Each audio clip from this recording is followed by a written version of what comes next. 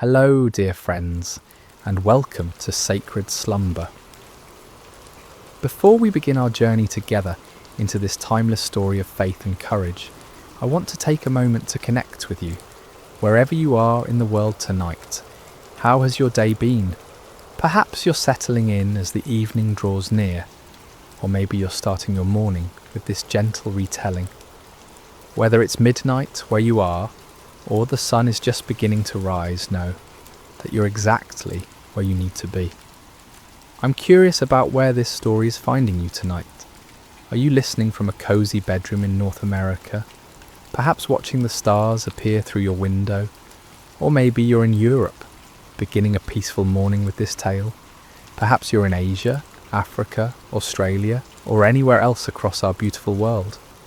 Wherever you are, you're part of our global Sacred Slumber family, and we're so grateful to have you here.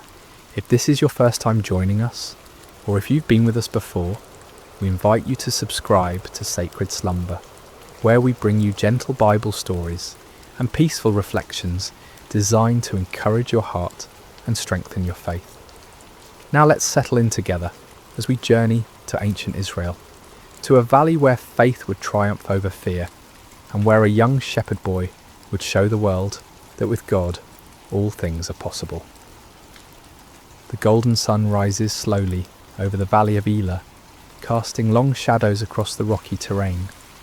The air is crisp with morning dew, and a gentle breeze carries the scent of wildflowers that dot the hillsides.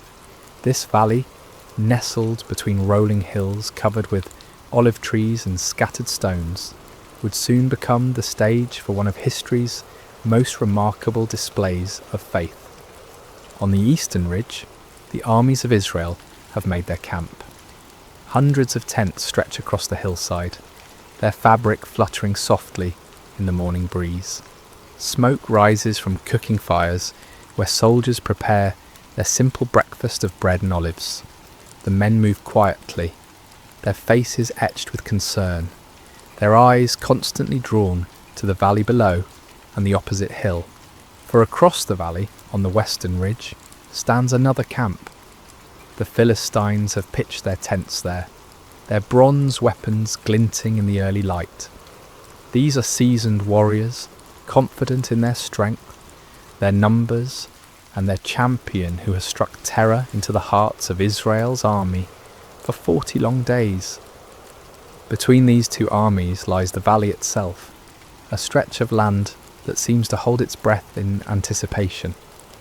The grass grows green here, watered by a small brook that winds its way through the centre of the valley, its waters singing softly over smooth stones. It's a peaceful place, this valley, seemingly too beautiful for the conflict that's about to unfold. But it's here, in this quiet valley, that we find a young man who will change everything. His name is David, and he's not a soldier at all. He's a shepherd from the small town of Bethlehem, the youngest of 8 brothers. While his older brothers serve in King Saul's army, David tends his father's sheep on the hillsides near his home. David has olive skin bronzed by countless hours under the Palestinian sun, and eyes that sparkle with life, an unwavering trust in the God of Israel. His hands, though young, are strong from years of guiding sheep, playing his harp and practicing with his simple shepherd's sling. He's small in stature compared to the warriors in both camps, but there's something different about David, something that sets him apart. It's not his size or his strength, but the quiet confidence that comes from knowing that the God who created the heavens and earth is also the God who watches over him as he watches over his sheep. As the sun climbs higher, painting the valley in shades of gold and amber, a stirring begins in both camps. The day's challenge is about to begin, and David, though he doesn't know it yet, is about to step into a moment that will echo through eternity. For 39 days, the same terrifying scene has played out in the valley of Elah.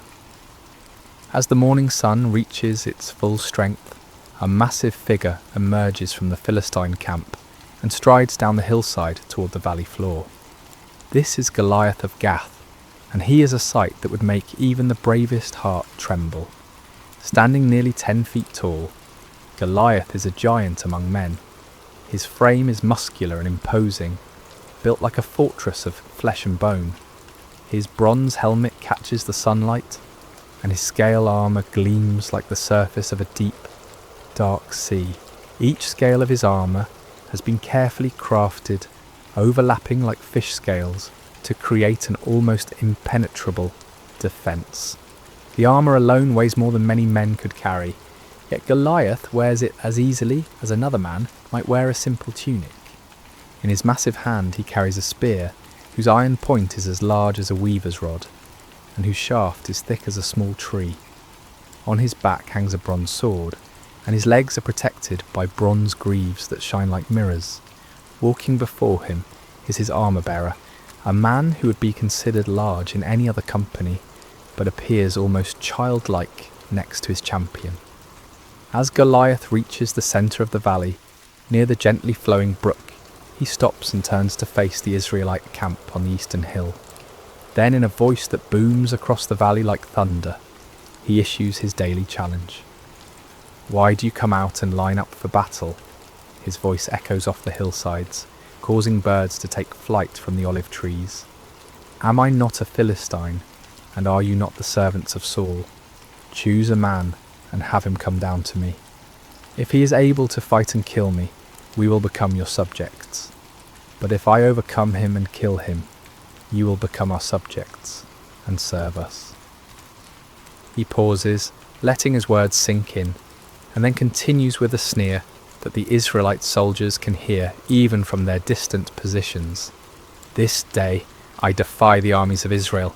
Give me a man and let us fight each other." The challenge hangs in the morning air like a dark cloud. On the hillside, King Saul's army shifts nervously. These are not cowards, these soldiers of Israel. They are men who have fought battles and defended their homeland with courage. But Goliath represents something beyond normal warfare. He is not just a man. He seems like a force of nature, an unstoppable mountain of bronze and flesh.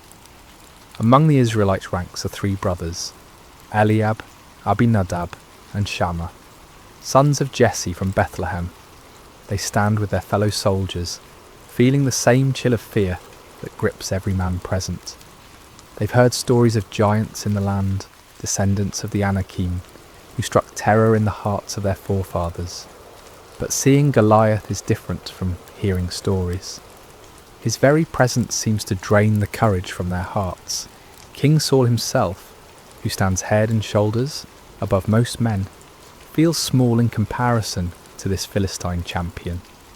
The king who once stood fearlessly against Israel's enemies now finds himself at a loss. He has offered great rewards to any man who will face Goliath, riches beyond measure, his own daughter in marriage, and exemption from taxes for the victor's family. But for 39 days, no man has stepped forward. As Goliath's voice fades across the valley, an oppressive silence settles over both camps. The Philistines are confident, almost jovial in their certainty. Their champion is invincible, and they know it. Soon all of Israel will bow before their might. But in the Israelite camp, fear has taken root like a poisonous vine. With each passing day, with each repeated challenge, that fear grows stronger. The soldiers begin to whisper among themselves. Some wonder if they should retreat. Others question whether God has abandoned them. The shadow of one man, one giant, is darkening the faith of an entire nation. Yet God, who sees all things, who knows the end from the beginning, has already prepared an answer to this seemingly impossible challenge. And that answer is not a mighty warrior or a skilled general.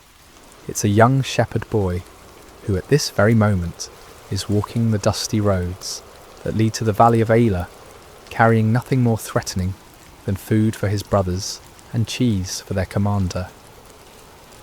As the day progresses and Goliath returns to his camp with another unchallenged victory, the stage is being set for an encounter that will demonstrate, once and for all, that the battle belongs not to the strong, but to the Lord. The morning sun is climbing higher when David crests the hill overlooking the valley of Elah. He's been walking since before dawn, carrying a heavy pack filled with roasted grain and 10 loaves of fresh bread for his brothers and 10 cuts of cheese for their unit commander.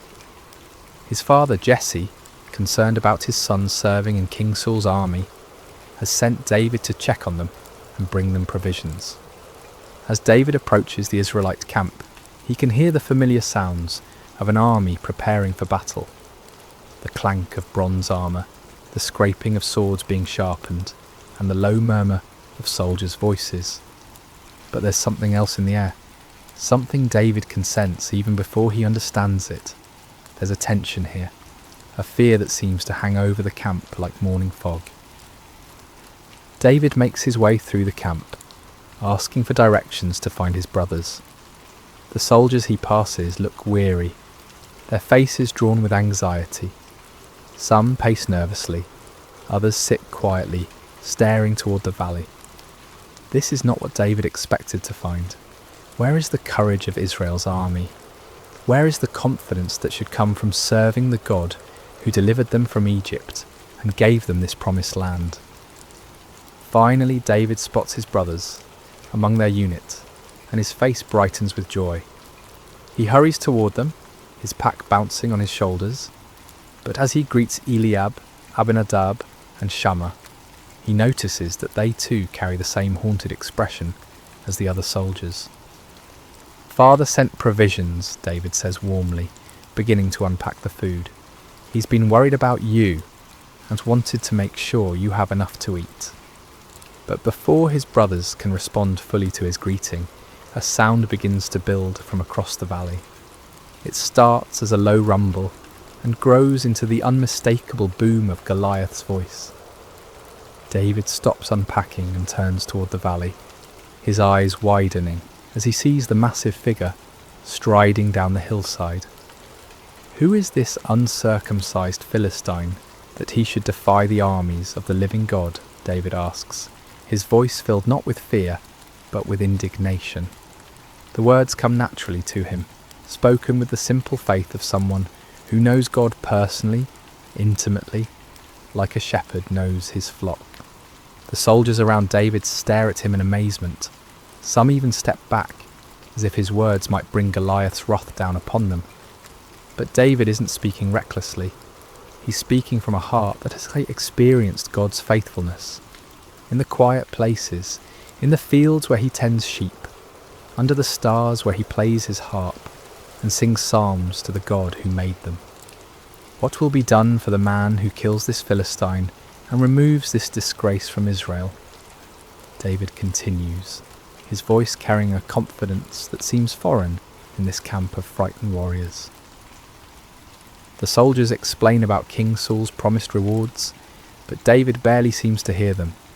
His focus is not on gold or marriage or tax exemption. His concern is for the honour of God and the reputation of God's people. How can this Philistine be allowed to mock the armies of the living God? How can Israel's soldiers allow this blasphemy to continue day after day? Word of David's questions and his bold words quickly spreads through the camp. Some soldiers are amazed by his courage. Others think he's simply too young to understand the danger. But when the news reaches Eliab, David's oldest brother, he responds with anger and embarrassment. "Why have you come down here?" Eliab demands, his face flushed with frustration. "And with whom did you leave those few sheep in the wilderness? I know how conceited you are, and how wicked your heart is. You came down only to watch the battle."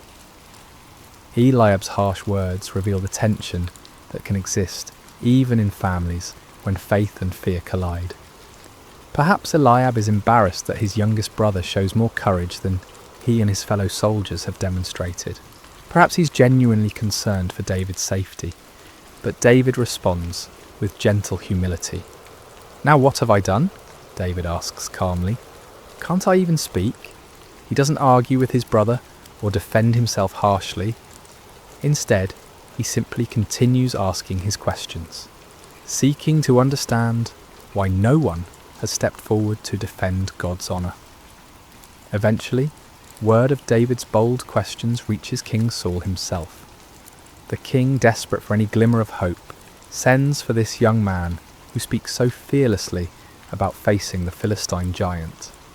When David is brought before him, Saul sees nothing impressive about this youth. David is small, young, with the sun-darkened skin of someone who works outdoors. He carries no sword, no armour, nothing that would mark him as a warrior. "Let no one lose heart on account of this Philistine," David says to the king with quiet confidence. "Your servant will go and fight him." King Saul looks at David in disbelief. "You are not able to go out against this Philistine and fight him," he says, his voice heavy with the weight of responsibility and fear. "You are only a young man, and he has been a warrior from his youth." But David's response comes from a wellspring of faith that has been tested and proven in the wilderness places where no one was watching. "Your servant has been keeping his father's sheep," David begins, his voice steady and sure. "When a lion or a bear came and carried off a sheep from the flock, I went after it, struck it, and rescued the sheep from its mouth. When it turned on me, I seized it by its hair, struck it, and killed it. Your servant has killed both the lion and the bear. This uncircumcised Philistine will be like one of them, because he has defied the armies of the living God."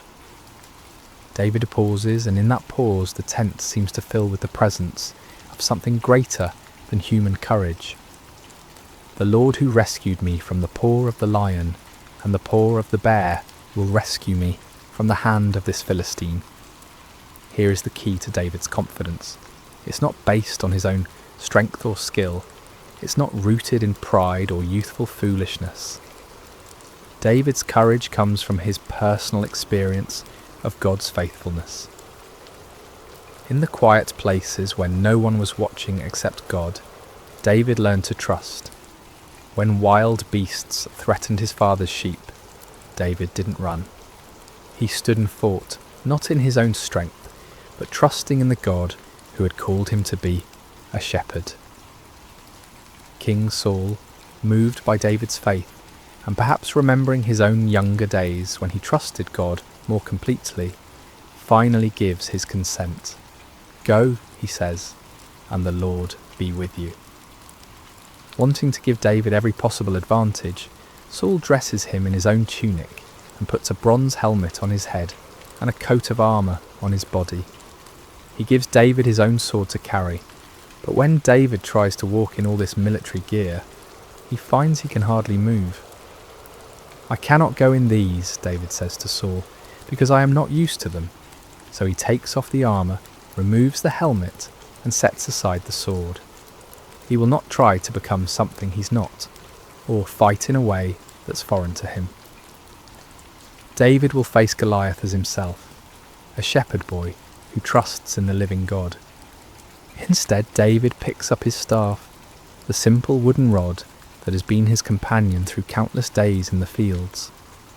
He goes to the brook that runs through the valley and carefully selects 5 smooth stones worn perfectly round by the flowing water. He places these in his shepherd's bag and takes his sling in his hand. As David walks toward the valley, he carries with him something more powerful than any bronze armour or iron sword. He carries the confidence that comes from knowing God personally, from experiencing his faithfulness in the quiet places of life. And he carries the understanding that this battle is not really between David and Goliath at all. This is a battle between the God of Israel and the false gods of the Philistines, between truth and blasphemy, between faith and fear. The young shepherd is ready to face the giant, not because he is strong, but because he knows the one who is stronger than any earthly power. The afternoon sun hangs bright and warm over the valley of Elah as 2 figures begin their approach toward each other across the grassy floor of the valley.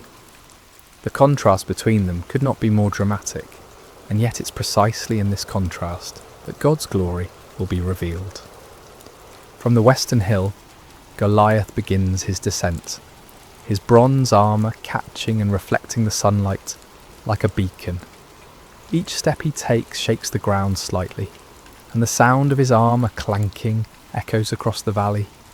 He moves with the confidence of someone who has never known defeat, never felt the sting of uncertainty. His armour-bearer walks before him, carrying the massive shield that will protect the giant from any arrows that might be fired from the Israelite lines. From the eastern hill, David begins his own journey down into the valley. He walks with a steady, purposeful gait, his simple shepherd's clothing a stark contrast to the military spectacle approaching from the other side. In one hand he carries his staff, worn smooth by years of use. In the other, he holds his sling, a simple leather pouch attached to 2 cords, the kind of weapon that shepherds have used for generations to protect their flocks from predators. Behind David on the hillside, the entire Israelite army watches in stunned silence. Thousands of seasoned warriors stand motionless, their eyes fixed on the small figure walking steadily towards certain death. Some of them pray silently, asking God to protect this brave boy. Others shake their heads in disbelief at what they perceive as pointless sacrifice.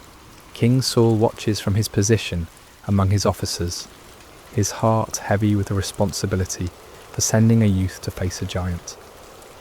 On the opposite hill, the Philistine army watches with amusement and anticipation. They point at David and laugh among themselves, joking about how quickly their champion will dispatch this boy. Some of them are already making plans for the victory celebration they'll hold after Israel surrenders, as surely they must, after witnessing their champion's inevitable defeat. But as David walks down the hillside, his heart is neither fearful nor boastful. Instead, it's filled with a quiet confidence that comes from knowing he is not walking into this valley alone. The same God who helped him rescue sheep from the mouths of lions and bears is with him now. The same God who has been his shepherd will be his strength. As the 2 figures draw closer together in the centre of the valley, near the gently flowing brook, Goliath gets his first clear look at his opponent. What he sees fills him with contempt and rage. This is not a warrior, this is just a boy, ruddy and handsome, carrying a shepherd's simple tools instead of weapons of war. "Am I a dog," Goliath roars, his voice booming across the valley, "that you come at me with sticks?" His anger at what he perceives as an insult burns hot. He expected Israel to send their greatest warrior, someone worthy of his attention. Instead, they've sent a child. Goliath continues his verbal assault, his voice carrying clearly to both armies. "Come here, and I'll give your flesh to the birds and the wild animals." The threat hangs in the air like the cry of a predator, and even some of the Philistine soldiers feel a chill at the cruelty in their champion's voice. But David, standing in the valley, with the afternoon sun behind him, casting his shadow long across the grass, remains unshaken. When he speaks, his voice carries clearly across the valley, and every word is heard by both armies. "You come against me with sword and spear and javelin," David calls out, his young voice strong and clear, "but I come against you in the name of the Lord Almighty, the God of the armies of Israel, whom you have defied." The words echo across the valley like a bell ringing, clear and pure and full of power. David continues, and as he speaks, something changes in the atmosphere of the valley. The mocking laughter from the Philistine hill begins to fade. On the Israelite side, soldiers lean forward, straining to hear every word. "This day the Lord will deliver you into my hands, and I'll strike you down and cut off your head. This very day I will give the carcasses of the Philistine army to the birds and the wild animals, and the whole world will know that there is a God in Israel. All those gathered here will know that it is not by sword or spear that the Lord saves. For the battle is the Lord's, and he will give all of you into our hands." David's words ring with prophetic power and absolute certainty. He's not boasting in his own strength or skill. Instead, he's making a declaration of faith, a public testimony to the power and faithfulness of the God of Israel. This battle, David understands, is not ultimately about military might or human courage. It's about the honour of God and the revelation of his power to both Israel and the surrounding nations. Goliath, enraged by what he sees as blasphemous arrogance from a mere boy, begins moving quickly toward David, his massive frame covering the ground with surprising speed. His armour clanks and his weapons gleam as he bears down on his small opponent like an avalanche of bronze and iron. But David doesn't flee. Instead, he runs toward Goliath, closing the distance between them with swift, determined steps. As he runs, he reaches into his shepherd's bag and takes out one of the smooth stones he selected from the brook. With practiced ease, born of countless hours protecting sheep, he places the stone in his sling. The sling is not a child's toy, though it may appear simple. In the hands of a skilled shepherd, it's a precision weapon capable of tremendous force. David has used his sling to drive off wolves and bears, to guide wandering sheep, and to strike targets with accuracy at considerable distances. Now as he runs toward Goliath, all those years of practice culminate in this single, crucial moment. With fluid motion, perfected through countless repetitions, David begins to swing the sling around his head, building momentum. The leather pouch whispers through the air as it spins, faster and faster. Goliath, seeing David's movement, may have raised his shield or adjusted his position, but his great size, which has always been his advantage, now works against him. He cannot change direction quickly, cannot dodge with the agility of a smaller man. At the perfect moment, when the geometry of angle and distance and momentum align exactly right, David releases one of the cords. The stone flies from the sling like an arrow, swift and straight and true, guided by skill and powered by faith. The stone strikes Goliath in the centre of his forehead, at the one spot where his bronze helmet doesn't protect him, with tremendous force.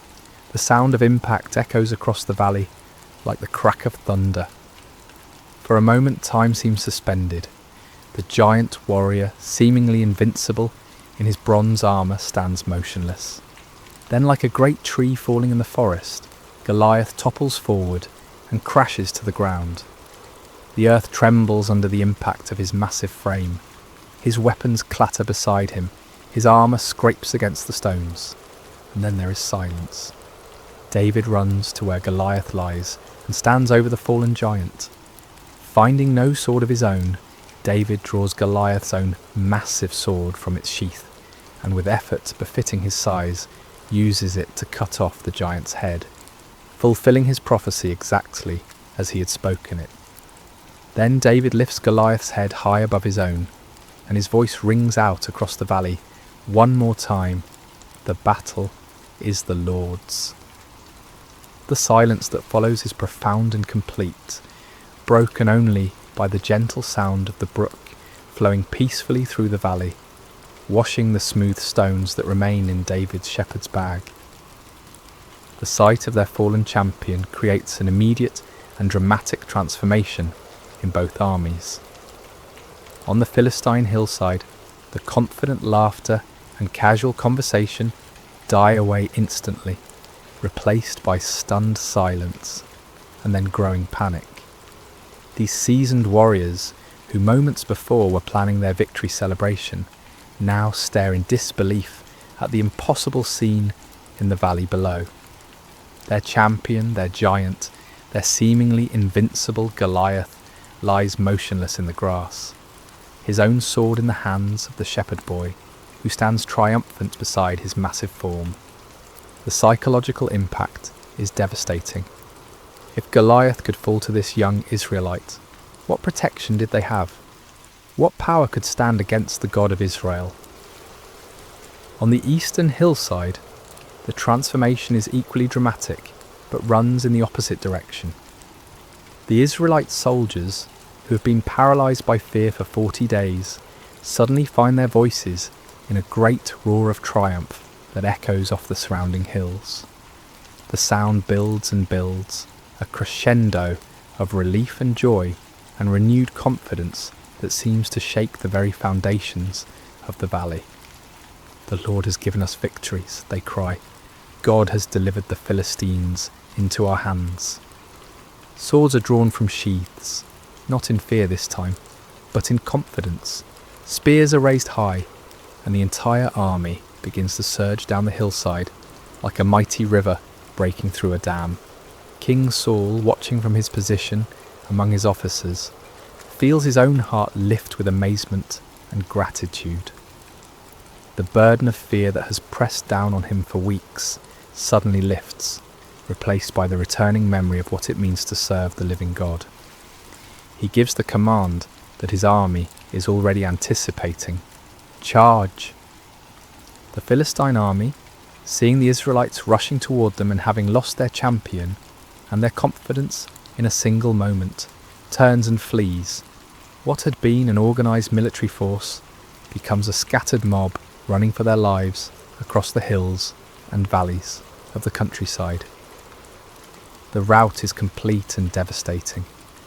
But as the armies chase and flee across the landscape, David remains in the valley beside the brook, holding Goliath's head and looking up toward heaven with a heart full of gratitude. He has not forgotten, even in this moment of triumph, that the victory belongs to the Lord. This was never about David's skill with a sling. Though his years of practice were important, this was never about David's courage. Though his faith was essential, this was about God's power to save his people and his determination to show both Israel and the nations around them that he alone is God. David understands something that many of the celebrating soldiers rushing past him have not yet grasped.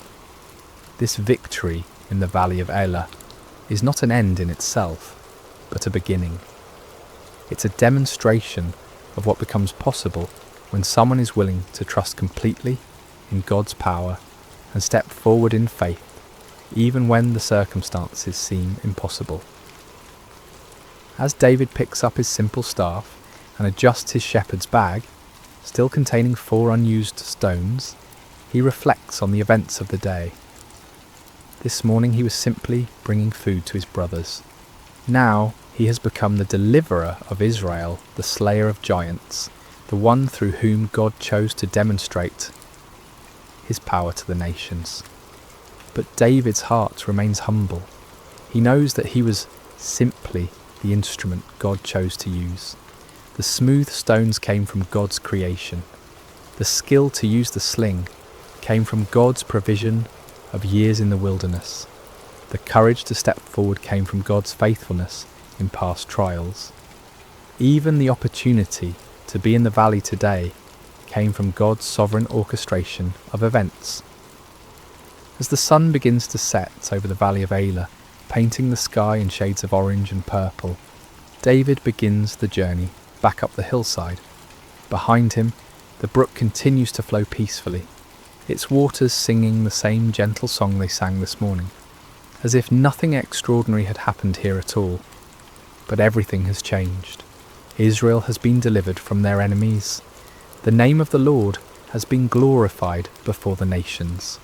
Fear has been replaced with faith, and despair has given way to hope. Most importantly, everyone who witnessed this day now knows with certainty that there is a God in Israel, and that the battle belongs to the Lord.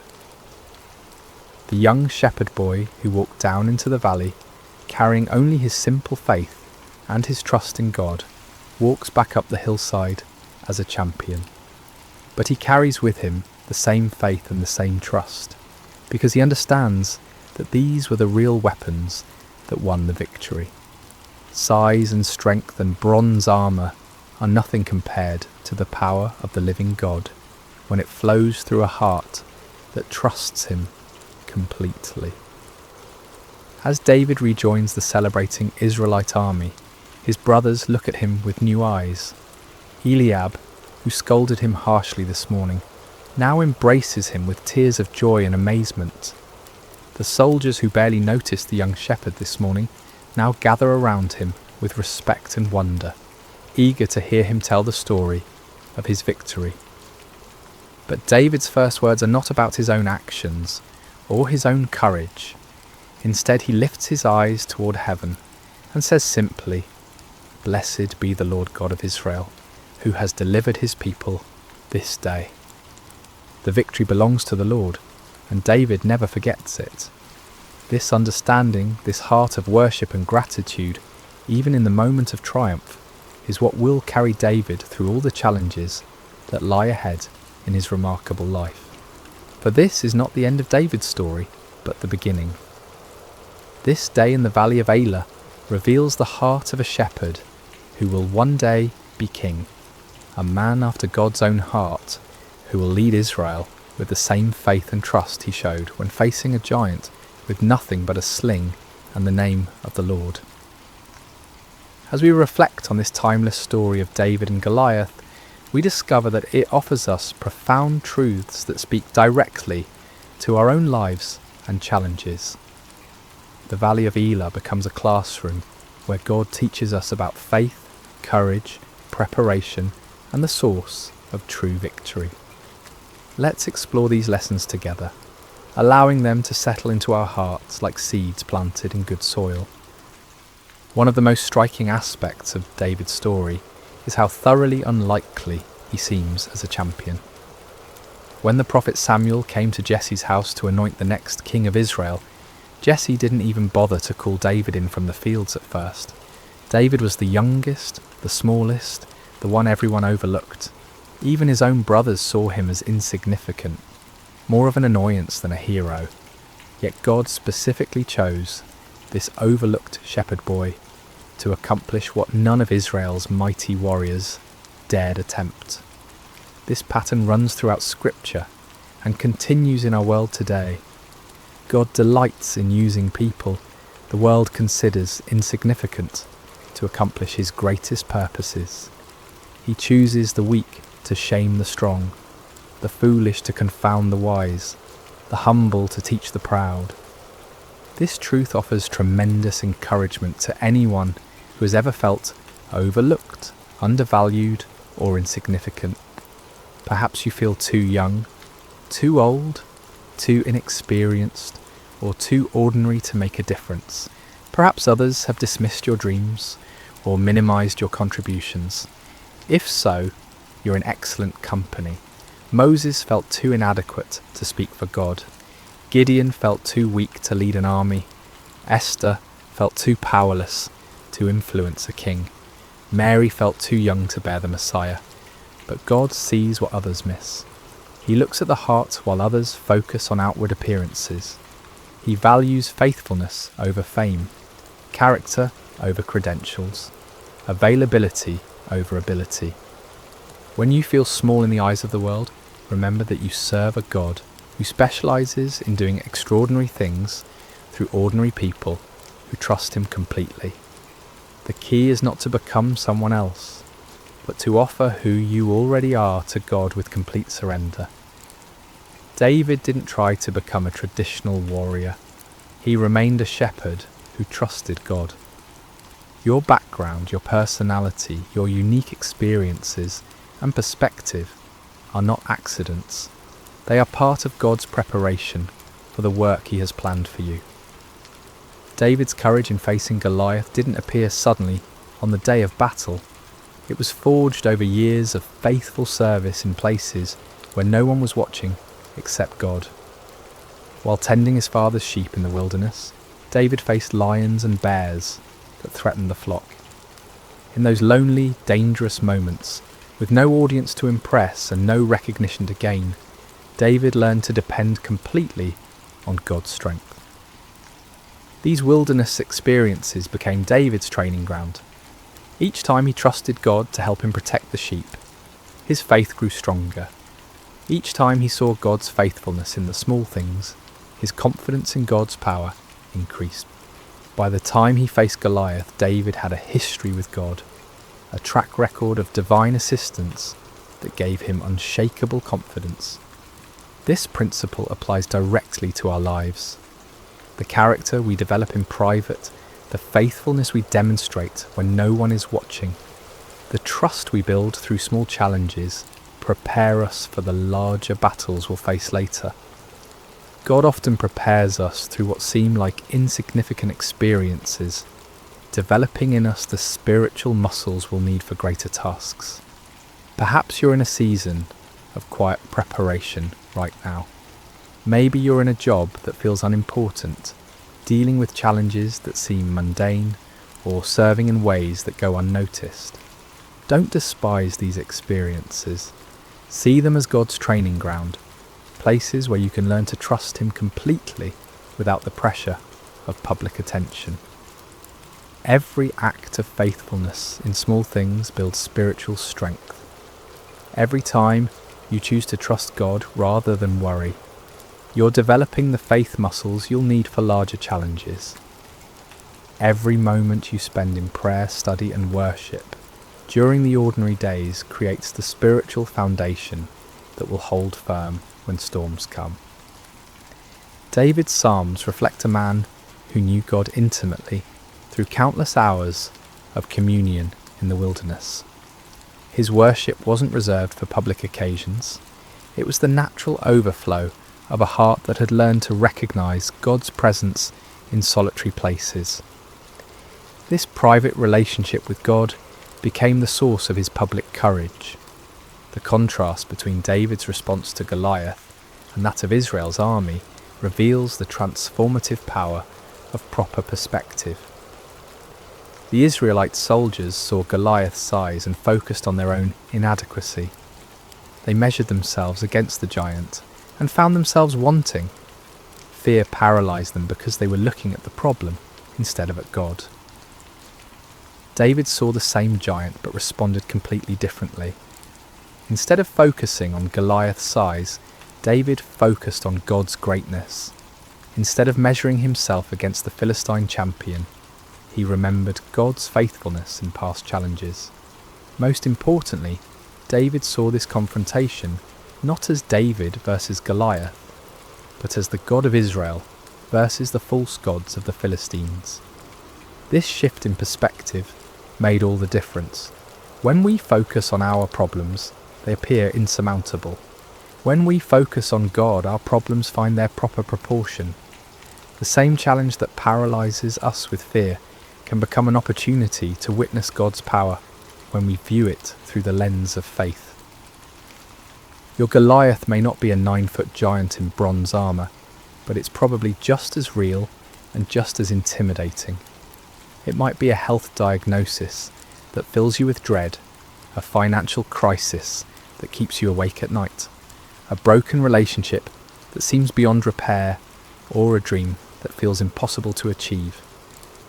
Whatever giant you're facing, the same God who empowered David is available to you today.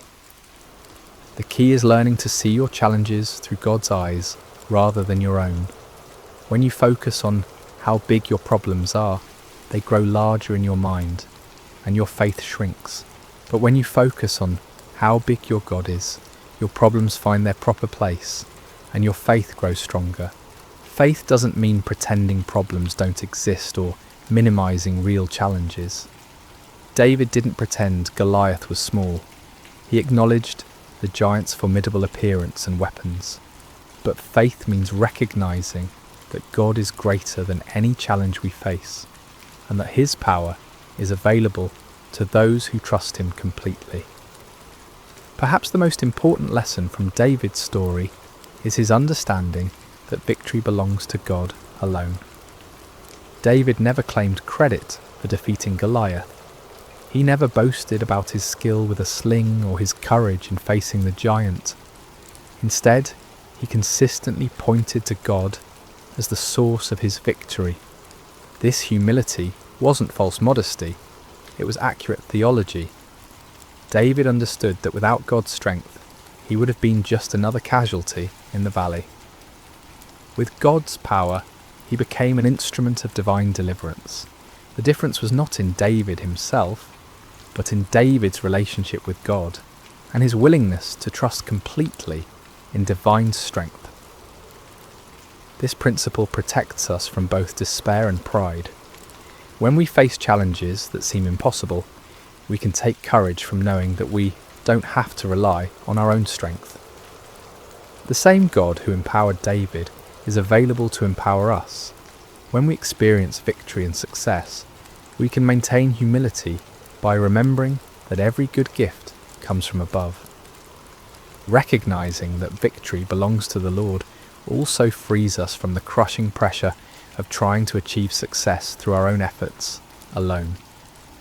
We can work diligently, prepare thoroughly, and act courageously, but we do so knowing that ultimate success depends on God's blessing and power. This perspective brings both peace in the struggle and gratitude in the victory. As we conclude our time together in the valley of Elah, I want you to imagine yourself standing where David stood. The sun is setting behind you, casting long shadows across the grass. In front of you lies whatever giant has been challenging your faith, threatening your peace, or blocking your path forward. Your Goliath might be fear itself, that persistent anxiety that whispers lies about your future and your security. It might be doubt that questions God's goodness when life becomes difficult. Perhaps it's a pattern of sin that seems too strong to break, a relationship that appears too damaged to heal, or a dream that feels too big to pursue. Maybe your giant is loneliness that echoes in empty rooms and quiet evenings, or it could be anger that burns hot and destroys relationships.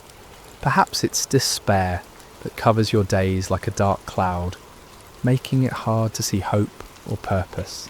Whatever giant you're facing, remember David's words, "I come against you in the name of the Lord Almighty." You don't have to face your challenges alone. You don't have to rely solely on your own strength, wisdom, or resources. The same God who empowered a shepherd boy to defeat a giant warrior is present with you today. Like David, you may feel small and inadequate when you look at the size of your challenges. That's normal and even healthy, because it drives you to depend on God rather than yourself. But don't let the size of your problems overshadow the greatness of your God. Don't let the voice of your giant drown out the whisper of divine love that calls you forward in faith. Remember that God has been preparing you for this moment through all the quiet experiences of your life. Every time you've chosen trust over worry, every moment you've experienced God's faithfulness in small things, every prayer you've whispered in the darkness has been building the spiritual strength you need for this challenge. Take up your simple faith like David took up his sling. Select the smooth stones of God's promises that have been worn smooth by the flowing waters of his love. Step forward, not in your own strength, but in the name of the Lord who loves you completely and fights on your behalf. And remember, the battle belongs to the Lord. Your job is not to guarantee the outcome, but to trust the one who holds the outcome in his hands. Your calling is not to be strong enough to win, but to be faithful enough to step forward when God calls.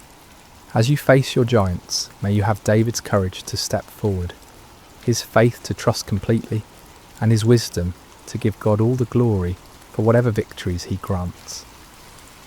May you discover, as David did, that with God all things are possible, and that no giant is too large for the power of divine love. Let us pray together. Heavenly Father, we thank you for the story of David and Goliath, which reminds us that you delight in using ordinary people to accomplish extraordinary things. Help us to see our challenges through your eyes rather than our own fears. Give us David's courage to step forward when you call, his faith to trust in your power rather than our own strength, and his humility to give you glory for every victory. We place our giants before you today, Lord, whatever form they may take in our lives. We acknowledge that we cannot defeat them in our own strength, but we trust in your power to deliver us. Use our weaknesses to display your strength, our fears to showcase your faithfulness, and our victories to bring glory to your name. Help us to be faithful in the quiet places of preparation, knowing that you are building in us the character and faith we'll need for the challenges ahead.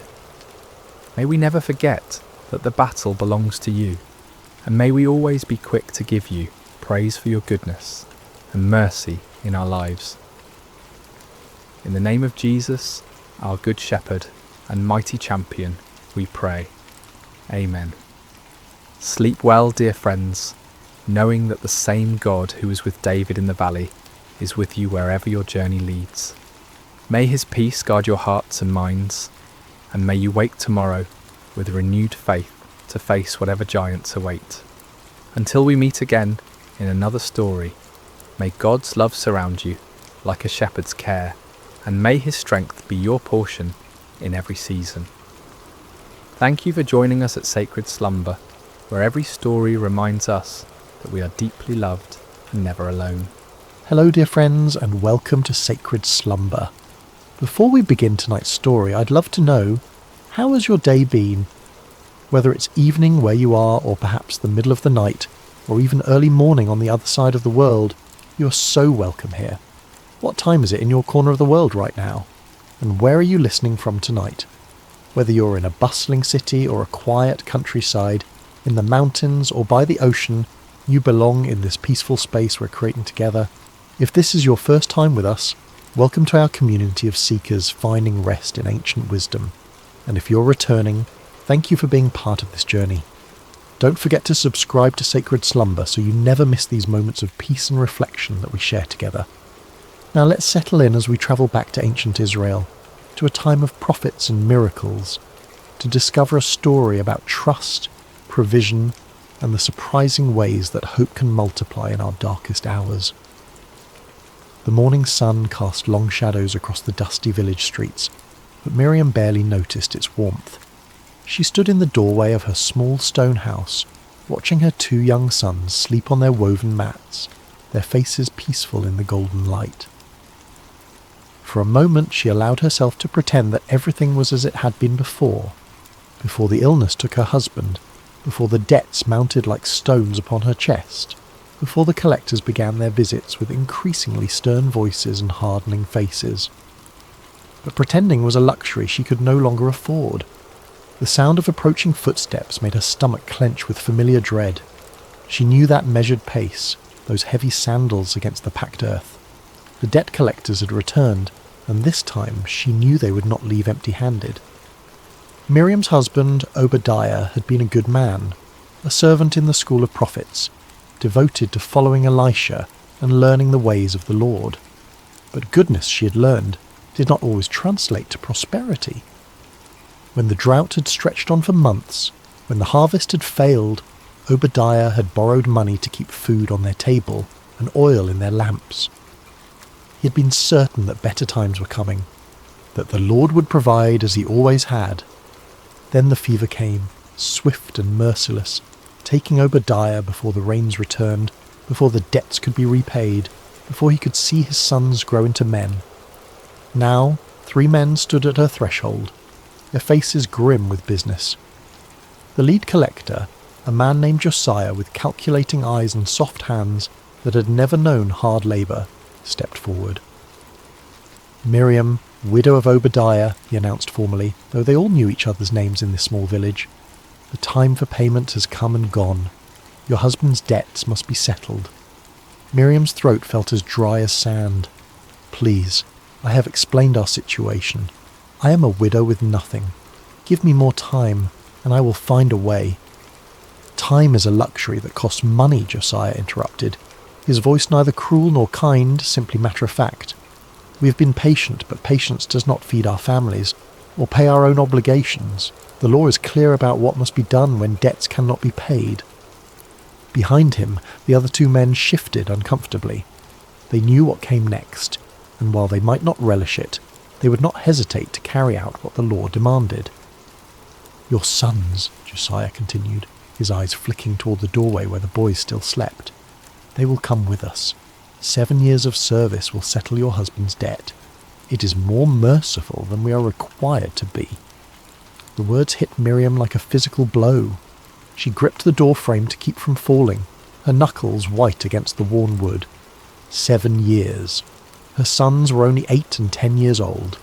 By the time they returned, they would be grown men who barely remembered their mother's face. "No," she whispered, then louder. "No, please. They're all I have left. There must be another way." But even as she spoke, she knew the futility of her words. She had nothing of value to offer. No jewellery, no livestock, no land. The house itself belonged to her husband's brother, who had graciously allowed her to remain but could offer no financial help of his own. "I will give you until tomorrow morning to say your goodbyes," Josiah said, and there was perhaps the smallest note of sympathy in his voice. "We will return at sunrise." As the men walked away, their sandals raising small clouds of dust that caught the morning light, Miriam sank to her knees in the doorway. The weight of hopelessness pressed down upon her like a stone, threatening to crush what little breath remained in her lungs. Her sons stirred behind her, waking to another day they assumed would be like all the others. Simple, poor perhaps, but together.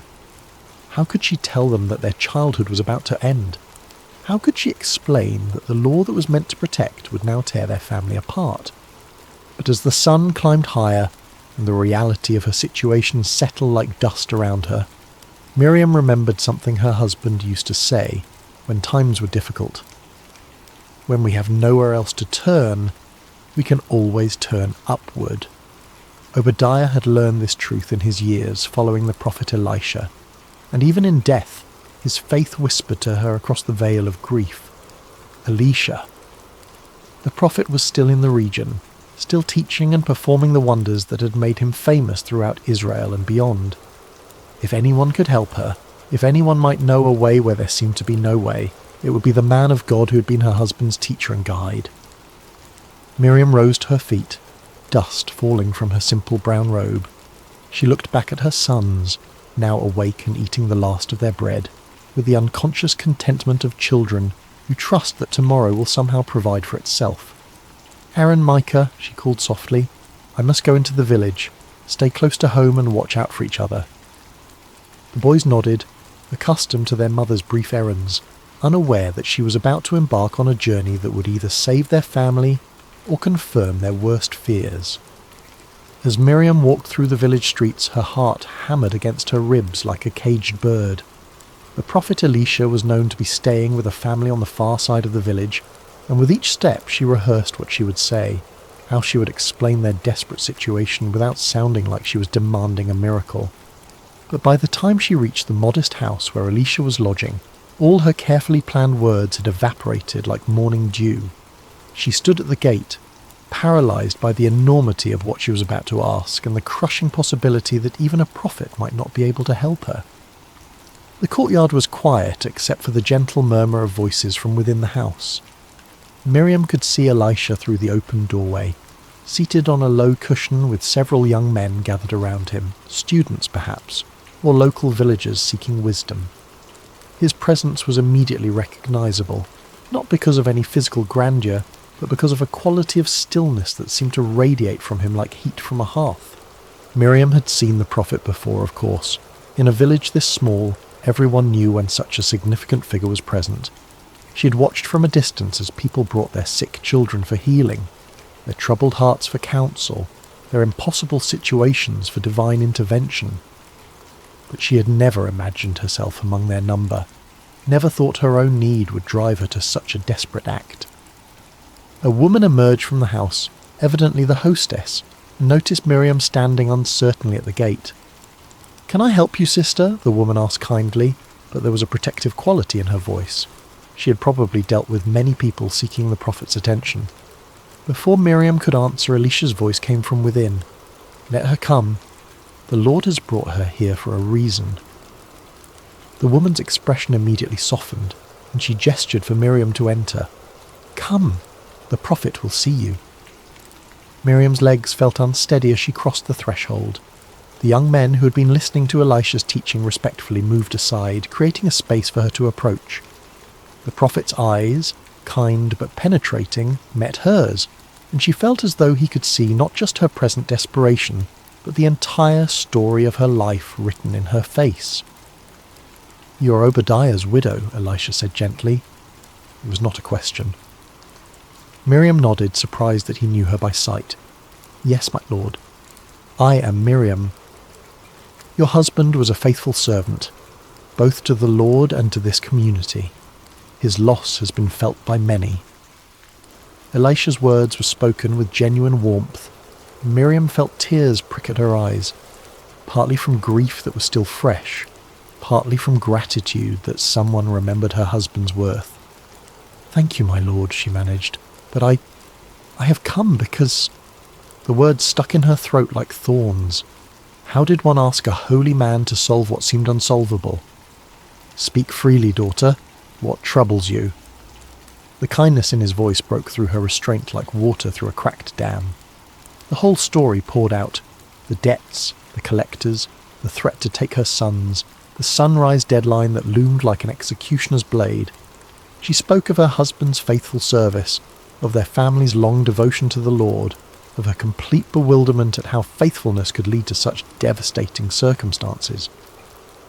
When she finished, the courtyard was silent except for the distant sound of children playing in another street, a sound that reminded Miriam acutely of what she stood to lose. Elisha listened without interruption, his expression grave but not hopeless. When she fell silent, he sat quietly for a moment, as though listening to a voice only he could hear. Finally he spoke. "Tell me, what do you have in your house?" The question caught Miriam off guard. What did she have? The very essence of her problem was that she had nothing. No money, no valuables, no resources with which to pay her debts, or provide for her family. "Nothing, my lord," she said, her voice barely above a whisper. "I have nothing at all." But Elisha's gaze remained steady, patient. "Look again. What do you have in your house?" Miriam searched her memory, walking through their small home in her mind. A few pieces of simple furniture, some clay pots, worn clothing, sleeping mats. Nothing of any value. Certainly nothing that could solve a debt large enough to require 7 years of servitude to repay. Then she remembered. There is a small jar of olive oil," she said hesitantly. "Just a little. Barely enough for a few meals." She almost apologized for mentioning something so insignificant, but the prophet's face had changed. There was something in his expression now. Not quite a smile, but a kind of quiet intensity that made the air in the courtyard feel charged with possibility. "A jar of oil," Elisha repeated thoughtfully. "How much oil?" "Very little, my lord. Perhaps enough to fill a cup, no more." The prophet nodded slowly, as though this small detail was exactly what he had been hoping to hear. He stood up, his movements deliberate and purposeful. "Here is what you must do," he said, his voice carrying the authority of someone who spoke not just his own words, but those of the Almighty. "Go to all your neighbours, not just the ones nearby, but throughout the village. Ask them to lend you their empty jars and vessels. Don't ask for just a few. Collect as many as you can carry." Miriam blinked in confusion. Empty jars? What good would empty vessels do when her problem was that she had nothing to fill them with? "I don't understand, my lord. If I had oil to fill jars, I would not be in this position." "Understanding comes after obedience, not before," Elisha said, but his tone was gentle, not reproving. "Trust in the Lord's provision, even when his ways seem strange to our human reasoning." He continued with his instructions. "When you have gathered the empty vessels, go into your house with your sons. Close the door. This miracle is not for the curious eyes of the neighbours, but for the desperate faith of a mother. Then take your small jar of oil and begin to pour." "Pour into what, my lord?" "Into the empty jars. Pour until they are full." The instruction seemed impossible, even absurd.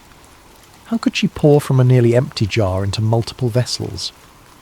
The physical laws that governed their world simply didn't work that way. But as Miriam looked into the prophet's eyes, she saw something that gave her pause. Not madness, not delusion, but absolute certainty.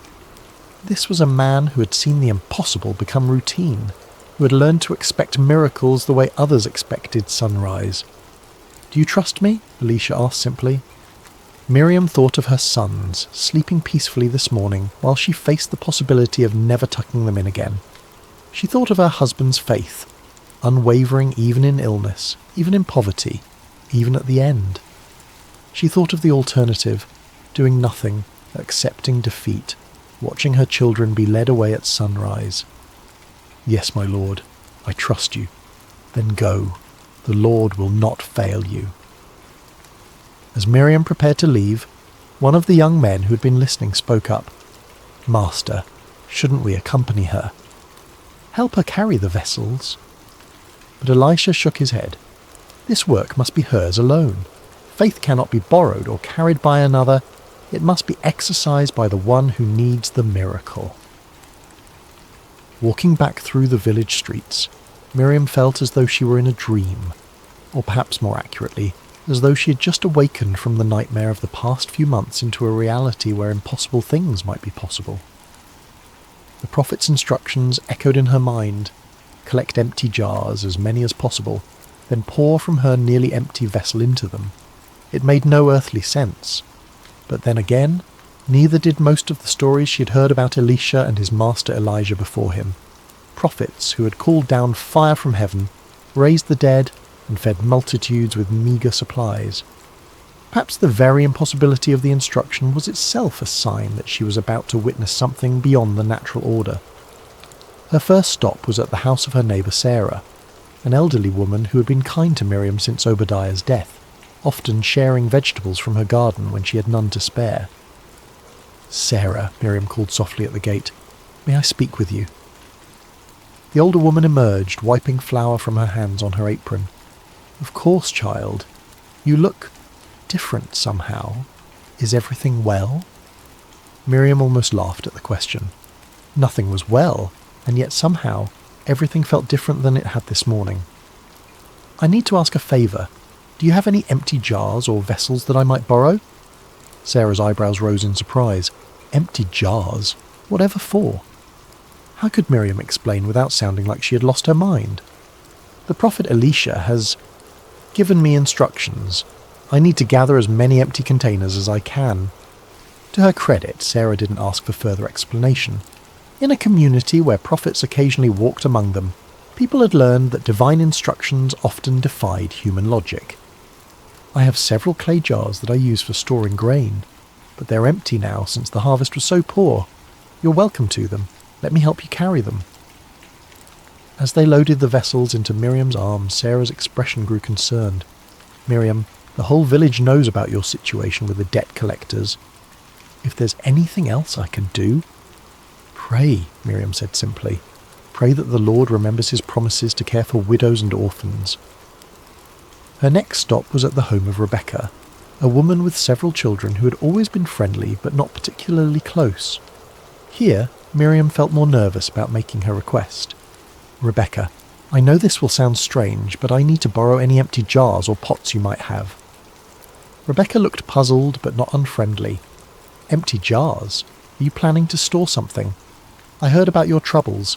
Surely you're not thinking of buying oil or grain?" "No, nothing like that. The prophet Elisha has asked me to collect empty vessels. I'm not entirely sure why, but I trust that he knows what he's doing." At the mention of Elisha's name, Rebecca's demeanour changed immediately. "The prophet gave you instructions? Of course, take whatever you need." "Children," she called into the house, "bring out all the jars and pots we're not using, quickly now."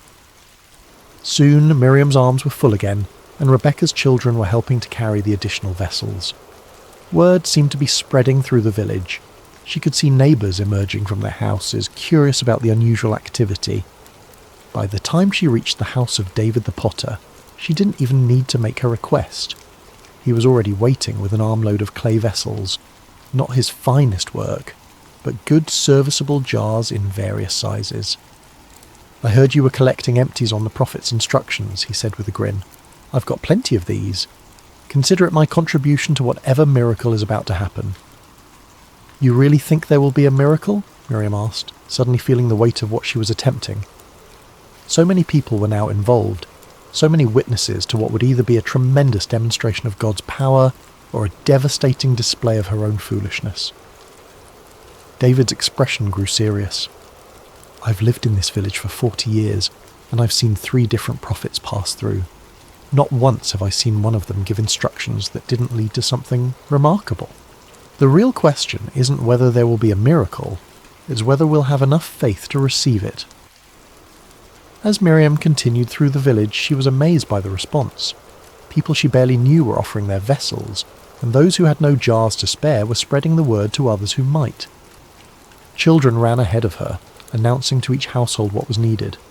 Even some of the village elders, usually stern and cautious about anything that disrupted the normal order, were nodding their approval and contributing what they could. By mid-afternoon, Miriam's small house was surrounded by more clay vessels than she had ever seen in one place. There were large storage jars that could hold enough oil for a family for months, medium-sized pitchers perfect for daily use, and small vessels suitable for lamps and cooking. Some were beautifully crafted, others rough and practical. Some were new, others showed the wear of years of faithful service. Her sons, Aaron and Micah, had awakened to find their home transformed into something resembling a pottery merchant's stall. They helped carry the vessels inside, their eyes wide with excitement and confusion. "Mother, what are all these for?" Aaron asked. At 10, he was old enough to sense that something significant was happening, but young enough to find it more exciting than frightening. "We're going to fill them," Miriam said, the words sounding even stranger when spoken aloud to her children. "Fill them with what?" 8-year-old Micah wanted to know. Miriam looked at the small jar of oil sitting on their simple wooden table, the same jar she had mentioned to the prophet, containing perhaps a cup's worth of precious olive oil. It looked impossibly small, surrounded by all the empty vessels now crowding their one-room home. "With oil," she said, and saw her sons exchange the kind of look children give when they're certain their parent has said something that makes no sense but are too polite to argue. As the sun began to sink toward the horizon, painting the sky in shades of orange and gold, Miriam stood in her doorway one last time before following the prophet's final instruction. The village around her looked the same as it had this morning, but everything had changed. This morning she'd been a desperate woman with no options. Now she stood on the threshold of either a miracle or a disaster. But at least she was no longer passive in the face of her circumstances. She could see a few neighbours lingering in their own doorways, clearly curious about what would happen next. News of the prophet's instructions had spread throughout the village, and while no one was bold enough to ask for details, there was a sense of anticipation in the air, as though the entire community was holding its breath. Tomorrow morning the debt collectors would return, expecting to claim her sons. But tonight belonged to faith, to the impossible, to the hope that a God who had parted seas and raised the dead might still care about one widow's desperate prayer. "Come, boys," she said, stepping back inside their small home. "It's time to close the door." The interior of their small house felt different with the door closed and the outside world shut away. The late afternoon light filtered through the single window, casting long shadows among the collection of empty vessels that now filled nearly every available space.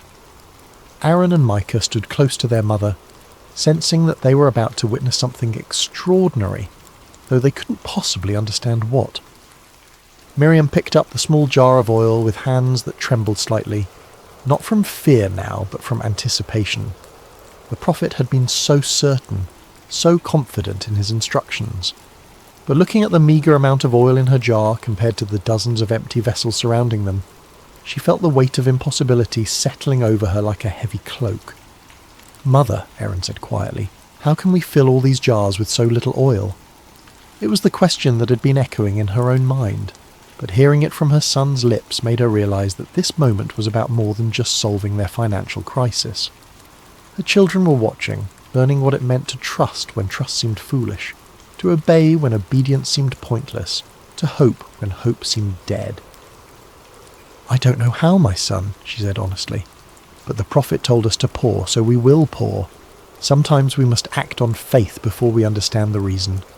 She moved to the largest jar first, a beautiful vessel that David the potter had contributed, large enough to hold oil for several months. As she lifted her small jar and positioned it over the opening, she whispered a prayer. "Lord God of Israel, you who cared for the widow of Zarephath, in the days of Elijah. Remember your servant and his children." The oil began to flow. At first it seemed natural. The golden liquid poured from her jar into the larger vessel with the normal splash and gurgle of any liquid being transferred. But as seconds passed, then minutes, Miriam realised that something impossible was happening. The oil continued to flow, steady and smooth, and yet when she looked at her own jar, it appeared as full as when she had started. "Mother," Micah whispered, his young voice filled with awe, "it's still coming." The first large jar filled completely, rich golden oil reaching its brim. Miriam looked at her own vessel, still full. Her hands began to shake, not with fear now, but with the overwhelming realization that she was witnessing the divine intervention of the God of Abraham, Isaac, and Jacob. "Bring me another jar," she said, her voice barely steady. Aaron quickly positioned a medium-sized pitcher beside her, and Miriam continued to pour. Again the oil flowed freely, filling the second vessel completely, while her own jar remained miraculously replenished. "Another," she said, and now her voice carried a note of growing excitement. Micah dragged over a small storage jar, and the process repeated. The oil flowed, the vessel filled, and still her small jar remained full to the brim. As they continued, a rhythm developed. The boys would position each new vessel, Miriam would pour until it was full, then they would move it aside and bring the next one. With each jar they filled, their excitement grew, and what had begun as nervous obedience transformed into joyful celebration. "It's not stopping," Aaron laughed, no longer trying to whisper in the presence of miracle. "Mother, it's really not stopping." Miriam found herself laughing too, tears of relief and wonder streaming down her face as she poured jar after jar. The oil continued to flow, inexhaustible, impossible, absolutely real. This was the God her husband had served, the God who had parted the Red Sea and provided manna in the wilderness, and he was here in their small house, multiplying oil for a desperate widow and her children. The sun set completely as they worked, and Aaron lit their oil lamp, using oil from one of the newly filled jars. The warm light danced across the growing collection of filled vessels, each one a testament to divine provision, each one a step away from the disaster that had threatened to destroy their family. They filled the large storage jars first, then the medium pitchers, then the smaller vessels for daily use. Oil for cooking, oil for lamps, oil for anointing, oil for trade. More oil than their family could use in a year, more than they could use in several years. "Mother," Micah said during a brief pause, "will we ever run out of empty jars?" Miriam looked around their home. They had filled perhaps half of the vessels they had collected, and still the oil flowed freely from her small jar. "I hope not, my son. I hope we never run out." But even as she spoke, she realized they were approaching the end of their supply of empty containers. Only a handful of vessels remained unfilled, the smallest ones suitable for perfumes and medicines. As she filled the second-to-last jar, a delicate little vessel that Rebecca had contributed, Miriam felt a change. The oil still flowed, but there was something different in its quality, as though it was beginning to recognize that its work was nearly complete. She reached for the final jar, the smallest one in the collection, barely large enough to hold oil for a single lamp. As she positioned her small jar above it and began to pour, the oil flowed out in a steady stream, filling the tiny vessel to its brim. And then, as suddenly as the miracle had begun, it stopped. Miriam tilted her jar, trying to coax out even a few more drops, but it was empty. Completely, naturally, normally empty, as though the laws of physics had suddenly remembered themselves and returned to their usual operation. The silence that followed was profound. For hours their small house had been filled with the sound of flowing oil, excited whispers, and occasional exclamations of wonder. Now, surrounded by dozens of filled vessels, they stood in the golden lamplight and absorbed the magnitude of what had just occurred. Aaron was the first to speak. "Is it over?" Miriam looked at her empty jar, then at the abundance surrounding them. "Yes, my son. It's over because we have no more empty vessels to fill." "What does that mean?" Micah asked. Before Miriam could answer, she remembered something the prophet had implied in his instructions. The miracle was not limited by the amount of oil God could provide, but by the amount of faith they could exercise, represented by the number of empty vessels they had been able to gather. It means, she said slowly, understanding dawning on her like sunrise, that God's provision is only limited by our capacity to receive it. If we had gathered 100 jars, he would have filled 100 jars. If we had gathered 1,000... The implications took her breath away. They had gathered many vessels, yes, but now she wondered, could they have gathered more? Had their own limited vision constrained the miracle?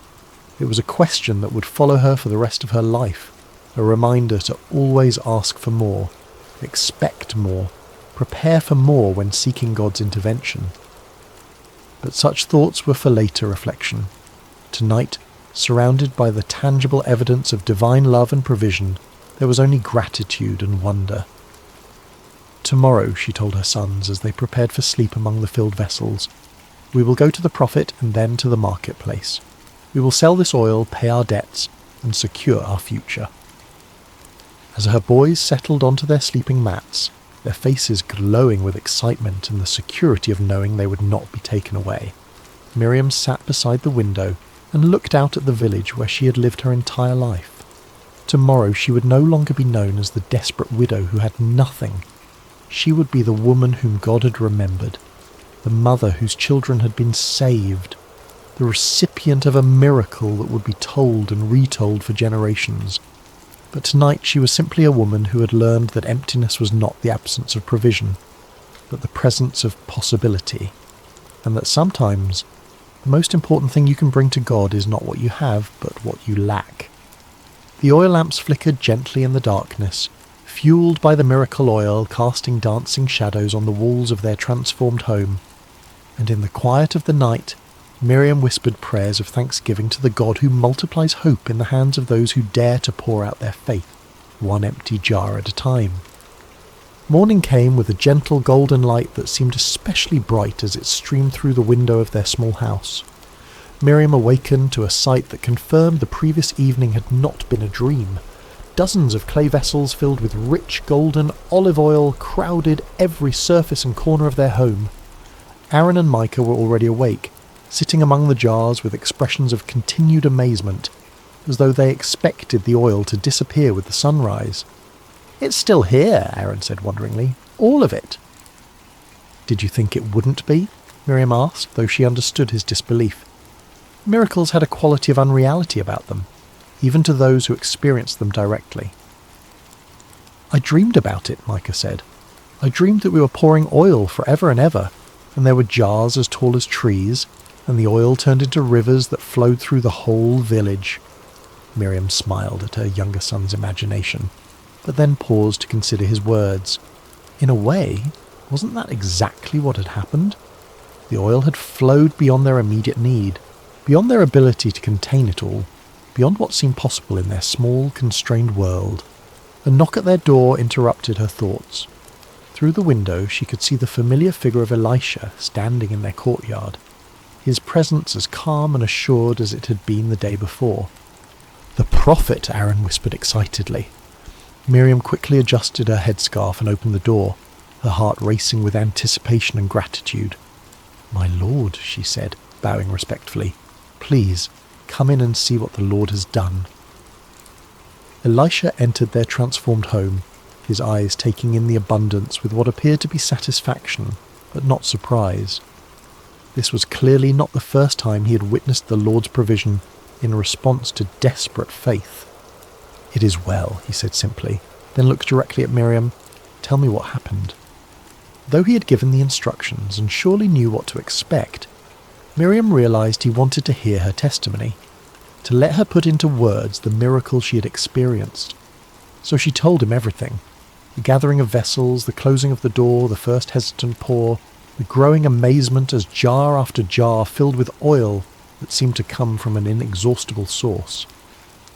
"We filled every vessel we had collected," she concluded. "When the last jar was full, the oil stopped flowing." Elisha nodded thoughtfully. "And what do you understand from this?" The question surprised her. She had expected congratulations, perhaps instructions for what to do next, but not an examination of her theological understanding.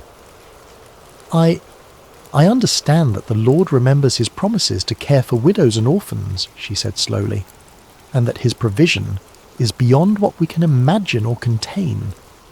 Yes, Elisha agreed. And what else?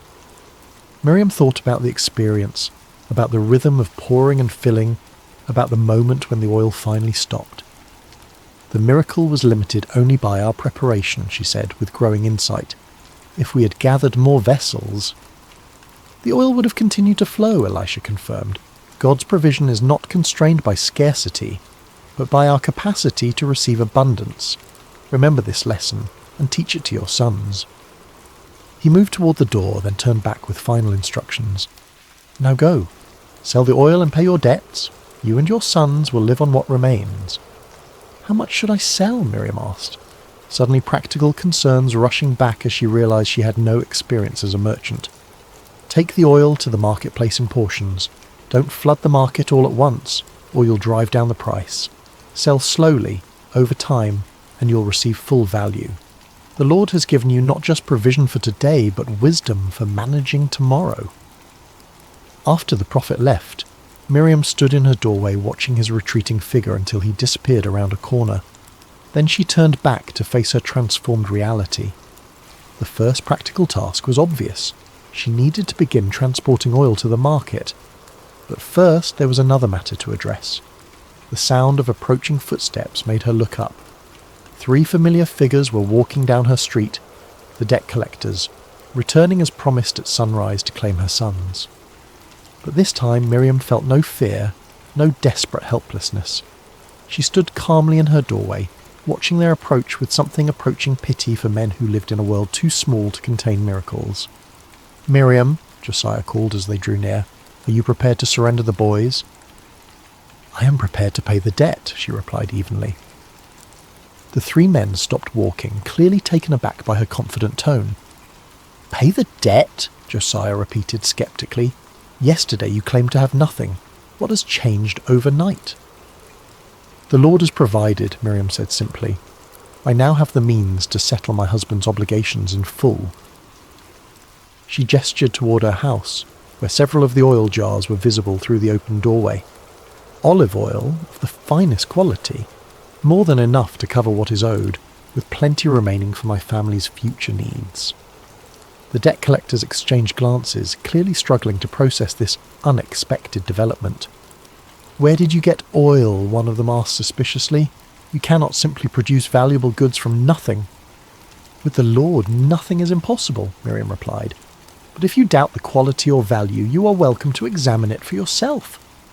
Josiah stepped forward and peered into the house, his eyes widening at the sight of dozens of filled vessels. He dipped his finger into the nearest jar and tasted the oil, his expression shifting from skepticism to amazement. "This is premium oil," he admitted reluctantly, "worth far more than your husband's debt." "Then we are agreed," Miriam said. "I will deliver payment to you within 3 days once I have sold sufficient oil in the marketplace." The 3 men departed, shaking their heads in bewilderment, leaving Miriam alone with her sons and their miraculous abundance. Over the following weeks, Miriam carefully sold portions of the oil at the market, following Elisha's wise counsel. The oil was of such exceptional quality that merchants competed to purchase it, and word spread throughout the region about the widow's premium product. True to her word, she paid her husband's debts in full within the promised time, but the oil continued to provide for their family month after month, year after year. She was able to purchase their house from Obadiah's brother, expand their small business, and ensure her sons received proper education. Aaron and Micah grew into strong, faithful men who never forgot the night they witnessed their mother pour from an empty jar and receive abundance beyond measure. They told the story to their own children and grandchildren, how God had multiplied oil in the hands of a desperate widow who dared to trust when trust seemed impossible. Years later, when Miriam was an old woman surrounded by prosperity and family, people would ask her about the secret of her success. She would always smile and say, "The miracle was not in the oil that multiplied, but in the faith that dared to pour from an empty jar.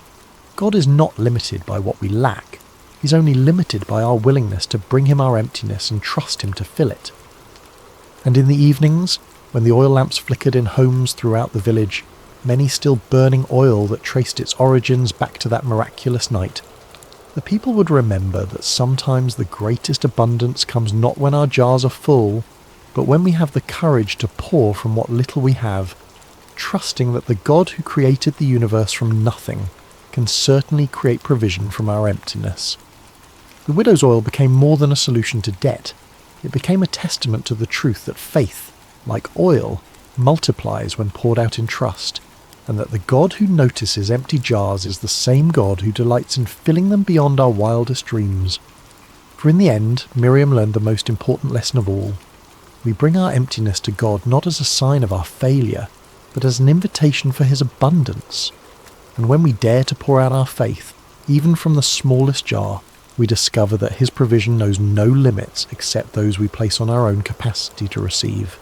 The story of the widow's oil echoed through generations, a reminder that in the hands of the Almighty, even our deepest need can become our greatest testimony to his faithfulness.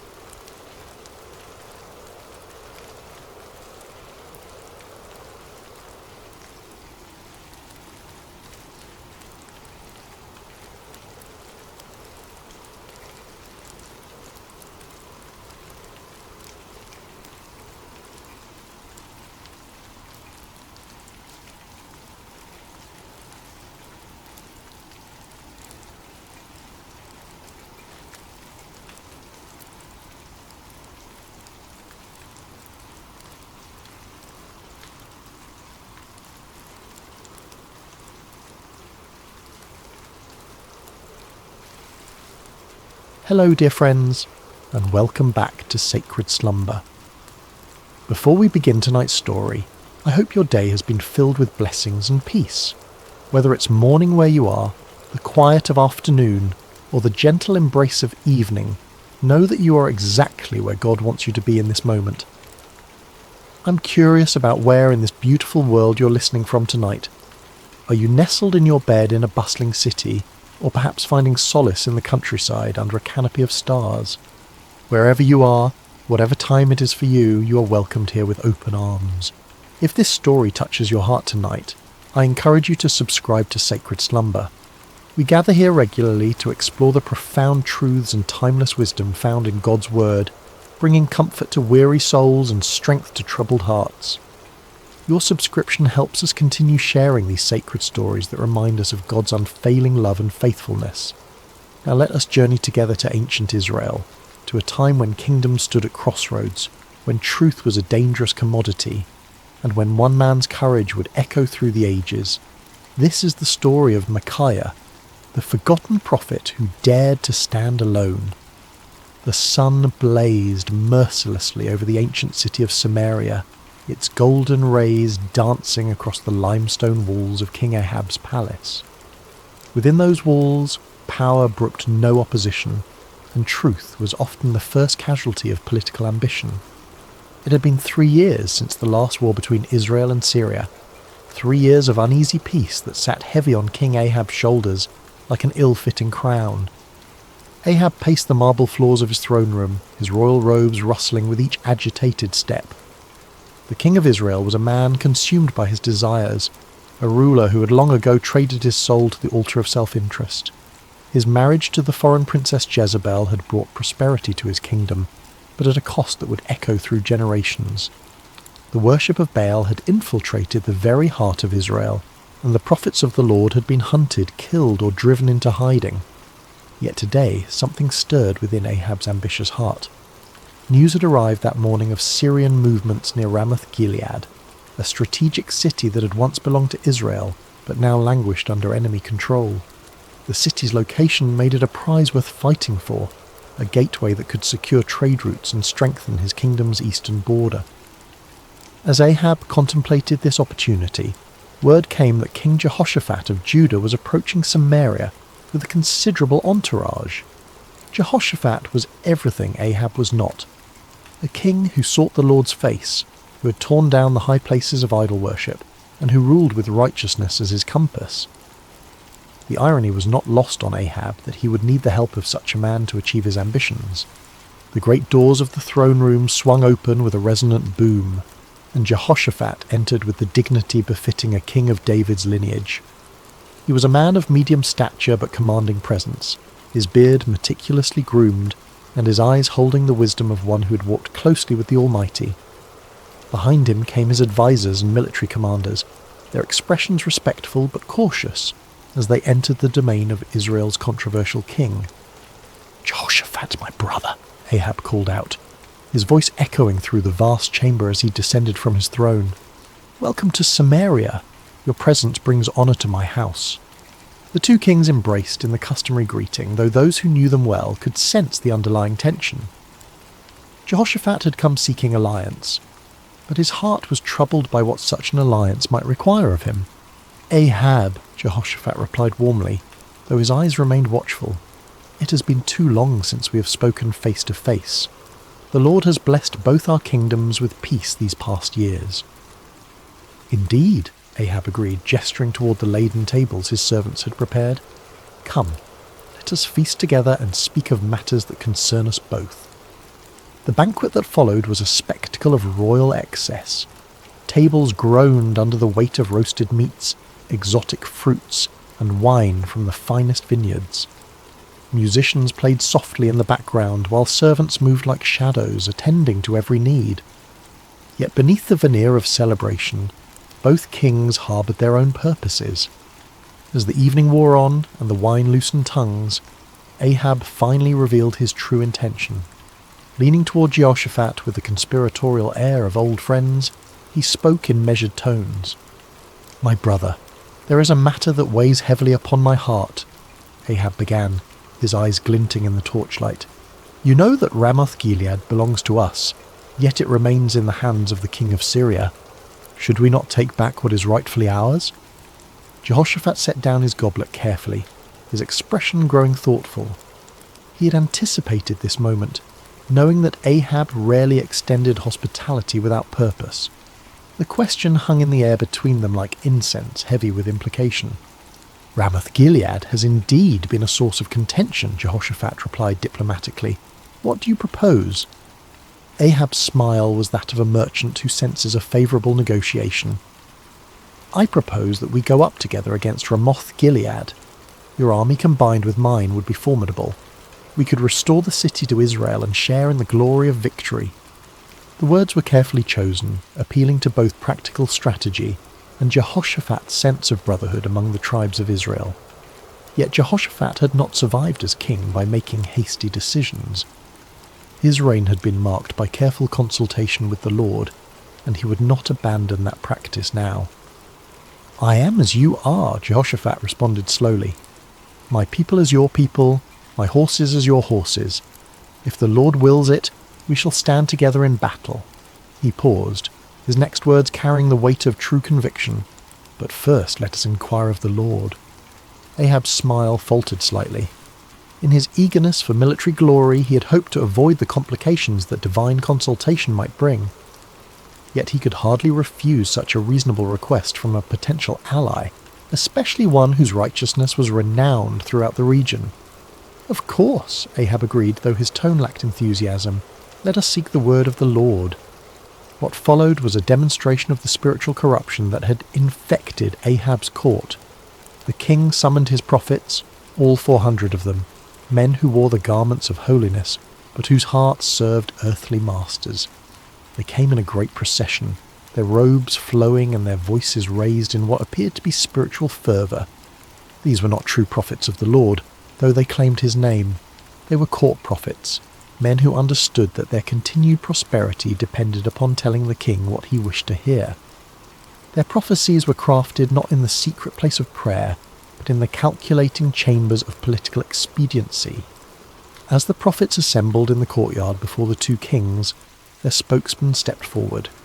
His name was Zedekiah, son of Chenaanah, a man whose pride matched his ambition, and whose hatred for true prophets would soon be revealed in violent fashion.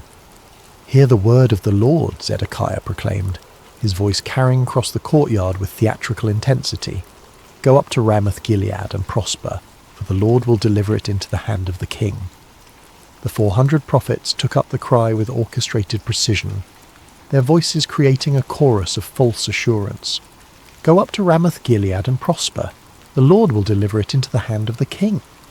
Some of the prophets had even prepared visual aids for their performance. They danced and shouted, waving swords and spears, creating a spectacle that would have been impressive to any observer unfamiliar with the ways of true prophecy. The din was tremendous, the enthusiasm seemingly genuine, and the message exactly what Ahab longed to hear. Yet as Jehoshaphat watched this display, his spirit grew troubled. Something about the performance felt hollow, manufactured. These men spoke with one voice, but it was not the voice of the Lord that Jehoshaphat knew from his own times of prayer and seeking. There was no cost to their prophecy, no challenge to the king's desires, no hint of the divine complexity that marked true encounters with the Almighty. As the prophets continued their enthusiastic proclamations, Jehoshaphat raised his hand for silence. The courtyard gradually quieted, though the echo of their shouts seemed to linger in the air like smoke from a dying fire.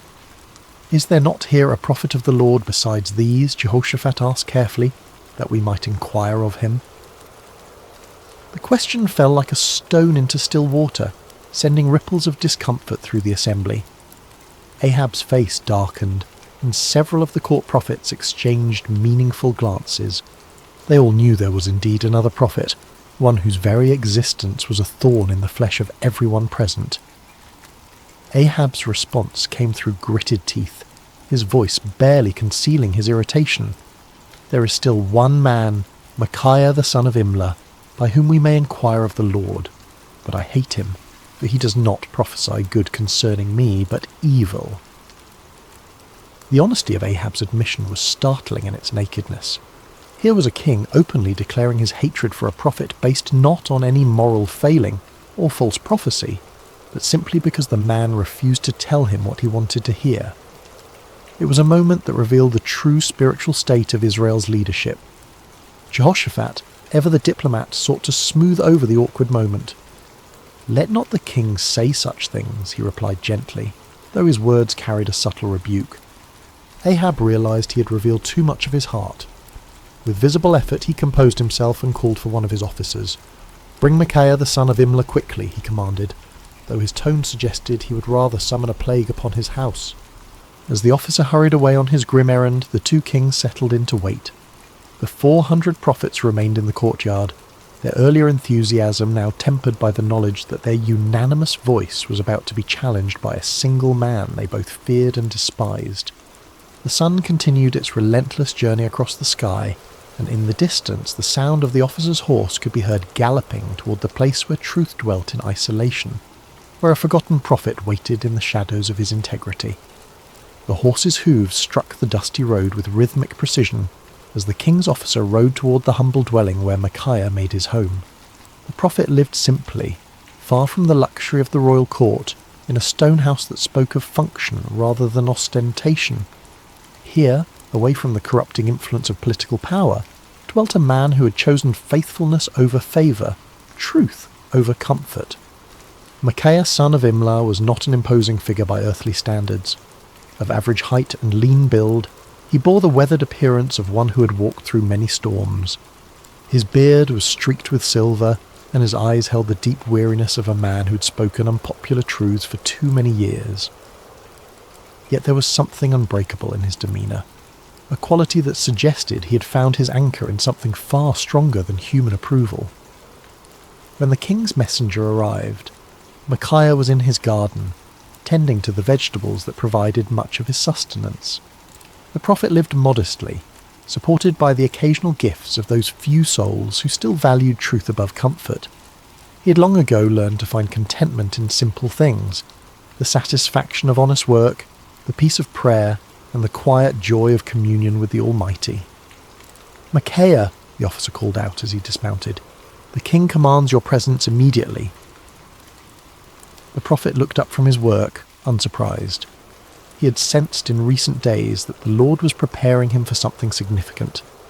His prayers had been marked by an unusual intensity, and his dreams had been filled with visions he did not yet fully understand. "Very well," Micaiah replied simply, setting aside his tools. "Let me wash and prepare myself." As Micaiah went about the task of making himself presentable for the royal court, the officer felt compelled to share information that might save the prophet from making a costly mistake. The man had witnessed what happened to those who crossed King Ahab, and despite his loyalty to the crown, he possessed enough humanity to feel concern for this solitary figure. "Listen to me, Micaiah," the officer said, his voice dropping to a confidential tone. "The words of the prophets declare good to the king with one mouth. Let your word be like the word of one of them, and speak favourably." It was well-intentioned advice, offered by a man who understood the political realities of Ahab's court. The officer had seen the 400 prophets deliver their unanimous message of victory and prosperity. He knew that Micaiah's reputation for speaking uncomfortable truths could lead to imprisonment, exile, or worse. In his mind, he was offering the prophet a lifeline, a chance to align himself with the majority and avoid the consequences of standing alone. Micaiah paused in his preparations, considering the messenger's words. The offer was clear: conform, agree with the crowd, tell the king what he wants to hear, and enjoy the benefits of royal favour. It would be so easy, so practical, so utterly reasonable by every human measure. But as Micaiah looked into the officer's earnest face, he felt the familiar stirring of the spirit within him, that unmistakable presence that had guided him through decades of faithful service. The Lord had not called him to an easy path, but he had never failed to provide strength for the journey. "As the Lord lives," Micaiah replied with quiet dignity, "whatever the Lord says to me, that I will speak." The words hung in the air between them, a declaration of absolute commitment that left no room for compromise. The officer's face showed his disappointment and concern, but he knew better than to argue further. He had delivered his warning. What the prophet did with it was beyond his control. The journey back to Samaria was made in relative silence, the officer pondering the stubborn integrity of his passenger, while Micaiah prayed and prepared his heart for whatever lay ahead.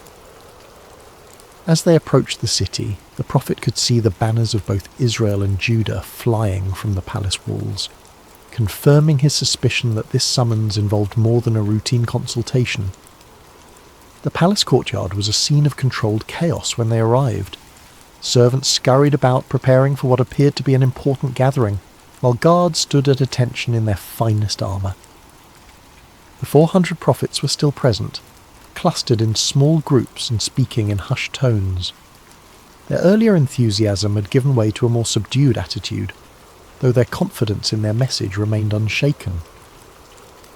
As Micaiah dismounted and followed the officer toward the throne room, he could feel the weight of many eyes upon him.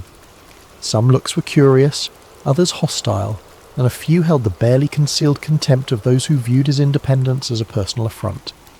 He had grown accustomed to such reactions over the years, understanding that his very presence served as an uncomfortable reminder of the spiritual compromise that permeated the court.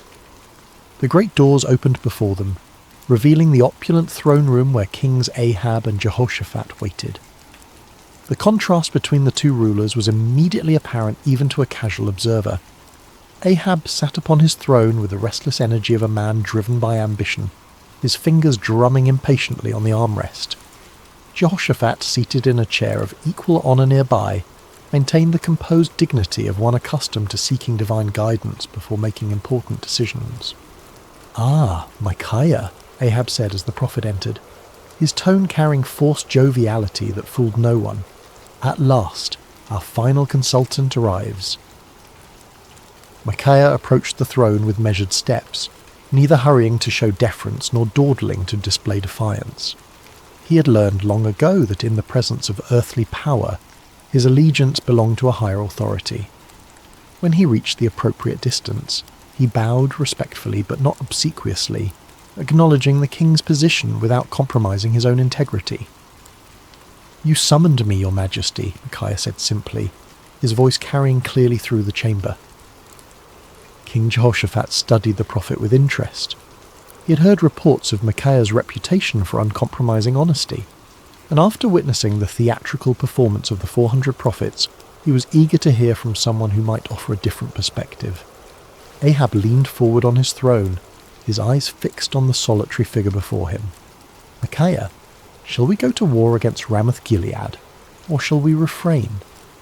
It was the same question that had been posed to the 400 prophets, the same inquiry that had produced such enthusiastic unanimity. Now it fell upon the shoulders of one man who stood alone, without allies or supporters, facing the combined expectation of two kings and their assembled courts. The moment stretched taut with anticipation. Everyone present understood that they were witnessing something significant, though few could have predicted the drama that was about to unfold. In the silence, Micaiah felt the familiar stirring of the spirit, but what came first was not the word of the Lord, but something altogether unexpected. What happened next would be remembered and debated for generations to come. Micaiah, the prophet known for his uncompromising honesty, looked directly at King Ahab and delivered exactly the message the king wanted to hear. "Go up and prosper," Micaiah declared, his voice carrying throughout the throne room, "for the Lord will deliver it into the hand of the king." A murmur of surprise rippled through the assembled court. The 400 prophets exchanged glances of confusion and perhaps a touch of irritation. Here was the man they had feared would contradict their unanimous verdict, and instead he was confirming their prophecy word for word. Some of them smiled with what they imagined was vindication, while others seemed puzzled by this unexpected development. But King Ahab was no fool. Despite his many moral failings, he had known Micaiah for years, had heard his prophecies of judgment and warning countless times. Never once had the prophet told him what he wanted to hear. Never once had Micaiah's words aligned so perfectly with royal desires. The king's eyes narrowed as he studied the prophet's face, searching for the truth behind this suspicious compliance. There was something in Micaiah's tone, a subtle quality that suggested layers beneath the surface of his words. It was the same tone a parent might use when agreeing with a child's obviously foolish plan, allowing them to proceed while knowing full well what the consequences would be.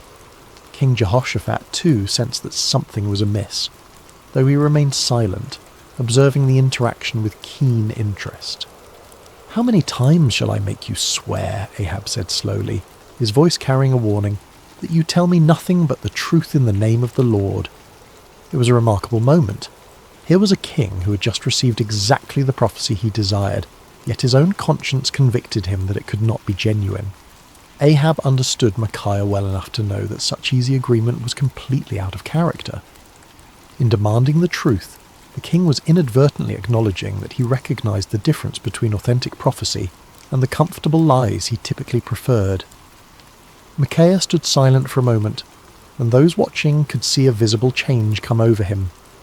The sardonic expression faded from his face, replaced by the solemn countenance of one who was about to deliver a message from the throne room of heaven. When he spoke again, his voice carried a different quality altogether, the unmistakable authority of divine revelation. "I saw all Israel scattered on the hills like sheep that have no shepherd," Micaiah began, his words falling like stones into the sudden silence. And the Lord said, "These have no master. Let each return to his house in peace." The impact of these words was immediate and devastating. The vision was clear to everyone present. Israel would be defeated, their army scattered, and their king would not return from battle. It was a prophecy of military disaster and royal death, delivered with the calm certainty of one who had seen beyond the veil of earthly circumstances. King Ahab's face flushed with anger, but beneath the rage was something that looked remarkably like fear. He turned to Jehoshaphat with the bitter satisfaction of one whose worst expectations have been confirmed. "Did I not tell you," Ahab said, his voice heavy with frustration, "that he would not prophesy good concerning me, but evil?" But Micaiah was not finished. The Spirit of the Lord had opened his eyes to see into the very council chambers of heaven, and what he had witnessed there needed to be shared, regardless of the consequences. The prophet's voice took on an even more solemn tone as he continued. "Therefore hear the word of the Lord," Micaiah declared, his words cutting through the tension in the room like a sword. "I saw the Lord sitting on his throne, and all the host of heaven standing by, on his right hand and on his left." The court fell absolutely silent. Even the most worldly and cynical among them recognized that they were hearing something extraordinary. This was not the political manoeuvring they were accustomed to, nor the comfortable reassurances of the court prophets. This was a glimpse into eternal realities, a revelation of divine purpose that transcended human understanding. "And the Lord said," Micaiah continued, "Who will persuade Ahab to go up, that he may fall at Ramoth-Gilead?" So one spoke in this manner, and another spoke in that manner. Then a spirit came forward and stood before the Lord and said, "I will persuade him." The Lord said to him, "In what way?" And he said, "I will go out and be a lying spirit in the mouth of all his prophets." And the Lord said, "You shall persuade him and also prevail. Go out and do so." The revelation was staggering in its implications. Micaiah was claiming that the Lord himself had allowed, indeed, had orchestrated, the deception that had been proclaimed by the 400 prophets. It was a divine judgment in the form of false prophecy, a spiritual trap set for a king who had repeatedly chosen lies over truth.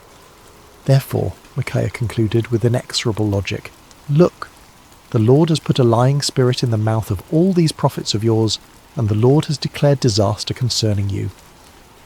The silence that followed was deafening.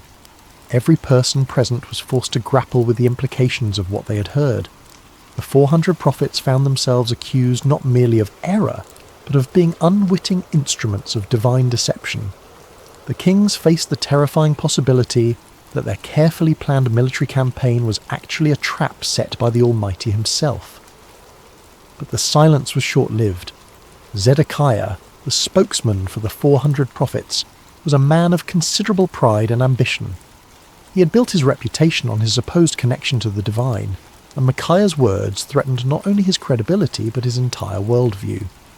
The accusation that he had been deceived by a lying spirit was more than he could bear. With a roar of rage, Zedekiah strode across the throne room until he stood face to face with Micaiah. The contrast between them was striking. Zedekiah in his fine robes and carefully groomed appearance, representing the comfortable religiosity of the court, facing Micaiah in his simple garments, embodying the uncompromising voice of authentic prophecy. "Which way did the Spirit from the Lord go from me to speak to you?" Zedekiah demanded, his voice shaking with fury.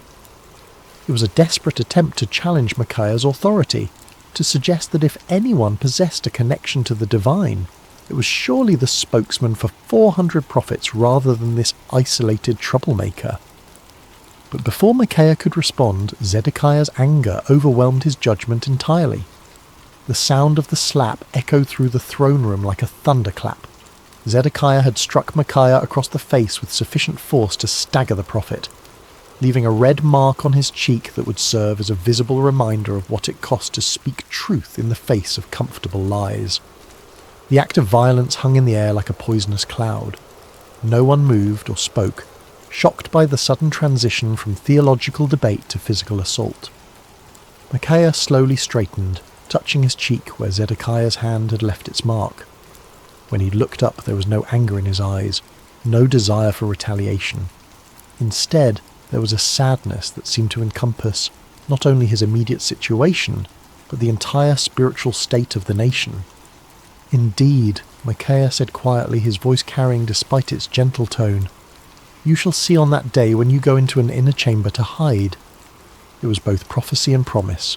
The day would come when Zedekiah's false confidence would crumble, when the reality of divine judgment would force him to seek shelter from the consequences of his deception. The words carried the weight of inevitable fulfillment, spoken not in anger, but with the sorrowful certainty of one who had seen the future and found it tragic.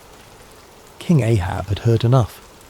The prophet's words had struck too close to uncomfortable truths, had challenged too directly the comfortable illusions upon which he had built his reign. The vision of divine deception, the prophecy of military disaster, the humiliating suggestion that his 400 prophets were unwitting instruments of judgment, all of it combined to create a rage that demanded immediate action. "Take Micaiah," the king commanded, his voice sharp with fury, "and return him to Ammon, the governor of the city, and to Joash the king's son, and say, 'Thus says the king, put this fellow in prison, and feed him with bread of affliction and water of affliction until I come in peace.'" The order was both punishment and insurance policy. By imprisoning Micaiah until his safe return from battle, Ahab was attempting to nullify the prophecy through royal decree. It was a desperate act of defiance against divine judgment, a futile attempt to bind the word of the Lord with chains and prison walls. But Micaiah was not finished. Even as the guards moved toward him, even as the shadow of imprisonment fell across his path, the prophet had one final word to speak. His voice rang out across the throne room with the clarity of absolute conviction. "If you ever return in peace, the Lord has not spoken by me." The words were a direct challenge to royal authority, a public declaration that put Micaiah's credibility as a prophet on the line. He was essentially saying that if Ahab returned safely from battle, then everyone present should conclude that Micaiah was a false prophet deserving of death. It was the ultimate expression of confidence in the word he had received from the Lord. But Micaiah was not content to let his challenge rest with the immediate audience. Looking around the throne room at the assembled courtiers, nobles and servants, he raised his voice even louder. "Mark it, all you people." It was a call to witness, an appeal to everyone present to remember this moment and test the validity of his prophecy against future events. The prophet was willing to stake everything, his reputation, his freedom, possibly his life, on the truth of what he had spoken. It was a level of certainty that transcended human confidence and entered the realm of divine assurance. As the guards seized Micaiah's arms and began to lead him away, the throne room erupted in a buzz of conversation. Some whispered among themselves about the prophet's boldness, others debated the implications of his vision, and still others tried to process the dramatic confrontation they had just witnessed. Through it all, the 400 prophets maintained their uncomfortable silence, uncertain how to respond to accusations that struck at the very heart of their prophetic claims. King Jehoshaphat watched the proceedings with deep concern. The righteous king of Judah had requested divine counsel, and what he had received was a prophecy that directly contradicted his military plans and predicted disaster for his ally. Yet something in Micaiah's bearing, some quality of authentic conviction, made it impossible to dismiss his words as the ravings of a madman or the spite of a disgruntled prophet. As Micaiah was led away, his footsteps echoing through the palace corridors, he felt no bitterness toward his captors or self-pity for his situation. He had spoken the word of the Lord faithfully, regardless of the consequences, and that obedience brought a peace that transcended his circumstances. The prison cell that awaited him might confine his body, but his spirit remained free, anchored in the unshakable certainty that he had been faithful to his calling. The cell where Micaiah was imprisoned was a far cry from the luxury of the royal court. Built of rough stone with a small barred window that provided minimal light, it was designed for punishment rather than comfort. The bread of affliction and water of affliction promised by the king proved to be exactly that. Meagre rations calculated to sustain life while providing a constant reminder of a royal displeasure. Yet in that dark cell, Micaiah found something that had eluded him in the freedom of his simple home. Absolute clarity about his purpose and calling. Stripped of all earthly comforts and securities, he was forced to rely entirely upon his relationship with the Lord. In the long hours of solitude, he prayed not for deliverance but for continued faithfulness, not for vindication but for grace to endure whatever lay ahead. Meanwhile, preparations for war continued with increasing intensity. King Ahab threw himself into military planning with the fervour of a man trying to drown out unwelcome voices of conscience.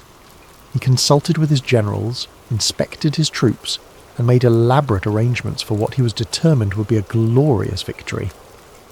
The prophecy of the 400 court prophets was repeated frequently, as if constant repetition could somehow make it more reliable. King Jehoshaphat, however, found himself deeply troubled by the day's events. The contrast between the theatrical unanimity of the 400 prophets and Micaiah's stark authenticity had left him with serious doubts about the wisdom of the planned campaign. Yet he had given his word to stand with Ahab, and the political implications of backing out now were significant. As the day of departure approached, Ahab made one final attempt to circumvent the prophecy that haunted his thoughts. If the word of the Lord through Micaiah was true, then King Ahab was destined to die in battle. But perhaps, the king reasoned, he could outwit divine judgment through human cleverness. "I will disguise myself and go into battle," Ahab announced to his commanders, "but you put on your robes." It was a cunning plan. By dressing as an ordinary soldier while Jehoshaphat wore royal garments, Ahab hoped to deceive the enemy about his identity and location. If the Syrians could not identify him as the king of Israel, perhaps he could survive the battle and prove Micaiah wrong. It was the kind of tactical thinking that had served Ahab well in political manoeuvring. But he was about to discover that divine judgment operates by different rules than human conflict. The morning of battle dawned clear and bright, with a gentle breeze that carried the scent of wildflowers across the plains surrounding Ramoth Gilead. It seemed an unlikely day for the fulfillment of prophecy, too beautiful for the tragic events that were about to unfold. The armies of Israel and Judah had assembled in impressive formation, their banners flying proudly in the morning air, their weapons gleaming in the sunlight. King Ahab, disguised as a common soldier, moved among his troops with nervous energy. His royal armour had been replaced with the simple leather and bronze of an ordinary warrior, and his distinctive crown was nowhere to be seen. To any casual observer, he appeared to be merely another commander preparing for battle, yet those closest to him could sense his underlying anxiety, the tension of a man who was trying to outrun a divine decree. King Jehoshaphat, meanwhile, wore his royal robes with obvious reluctance. The righteous king of Judah had agreed to this deception as part of their military strategy, but his conscience troubled him. The memory of Micaiah's words weighed heavily on his mind, and he found himself offering frequent prayers for divine protection and guidance. The Syrian army was formidable, well-trained and confident in their ability to defend their territory. Their king had given specific instructions to his 32 chariot commanders: fight with no one small or great, but only with the king of Israel. It was a strategic decision based on the understanding that killing or capturing the enemy king would effectively end the battle and secure victory. As the two armies faced each other across the field of battle, the air was thick with tension and anticipation. Horses stamped impatiently, armour creaked as soldiers shifted their weight, and commanders made final adjustments to their battle plans. In the distance, the walls of Ramoth Gilead stood as silent witness to the conflict that was about to determine its fate. The battle began with the thunderous clash of armies colliding, the sound of metal against metal mixing with the shouts of warriors and the screams of the wounded. Chariots raced across the battlefield like instruments of divine wrath, their wheels churning up clouds of dust that obscured vision and added to the chaos of combat. For a time, it seemed as though Ahab's strategy might succeed. Hidden among his soldiers, the disguised king fought with the desperation of a man who believed his life depended on remaining unrecognized. His years of military experience served him well as he wielded sword and spear with deadly efficiency, contributing to the initial success of the Israelite forces. But the Syrian chariot commanders were not easily deceived. When they spotted King Jehoshaphat in his royal robes, they immediately assumed they had found their primary target. A group of them converged on the king of Judah with deadly intent, their chariots cutting through the battle lines like ships through stormy seas. "Surely it is the king of Israel," they shouted to one another as they closed in on Jehoshaphat. The king of Judah found himself surrounded by enemy chariots, their occupants preparing to capture or kill what they believed to be their primary objective. In that moment of extreme danger, Jehoshaphat did what he had learned to do throughout his reign. He cried out to the Lord for deliverance. "Help me, O Lord," Jehoshaphat called out, his voice carrying above the din of battle. What happened next was a clear demonstration of divine intervention. As Jehoshaphat's cry reached heaven, the Lord moved the hearts of the Syrian commanders in an unexpected way. Something about the king's appearance or manner suddenly convinced them that this was not their intended target after all. "It is not the king of Israel," one of them declared, and just as quickly as they had converged upon Jehoshaphat, they turned away to search for their real quarry elsewhere on the battlefield. Meanwhile, across the chaos of combat, King Ahab continued his desperate masquerade. His disguise had served him well throughout the morning, allowing him to participate in the battle without attracting the special attention of enemy forces. For a brief moment, it seemed as though human cunning might indeed triumph over divine decree.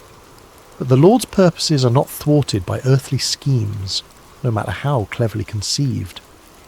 As the battle raged on, a Syrian soldier drew his bow at random, not aiming at any particular target, but simply shooting into the mass of enemy forces.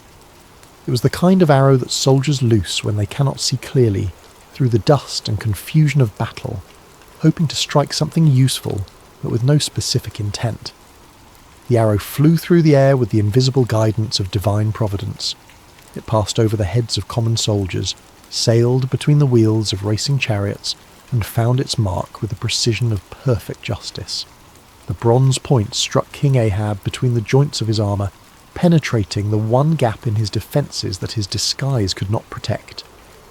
The king felt the arrow's impact like a thunderbolt, the sudden sharp pain followed by the warm spread of blood across his chest. He looked down in shock to see the Syrian arrow protruding from his body, its shaft trembling with the force of impact. In that instant, Ahab understood with perfect clarity that no amount of human cleverness could circumvent the word of the Lord. "I am wounded," the king cried out to his chariot driver, his voice tight with pain and the dawning realization of his doom. "Turn around and carry me out of the battle." The chariot driver, a loyal servant who had recognized his disguised king despite the common soldier's garb, immediately began maneuvering toward the edge of the battlefield. But extricating themselves from the chaos of combat proved more difficult than anticipated. The battle had intensified throughout the day, and enemy forces blocked many of the potential escape routes. As they struggled to retreat, King Ahab's condition continued to deteriorate. The arrow had found a vital spot, and blood flowed freely from the wound despite his attempts to stanch it. Yet with grim determination, the king remained propped up in his chariot, unwilling to let his army see him fall.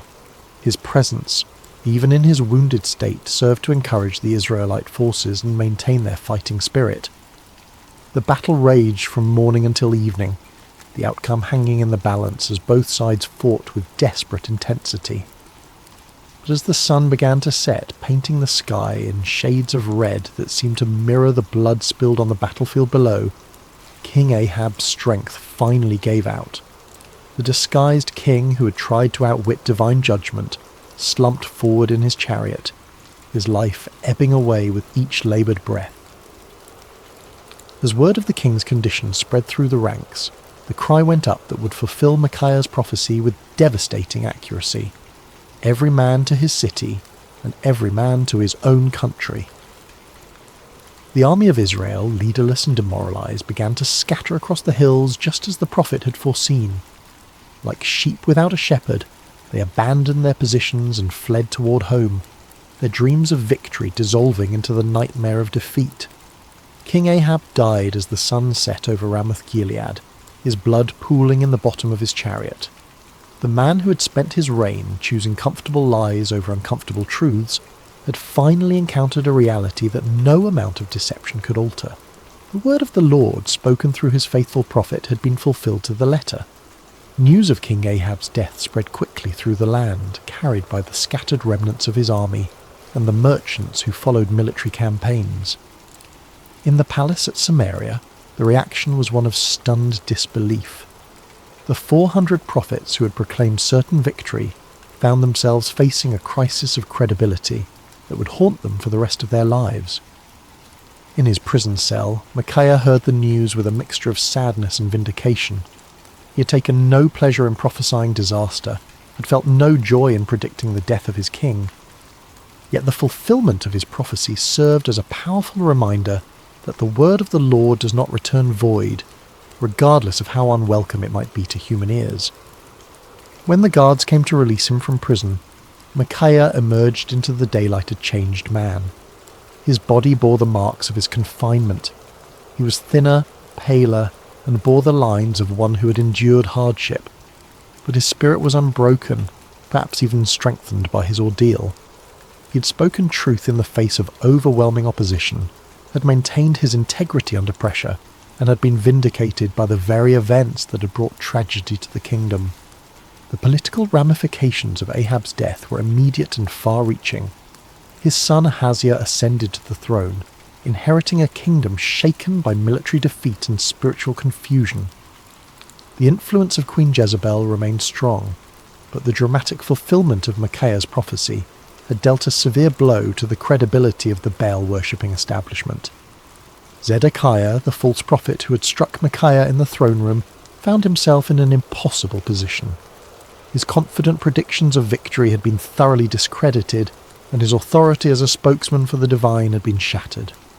The inner chamber where he sought to hide, just as Micaiah had prophesied, became both a physical and spiritual reality as he struggled to come to terms with the magnitude of his error. The other court prophets faced similar crises of confidence. Their unanimous declaration of victory had been revealed as the lying spirit Micaiah had warned about, and their reputations lay in ruins. Some of them quietly retired from public life, while others attempted to reinvent themselves as followers of different deities. None of them could escape the uncomfortable truth that they had been deceived, and had, in turn, deceived others. King Jehoshaphat returned to Jerusalem a wiser and more cautious man.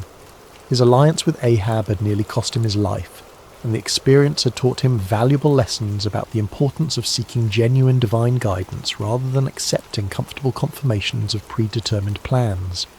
The prophet Jehu, son of Hanani, met him upon his return with words of rebuke for his alliance with the ungodly king, but also with recognition that the Lord had delivered him from the consequences of his poor judgment.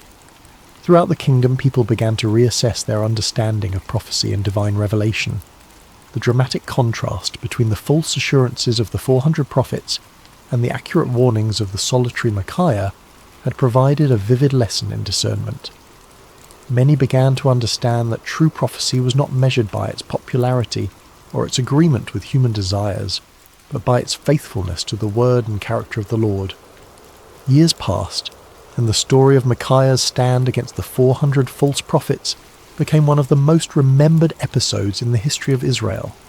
Parents told it to their children as an example of courage and integrity, while religious teachers used it to illustrate the difference between true and false prophecy.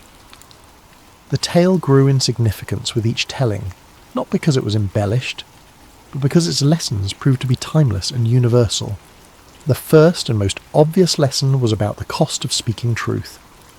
Micaiah had paid a heavy price for his faithfulness, imprisonment, isolation, and the hostility of the powerful, yet his willingness to endure these hardships had ultimately served a greater purpose, preserving the integrity of prophetic ministry and providing a clear example of what it meant to fear God rather than man. His story became a source of encouragement for future generations of prophets and faithful believers who found themselves standing alone against popular opinion. The second lesson concerned the danger of groupthink and manufactured consensus. The 400 prophets had created an impressive display of unanimity, but their agreement had been based on political expediency rather than divine revelation. Their story served as a warning about the seductive power of majority opinion and the importance of seeking truth even when it contradicted popular sentiment. The comfort of belonging to the crowd, they learned, was no substitute for the sometimes lonely path of authentic faith. The third lesson was perhaps the most theologically complex, the reality that God sometimes allows deception as a form of judgment. The lying spirit that had influenced the false prophets was not an independent force, but an instrument of divine justice, permitted by the Lord as part of his sovereign plan. This aspect of the story forced believers to grapple with difficult questions about the nature of divine sovereignty and human responsibility, helping them develop a more mature understanding of how God works in the world. The fourth lesson focused on the importance of discernment in spiritual matters. King Jehoshaphat's initial uneasiness with the 400 prophets had been a manifestation of spiritual discernment, a recognition that something was amiss despite the impressive display of consensus. His request for a prophet of the Lord had demonstrated the value of seeking authentic divine guidance rather than accepting convenient confirmations of predetermined plans.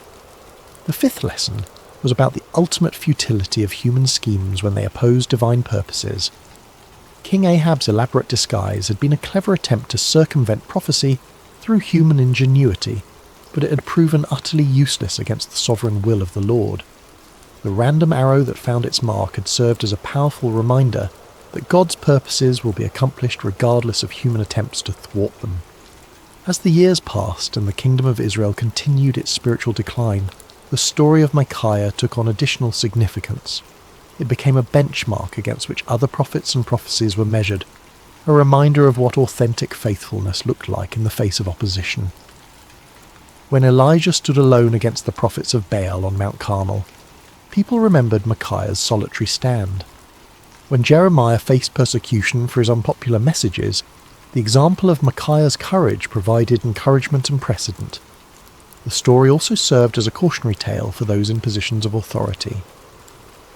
King Ahab's admission that he hated Micaiah because the prophet never spoke favourably about him had revealed the dangerous tendency of leaders to surround themselves with yes men rather than truthful counsellors. Future kings and officials who heard the story were challenged to examine their own relationships with advisors and to consider whether they were seeking truth or merely confirmation of their existing beliefs. In the quiet of his later years, Micaiah often reflected on that pivotal day when he had stood alone before 2 kings and 400 false prophets. The physical scars from his imprisonment had faded, but the spiritual impact of his experience continued to shape his understanding of his calling and his relationship with the Lord. The prophet had learned that faithfulness was not measured by immediate results, but by obedience to divine instruction. His warning had not prevented the battle or saved King Ahab's life, but it had preserved the integrity of prophetic ministry and provided a clear demonstration of the difference between true and false revelation. Sometimes, he realized, the greatest victories were won not through changing circumstances, but through maintaining faithfulness in the midst of difficult circumstances. Micaiah had also discovered that standing alone was not the same as being alone. In his prison cell, deprived of human companionship and comfort, he had experienced a deeper intimacy with the Lord than he had ever known before. The isolation that had seemed like punishment had actually become a pathway to greater spiritual understanding and strength. He had learned that the approval of the crowd was a poor substitute for the approval of the Almighty. The prophet had come to understand that his role was not to be popular, but to be faithful, not to tell people what they wanted to hear, but to speak what the Lord had given him to say. This understanding had freed him from the burden of trying to manage people's reactions to his messages, and had allowed him to focus entirely on the sacred responsibility of accurate communication of divine truth. The peace that came from this clarity of purpose was worth more than all the royal favour he might have gained through compromise. As news of Micaiah's faithfulness spread beyond the borders of Israel, his story began to influence other nations and cultures. Foreign dignitaries who visited the kingdom often asked to hear the account of the prophet who had stood against 400 false prophets and accurately predicted the death of a king. The story became a testament to the power of truth and the importance of moral courage, inspiring people of various backgrounds to examine their own commitments to integrity and faithfulness. The story also had a profound impact on the understanding of prophecy itself.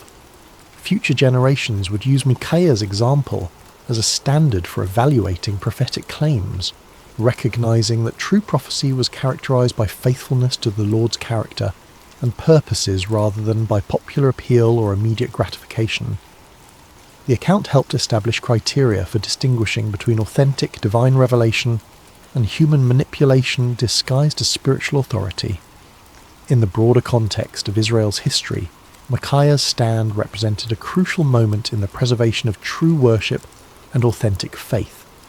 At a time when the kingdom was sliding towards spiritual apostasy, his unwavering commitment to truth served as a beacon of hope for those who still sought to follow the Lord with integrity. His example encouraged other faithful believers to maintain their convictions even when they seemed to be in the minority. The story of Micaiah also served as a bridge between the ministries of the earlier prophets like Elijah and later ones like Jeremiah and Ezekiel. His experience of standing alone against popular opinion and suffering for his faithfulness would be echoed in the lives of many subsequent prophets who faced similar challenges. The patterns of persecution, vindication, and ultimate triumph that characterized his story became recurring themes in the ongoing narrative of God's relationship with his people. As we reach the end of Micaiah's story, we find ourselves confronted with questions that transcend the ancient world and speak directly to our modern hearts.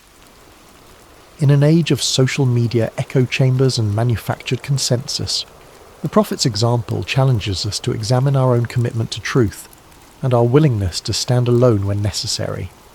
The 400 false prophets of Micaiah's day have their counterparts in every generation. Those who tell us what we want to hear rather than what we need to hear, who offer comfortable lies instead of challenging truths. The temptation to join the crowd, to find safety in numbers, to seek approval rather than accuracy, remains as strong today as it was in ancient Israel. Micaiah's courage reminds us that faithfulness is not a group activity, but an individual responsibility. Each of us must decide whether we will speak truth or remain silent, whether we will stand for what is right or compromise for what is convenient. The prophet's example shows us that the path of integrity is often lonely, but it is never walked alone by those who trust in the Lord. The story also challenges us to examine our own relationship with authority and our tendency to surround ourselves with people who confirm our existing beliefs rather than challenging us to grow. Like King Ahab, we may find ourselves preferring the comfort of familiar lies to the discomfort of unfamiliar truths. Micaiah's example calls us to seek out voices that speak with authenticity, rather than those that merely echo our own opinions. Perhaps most importantly, the story of Micaiah reminds us that truth has a way of prevailing in the end, even when it seems overwhelmed by opposition. The prophet's vindication did not come immediately, and it came at great personal cost, but it came nonetheless. His example encourages us to trust in the ultimate triumph of truth, and to remain faithful even when the outcome is uncertain. In our own lives, we may face moments when we are called to be like Micaiah, to stand alone against popular opinion, to speak uncomfortable truths, to choose faithfulness over favour. When those moments come, may we remember the forgotten prophet who found his courage not in the approval of men, but in the approval of his God. The story of Micaiah teaches us that true strength is not found in numbers, but in conviction, that real courage is not the absence of fear, but the willingness to do what is right despite our fears, and that lasting victory comes not from avoiding conflict, but from maintaining integrity in the midst of it. As you close your eyes tonight and drift towards sleep, may you carry with you the quiet courage of Micaiah, the man who dared to stand alone because he knew he was not truly alone. May his example inspire you to speak truth with love, to stand for what is right with humility, and to trust in the ultimate triumph of God's purposes even when the immediate circumstances seem overwhelming. In a world that often rewards conformity and punishes authenticity, may you find the strength to be like Micaiah, faithful, courageous, and true. For in the end, it is not the approval of the crowd that matters, but the approval of the one who sees all hearts and knows all truths. The forgotten prophet's story ends, but its echo continues in every heart that chooses truth over comfort courage over convenience, and faithfulness over favour. May that echo sound clearly in your own life, guiding you toward the kind of integrity that leaves a lasting legacy long after the voices of the crowd have faded into silence. Rest well, dear friends, and may your dreams be filled with the peace that comes from knowing you serve a God who honours faithfulness, rewards courage, and never abandons those who trust in him. The story of Micaiah reminds us that in God's kingdom, standing alone with truth is always better than standing with the crowd in deception. Sleep peacefully, knowing that, like Micaiah, you're never truly alone when you walk in the light of divine truth. The fire on Mount Carmel, Elijah and the prophets of Baal.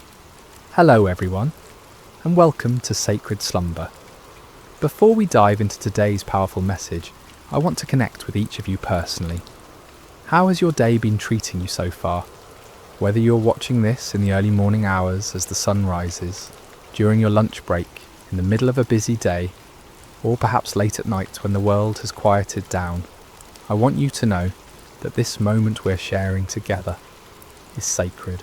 I'm curious about where you're joining us from today.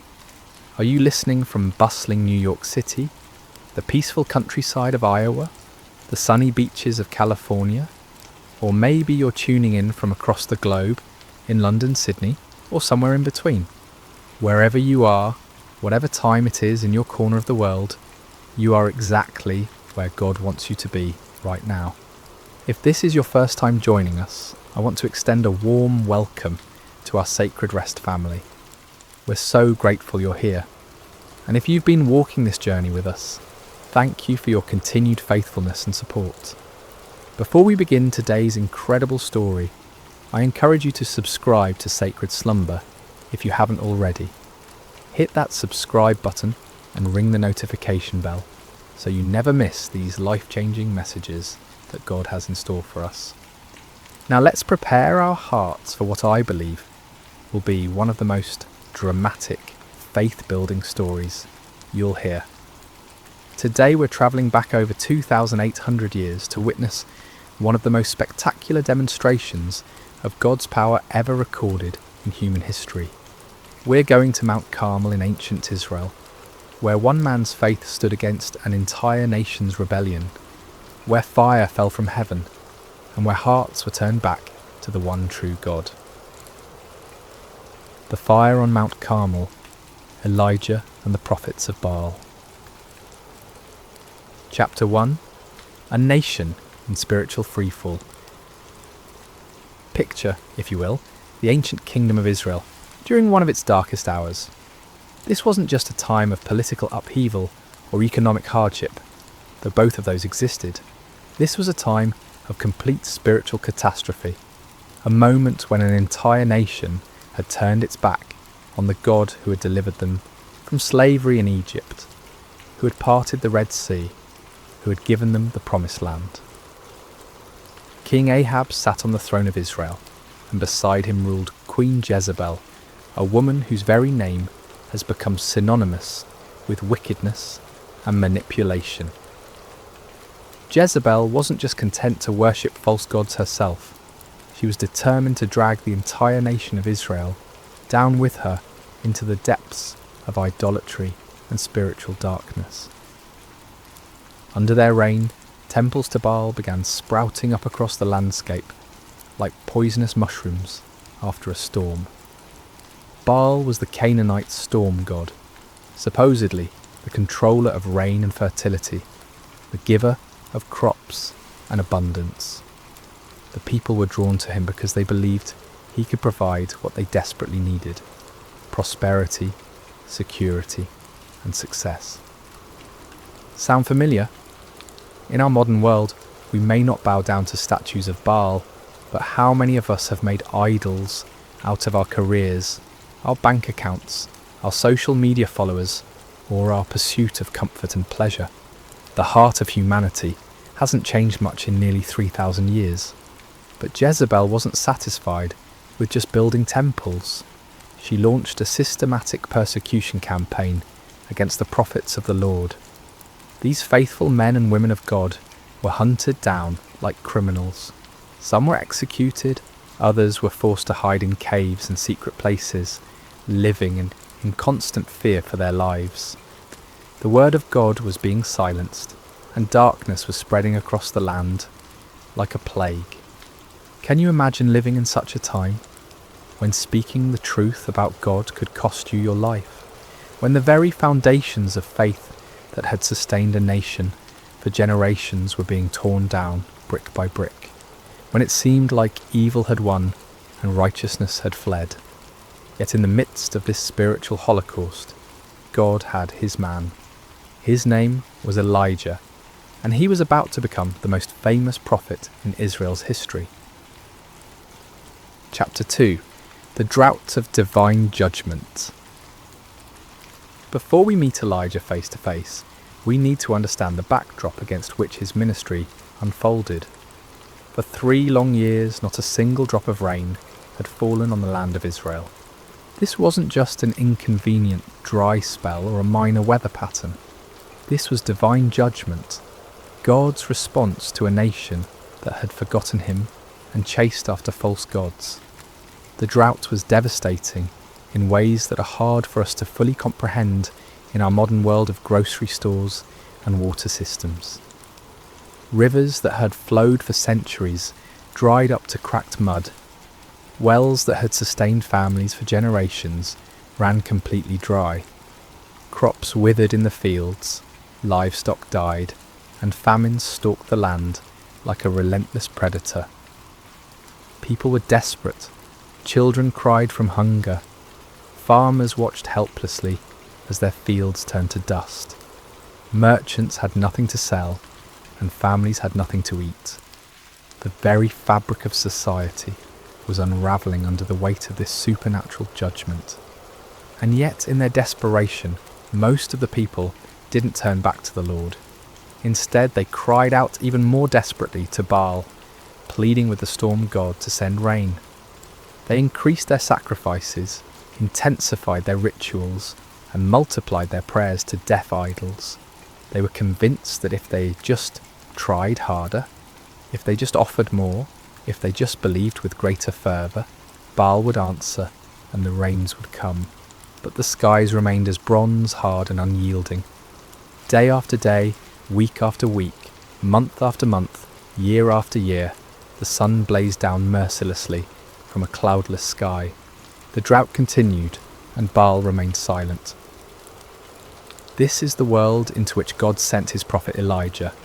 Not a comfortable world of revival meetings and supportive congregations, but a hostile environment where speaking God's truth could mean death, where the majority had embraced lies, and where the very elements seemed to declare that God's judgment was upon the land.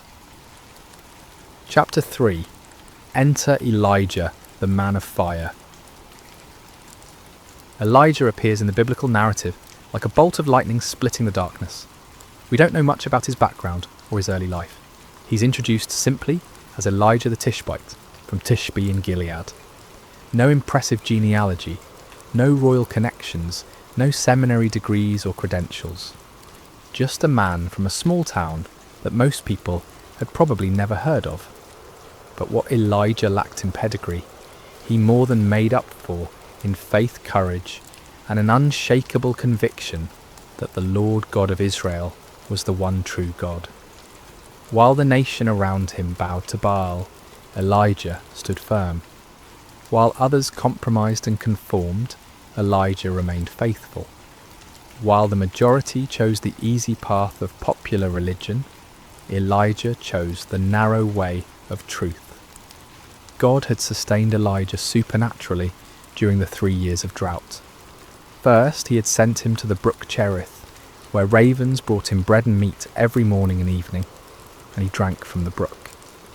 When the brook dried up, God sent him to a widow in Zarephath, where a handful of flour and a little oil miraculously sustained 3 people for over a year. These experiences had built Elijah's faith to an unshakable level. He had seen God's provision in impossible circumstances. He had witnessed miracles that defied natural law. He had learned to trust completely in God's power and faithfulness, even when everything around him suggested that God had forgotten or abandoned his people. Now, as the drought entered its third year, God was ready to use his seasoned servant for the greatest demonstration of divine power Israel had seen since the days of Moses. The time had come for a showdown that would echo through the ages, a confrontation that would prove once and for all who was the true God and who were merely the inventions of human imagination. Chapter 4. The Divine Commission. The word of the Lord came to Elijah with crystal clarity. Go and present yourself to Ahab, and I will send rain on the land. It was time for the drought to end, but first there would be a reckoning. God wasn't just going to quietly restore the rain and let everyone go back to their lives as if nothing had happened. He was going to make a statement that would be impossible to ignore or explain away. Elijah set out to find King Ahab, but Ahab was already looking for him. The king had been searching throughout his own kingdom and in neighbouring nations, trying to find the prophet he blamed for the drought. When Ahab finally encountered Elijah, his greeting was filled with accusation and anger. Is that you troubler of Israel? Can you imagine the audacity? Here was a king who had led his nation into idolatry, who had allowed his wife to murder God's prophets, who had built temples to false gods throughout the land, and he had the nerve to call God's faithful prophet a troublemaker. It's a perfect example of how sin blinds us to our own responsibility and causes us to blame others for the consequences of our own choices. But Elijah didn't back down. With the boldness that comes from knowing you're standing on the side of truth, he fired back. I have not made trouble for Israel, but you and your father's family have. You have abandoned the Lord's commands and have followed the Baals. This wasn't just a theological debate or a polite disagreement about religious preferences. This was a confrontation between the kingdom of God and the kingdom of darkness, between truth and deception, between the power of the Almighty and the impotence of human-made idols. Chapter 5. The challenge issued. Elijah then issued a challenge that would go down in history as one of the most dramatic moments in all of Scripture. Now summon the people from all over Israel to meet me on Mount Carmel, and bring the 450 prophets of Baal and the 400 prophets of Asherah who eat at Jezebel's table. Mount Carmel was the perfect location for this showdown. Rising about 1,800 feet above sea level, it offered a commanding view of the surrounding countryside and could accommodate the massive crowd that would gather. More importantly, Mount Carmel was considered sacred to Baal worship. The Canaanites believed it was one of Baal's favourite dwelling places. By choosing this location, Elijah was essentially challenging Baal on his home turf. The terms of the contest were elegantly simple. Get 2 bulls for us.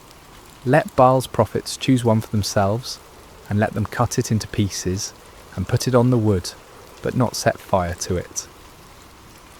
I will prepare the other bull and put it on the wood, but not set fire to it. Then you call on the name of your God, and I will call on the name of the Lord.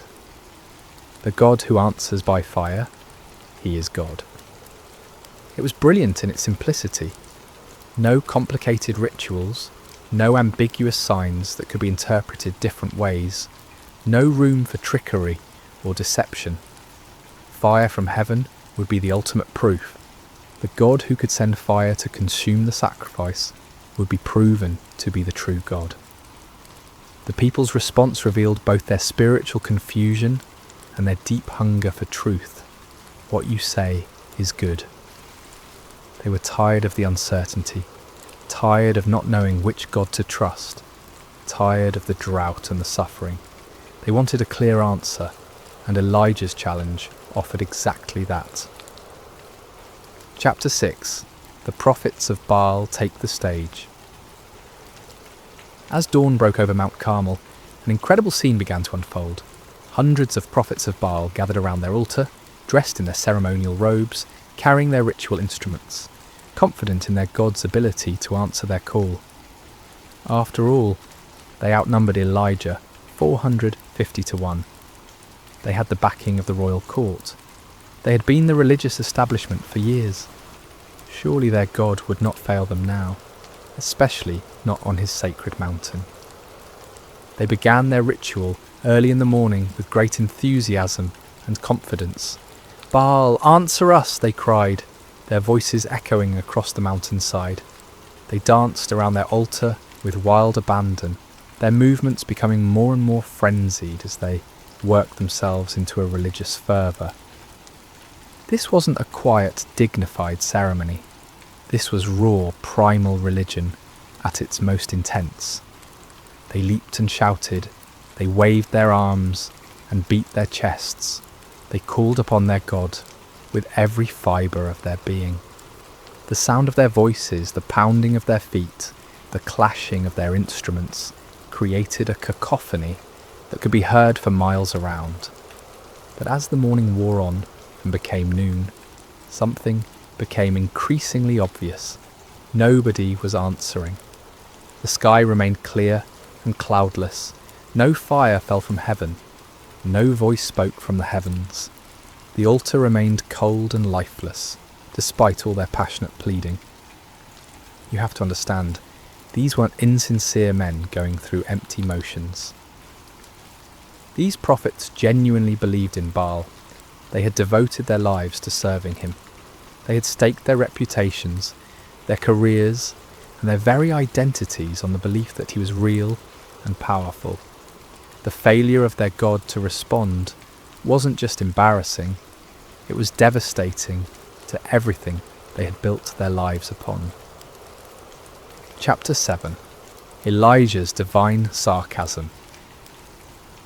As the noon sun blazed overhead and the prophets of Baal continued their increasingly desperate rituals, Elijah decided it was time for some divine commentary. With a wit that was both cutting and brilliant, he began to mock their futile efforts. "Shout louder! Surely he is a god. Perhaps he is deep in thought, or busy, or travelling. Maybe he is sleeping and must be awakened." Can you imagine the scene? Here's Elijah, one man against 450, calmly watching their frantic efforts and offering helpful suggestions for why their God might not be responding. The sarcasm was devastating because it highlighted the absurdity of their situation. If Baal was truly the almighty storm god they claimed he was, why would he need to be awakened? Why would he be too busy or distracted to answer his devoted followers in their hour of greatest need? But Elijah's mockery served a deeper purpose than just humiliating the false prophets. He was exposing the fundamental weakness of all false gods. They are not truly there. They cannot hear because they have no ears. They cannot speak because they have no voice. They cannot act because they have no power. They are creations of human imagination, given form by human hands, but possessing no divine substance. The prophets of Baal, stung by Elijah's taunts and desperate to prove their God's reality, intensified their efforts to an almost unbelievable degree. They began to cut themselves with swords and spears, following their religious traditions until their blood flowed freely. This wasn't just symbolic, this was literal self-mutilation in the name of religious devotion. From noon until evening, they continued this horrific display, their voices growing hoarse from shouting, their bodies weakened by loss of blood, their spirits crushed by the growing realization that their God was not going to answer. The contrast couldn't have been more stark. On one side, frantic activity and desperate self-harm producing nothing. On the other side, one man waiting calmly for his turn, confident in his God's ability to act. Chapter 8. Elijah prepares his altar. As evening approached and the prophets of Baal finally exhausted themselves in defeat, Elijah stepped forward to take his turn. But before he called upon the Lord, he had some important work to do. "Come here to me," he called to all the people. This wasn't going to be a private ceremony or a mystical ritual performed in secret. Everything Elijah was about to do would be in full view of hundreds or perhaps thousands of witnesses. There would be no opportunity for trickery, no possibility of deception, no room for doubt about what actually happened. The first thing Elijah did was repair the altar of the Lord that had been torn down.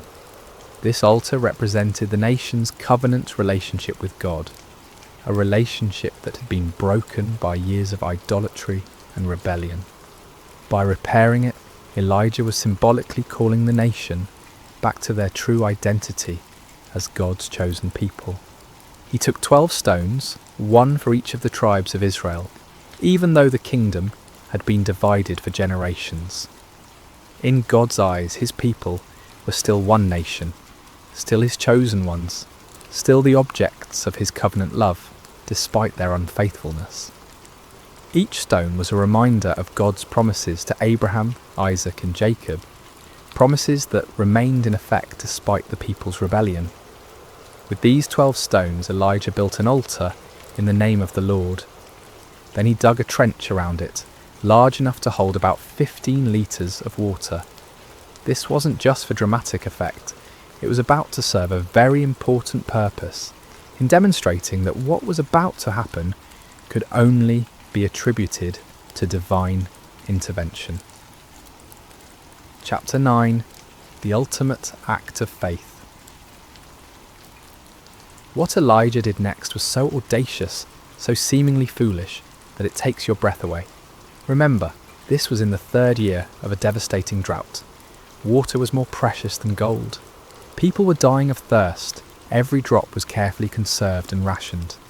And Elijah ordered 4 large jars to be filled with water and poured over the offering and the wood. Can you imagine the gasps from the crowd? Can you picture the shock on people's faces as they watched precious, life-giving water being poured out lavishly over an altar? Some in the crowd probably thought Elijah had lost his mind. Others might have been angry at what seemed like a wasteful display. But Elijah wasn't finished. "Do it again," he said. And they did it a second time, pouring out 4 more jars of precious water over the sacrifice and the wood. "Do it a 3rd time," Elijah commanded. And a 3rd time they soaked the altar until the water ran down around it and filled the trench he had dug. 12 jars of water in total. Everything was completely saturated. The wood was soaked through. The sacrifice was drenched. The stones were wet. Even the ground around the altar was muddy with water. If anyone had been planning to suggest that Elijah had somehow hidden fire or used trickery to ignite his altar, that possibility was now completely eliminated. This act of faith was staggering.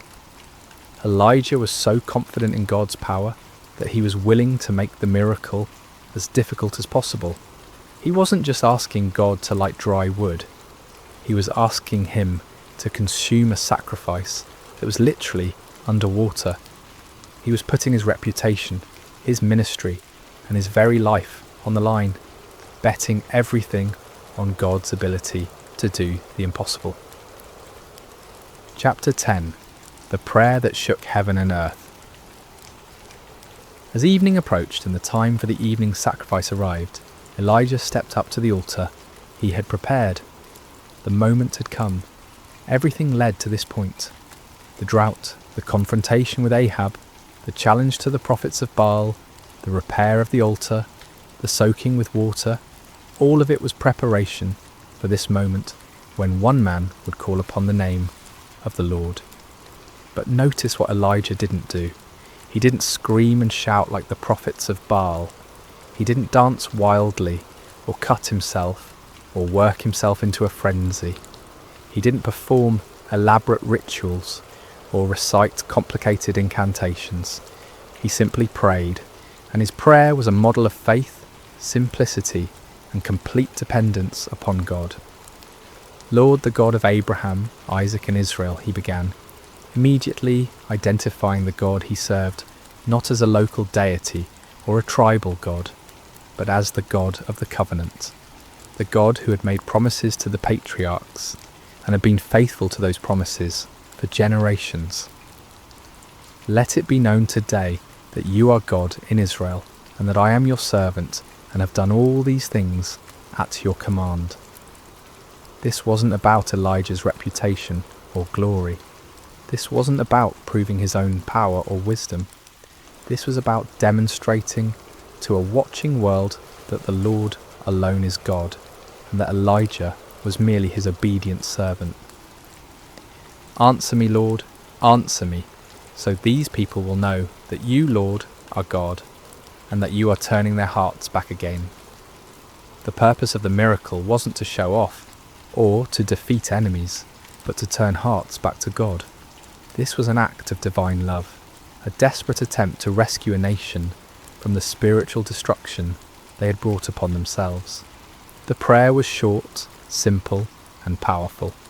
No theatrical performance, no manipulation of emotions, no attempt to work up faith through human effort. Just a straightforward request from a faithful servant to his all-powerful God. Chapter 11. Fire falls from heaven. What happened next has never been equalled in human history. The response to Elijah's prayer was immediate, dramatic, and absolutely unmistakable. Fire fell from heaven. Not a small flame that gradually grew, not a spark that ignited the wood, not a natural phenomenon that could be explained by meteorology or chemistry. This was supernatural fire, divine fire, holy fire that blazed down from the throne of God himself. And this fire didn't just consume the sacrifice, it didn't just burn up the wood, it consumed everything. The offering was instantly vaporized. The wood disappeared in a flash. The 12 stones that Elijah had so carefully arranged were completely consumed. Even the soil around the altar was burned up.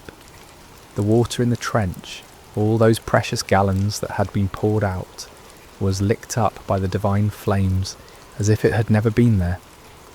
The heat must have been incredible. The light must have been blinding. The sound must have been like thunder echoing across the mountainside. Everyone watching would have felt the power of God in a way that shook them to their very core. This wasn't just a miracle, it was a demonstration of absolute divine authority. God was making a statement that could not be ignored, denied, or explained away. He was declaring to Israel, to the prophets of Baal, to King Ahab and Queen Jezebel, and to everyone watching, that he alone is God, that he alone has power over the elements, and that he alone deserves worship and obedience. Chapter 12. The people's response. When the people saw the fire fall from heaven and consume everything on the altar, their response was immediate and overwhelming. They fell prostrate on the ground, not just kneeling, but face down in the dirt, overwhelmed by the presence and power of the Almighty God. And they cried out in unison, "The Lord, He is God! The Lord, He is God!" Think about what this meant. Many of these same people had been worshipping Baal just hours before. They had been convinced that the storm god was real and powerful. They had invested their hopes, their prayers, and their sacrifices in a false deity. But now, confronted with undeniable evidence of God's power, they acknowledged the truth they had been running from for 3 years. This wasn't just an intellectual acknowledgement or a polite religious sentiment. This was a deep, heart-level recognition of divine authority. They had seen something that shattered their old beliefs and transformed their understanding of spiritual reality. The God of Israel, the God of Abraham, Isaac and Jacob, the God their fathers had worshipped. He was the true God, and all other gods were mere pretenders. The cry, "The Lord, He is God," became a declaration of faith that echoed across the mountainside and down through the centuries. It was a moment of national awakening, a turning point when an entire people group remembered who they were and whose they were. Chapter 13. Justice and Restoration. But the story didn't end with the people's declaration of faith. God's justice demanded that those who had led the nation astray face the consequences of their deception. Under Elijah's direction, the people seized the 450 prophets of Baal who had spent the day proving the powerlessness of their God. This might seem harsh to our modern sensibilities, but we need to understand the context. These men had been leading an entire nation away from the true God. They had been accomplices in the persecution and murder of God's true prophets. They had been teaching lies in the name of religion, deceiving people who were desperately seeking spiritual truth. Their deception had contributed to the spiritual darkness that had brought God's judgment upon the land. Justice was swift and final. All 450 prophets of Baal were executed, removing the source of false teaching that had poisoned the nation's spiritual life. With the false prophets dealt with and the people's hearts turned back to God, it was time for the next phase of God's plan, the restoration of his blessing upon the land. Chapter 14. The sound of abundant rain. Elijah said to Ahab, "Go, eat and drink, for there is the sound of a heavy rain." This statement is remarkable for several reasons. First, there wasn't a cloud in the sky. The weather conditions were identical to what they had been for 3 years. Hot, dry, and utterly cloudless. But Elijah had the faith to hear the sound of rain that existed only in the promise of God. This is the kind of faith that sees the invisible and hears the inaudible. Elijah wasn't looking at circumstances or relying on weather forecasts. He was trusting in the word of God, who had promised to send rain upon the land. While Ahab went to eat and drink, Elijah climbed to the top of Mount Carmel and threw himself down on the ground in prayer. This wasn't a casual request or a polite religious ritual. This was intense, fervent prayer from a man who understood that he was participating in God's plan to restore his people. 7 times Elijah sent his servant to look toward the sea for signs of rain. 6 times the servant returned with the same report. There is nothing there. But Elijah didn't give up. He didn't doubt God's promise or question his own faith. He kept praying, kept believing, kept expecting God to fulfill his word. On the 7th time, the servant returned with different news. A cloud as small as a man's hand is rising from the sea. To most people, a tiny cloud on the horizon wouldn't seem significant, especially after 3 years of drought. But to the eyes of faith, that small cloud was the beginning of God's abundant provision.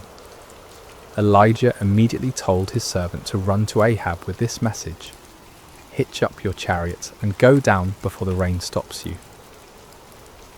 Chapter 15. The Storm of Restoration. What followed was one of the most dramatic weather changes in recorded history. The tiny cloud that had appeared on the horizon quickly grew and multiplied. The sky, which had been clear blue for 3 years, suddenly turned black with storm clouds. The wind began to blow with increasing intensity, and then the rain began to fall. But this wasn't a gentle shower or a light drizzle. This was a torrential downpour, a deluge that made up for 3 years of drought in a matter of hours. The rain came down in sheets so heavy that visibility was reduced to just a few feet. The ground, which had been hard as concrete from years of drought, couldn't absorb the water fast enough, and soon rivers of rainwater were flowing down every hillside and through every valley. It was as if God was saying, "You thought I had forgotten how to send rain? You believed that Baal was the god of storms? Let me show you what real divine power looks like." The storm was so intense that King Ahab, travelling in his royal chariot, had difficulty making the journey back to his palace in Jezreel. But here's one of the most amazing details of the entire story. The power of the Lord came on Elijah, and tucking his cloak into his belt, he ran ahead of Ahab's chariot all the way to Jezreel. Picture this scene. A middle-aged prophet who had just spent an entire day in intense spiritual warfare, who had just called down fire from heaven and orchestrated the execution of 450 false prophets who had just prayed intensely for rain.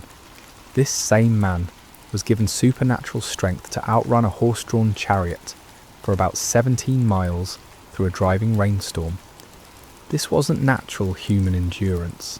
This was divine empowerment, God's way of putting an exclamation point on the entire day's events.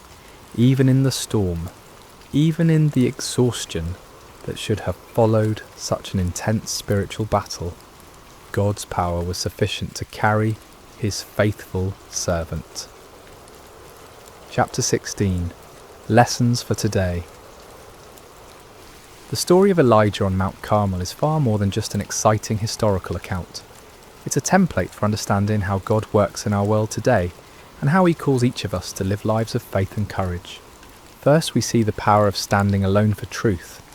Elijah was outnumbered 450 to 1, but he wasn't really alone because God was with him. In our culture today, it often feels like those who stand for biblical truth are vastly outnumbered by those who have embraced the false gods of our age. Materialism, relativism, hedonism, and secular humanism.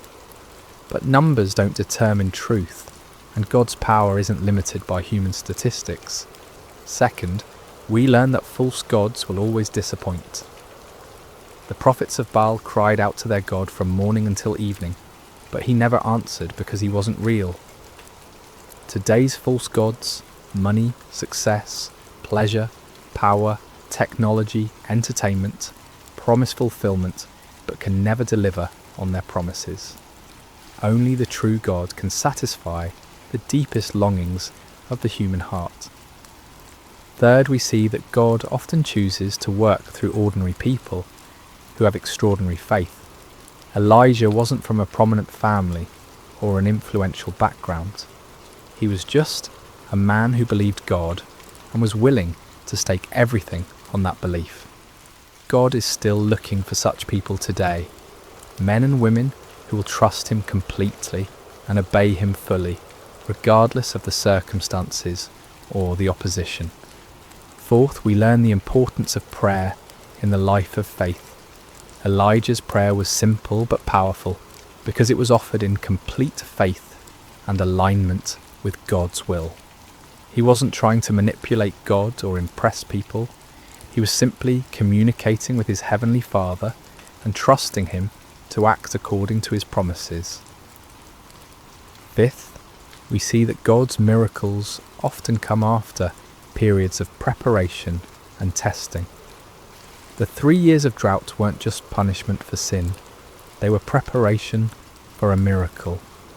God was setting the stage for a demonstration of his power that would be undeniable and unforgettable. Sometimes what looks like delay in our lives is actually divine preparation for something greater than we could imagine. Conclusion. Where is your Mount Carmel? As we conclude this incredible story, I want to ask you a personal question. Where is your Mount Carmel? What situation in your life is calling for a clear demonstration of God's power and faithfulness? What false gods have you been trusting instead of the one true God? What impossible circumstance are you facing that only divine intervention can resolve? Maybe you're facing a financial crisis that seems hopeless and you need God to provide for your needs in supernatural ways. Perhaps you're dealing with a health challenge that has left doctors puzzled, and you need the great physician to demonstrate his healing power. It could be that you're struggling with a relationship that seems beyond repair, and you need the God of restoration to work a miracle in your marriage or family. Or maybe your Mount Carmel is more internal. Maybe you've been worshipping the false gods of success, approval, comfort, or control, and you need to experience the reality of God's presence and power in a fresh way. Maybe you've been trying to live the Christian life, in your own strength, and you need to discover what it means to depend completely on God's power rather than your own abilities. The same God who answered Elijah's prayer with fire from heaven is still on the throne today. He still hears the prayers of his people. He still demonstrates his power in impossible situations. He still turns hearts back to himself and brings restoration where there has been devastation. But like Elijah, we must be willing to stake everything on God's faithfulness. We must be prepared to stand alone if necessary, to trust when circumstances seem impossible, to pray with faith rather than doubt, and to give God the opportunity to show his power in ways that will leave no doubt about his reality and love. The fire that fell on Mount Carmel that day wasn't just about proving that the Lord is God, though it certainly did that. It was about a loving Father reaching out to his wayward children, demonstrating his power not to destroy them but to draw them back to himself. It was about restoration, redemption, and the kind of love that will go to any lengths to rescue those who are precious to him. That same love is reaching out to you today. That same power is available to you in your situation. That same God who answered Elijah is waiting to answer your prayers and demonstrate his faithfulness in your life. The question isn't whether God is able. The question is whether you're willing to trust him completely, to step out in faith even when the odds seem impossible, and to give him the opportunity to show his power in your Mount Carmel moments. So I challenge you today, don't settle for the false gods of our culture. Don't be satisfied with a powerless religion that looks good on the surface but lacks the reality of divine presence. Cry out like the people on Mount Carmel, "The Lord, he is God. The Lord, he is God." And then watch as the fire of his presence transforms your impossible situation into a testimony of his faithfulness and power. The same God who sent fire from heaven is ready to move in your life today. Are you ready to trust him completely and see what he will do? Remember to subscribe to Sacred Rest for more life-changing messages like this one. Until next time, may you know the reality of God's presence and power in every area of your life. God bless you. Hello, dear friends, and welcome to Sacred Slumber. Before we begin this beautiful journey together, I'd love to connect with you for just a moment. How has your day been? Whether it's morning, afternoon, or evening where you are in the world, I hope this story finds you in a peaceful place, ready to receive some comfort and inspiration. No matter what corner of the globe you're listening from, you're part of our Sacred Slumber family. If you haven't already, please consider subscribing to Sacred Slumber for more stories like this one that will nourish your soul and bring peace to your heart. Tonight, we're going to journey together through one of the most remarkable stories ever told, the true account of Joseph, a young man whose life teaches us profound lessons about resilience, faith, and the mysterious ways that purpose unfolds even in our darkest moments. This is a story that has inspired millions across centuries, reminding us that no matter how deep our pit may seem, there's always hope for palace moments ahead. In the ancient land of Canaan, where the sun painted golden hues across rolling hills dotted with olive trees and grazing flocks, there lived a patriarch named Jacob. His tents were pitched near Hebron, and his wealth was measured not in gold or silver, but in the size of his herds and the strength of his family. Jacob had 12 sons, but among them all one held a special place in his father's heart. Joseph was 17 years old, with eyes that sparkled with intelligence and a spirit that seemed to dance with dreams. He was the son of Rachel, Jacob's but loved wife, who had died giving birth to Benjamin, Joseph's younger brother. Perhaps it was the memory of Rachel that made Jacob's love for Joseph burn so brightly. Or perhaps it was something else, a recognition of the extraordinary destiny that seemed to hover around this particular son like morning mist around a mountain peak. The favouritism was evident to everyone in the household. While Joseph's older brothers, Reuben, Simeon, Levi, Judah, Dan, Naphtali, Gad, Asher, Issachar and Zebulun, Worked hard in the fields tending the flocks, Joseph often remained close to home. His brothers wore the simple, practical garments of shepherds, but Joseph wore something entirely different. One day, Jacob called Joseph to his tent. The old man's hands, weathered by years of labour and life, held a garment that took Joseph's breath away. It was a coat of many colours, rich blues like the depths of the sea, vibrant reds like the sunset over the desert, brilliant yellows like fields of grain, and deep purples like the robes of kings. The fabric was fine, the workmanship exquisite. It was not the coat of a shepherd, but the robe of a prince. "My son," Jacob said, his voice thick with emotion as he placed the coat on Joseph's shoulders, "this is for you. You are precious to me beyond measure." Joseph felt the weight of the coat, but more than that, he felt the weight of his father's love and the unspoken promise it contained. As he walked among his brothers wearing this magnificent garment, he could feel their eyes following him, eyes that had grown cold with resentment and hard with jealousy. But the coat was only the beginning. Joseph had always been a dreamer, but now his dreams took on a quality that was both wonderful and troubling. One morning, as the family gathered for their meal, Joseph could no longer contain the vision that had visited him in the night. "Listen to this dream I had," Joseph said, his voice bright with excitement and innocence. "We were binding sheaves of grain out in the field, when suddenly my sheaf rose and stood upright, while your sheaves gathered around mine and bowed down to it." The silence that followed was deafening. His brothers exchanged glances that spoke volumes. Reuben's jaw tightened. Simeon's hands clenched into fists. Judah shook his head in disgust. "Do you intend to reign over us?" Simeon asked, his voice dripping with sarcasm. "Will you actually rule us?" But Joseph, in his youthful enthusiasm, seemed oblivious to the storm clouds gathering around him. Soon after, he had another dream, even more vivid than the first. "Listen," he said one evening as the family sat around the fire, the flames casting dancing shadows on their faces. "I had another dream, and this time the sun and moon and 11 stars were bowing down to me." Even Jacob was troubled by this dream. "What is this dream you had?" he asked, his voice carrying a note of concern. "Will your mother and I and your brothers actually come and bow down to the ground before you?" Though Jacob rebuked Joseph publicly, privately he pondered these words in his heart. There was something about his son's dreams that felt different from ordinary night visions. They carried the weight of prophecy, the sense of divine purpose.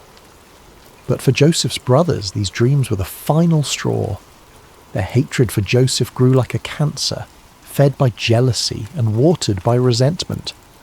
The brothers could hardly speak a civil word to Joseph anymore. When he approached, conversation stopped. When he tried to join their work, they found reasons to send him away. The coat of many colours became a symbol of everything they despised about their father's favouritism and their brother's apparent arrogance. One day, Jacob sent Joseph to check on his brothers who were grazing the flocks near Dothan, several days' journey from home. As Joseph set out, wearing his beautiful coat and carrying provisions for his brothers, he had no idea that he was walking toward a destiny that would change not only his life, but the course of history itself. The brothers saw him coming from a long distance, the colours of his coat visible even across the rolling hills. As that familiar figure approached, the resentment that had been building for years finally reached its boiling point.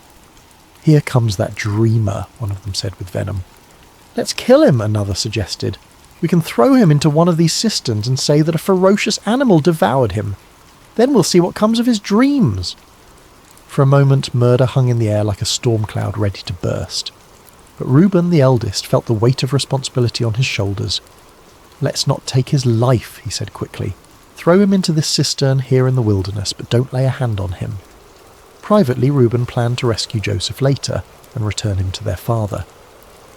When Joseph finally reached his brothers, he greeted them with a smile, completely unaware of the dark thoughts that had been brewing in their hearts. But instead of the warm welcome he expected, they seized him roughly. Hands that should have embraced him tore at his beautiful coat, stripping it from his body. Before he could fully comprehend what was happening, they had grabbed him and thrown him into an empty cistern. The pit was deep and dry, its walls smooth stone that offered no hope of escape. As Joseph hit the bottom, the breath knocked from his lungs. He looked up to see the circle of sky above growing smaller as his brothers walked away. The silence was overwhelming. One moment he had been walking free under the open sky, and the next he was trapped in a hole in the ground, abandoned by his own family. Above him, his brothers sat down to eat their meal as if nothing had happened. The casual way they consumed their bread and cheese while their brother suffered below spoke volumes about how completely their hearts had been hardened by jealousy. But God's purposes are rarely thwarted by human cruelty. And even as Joseph sat in that pit, wondering if he would die there, divine providence was already at work. In the distance, a caravan of Ishmaelite traders appeared on the horizon, their camels loaded with spices, balm and myrrh bound for Egypt. Judah, perhaps feeling some stirring of conscience, looked at his brothers and said, "What will we gain if we kill our brother and cover up his blood?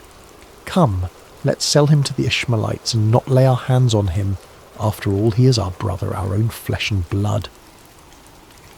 The brothers agreed, seeing an opportunity to rid themselves of Joseph while making a profit. They pulled Joseph out of the cistern and sold him to the traders for 20 shekels of silver. As the caravan disappeared into the distance with Joseph bound among the slaves, the brothers took his coat of many colours and tore it. Then they killed a goat and dipped the coat in its blood.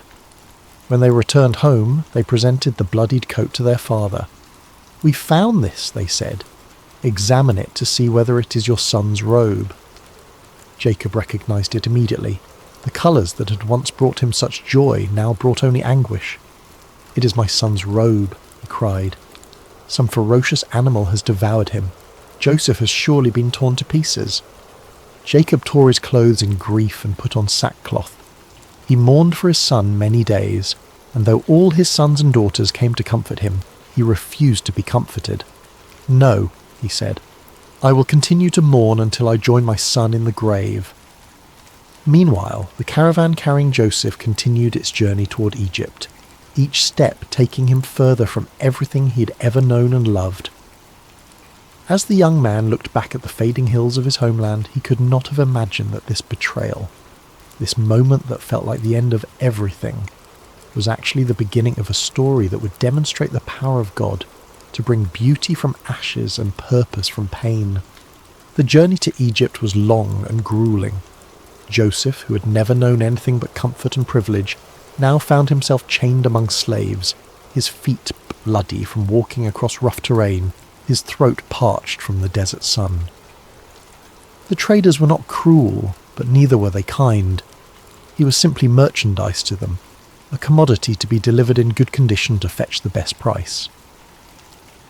As the caravan crested the final hill before entering Egypt, Joseph's eyes widened at the sight before him. Egypt was unlike anything he had ever seen. The Nile River stretched like a blue ribbon through the landscape, its banks lined with lush green vegetation that stood in stark contrast to the golden desert beyond. Pyramids rose majestically in the distance, monuments to the power and sophistication of this ancient civilization. The cities teemed with activity, merchants hawking their wares, craftsmen plying their trades, and everywhere the bustle of a society that had mastered the art of turning the desert into a garden. In the slave market of Memphis, Joseph stood with the others as potential buyers examined them like livestock. His youth and obvious intelligence caught the eye of several bidders, but it was Potiphar, an officer of Pharaoh and captain of the guard, who ultimately purchased him. Potiphar was a man of considerable wealth and influence, with a household that required numerous servants to maintain its operations. Joseph's new life began in Potiphar's house, where he was assigned to work among the other servants. Everything about his circumstances had changed. He who had once worn a coat of many colours now dressed in the simple linen of a slave. He who had once been served was now serving others. He who had once been the favoured son was now property, with no rights and no freedom. But something remarkable happened in Potiphar's house.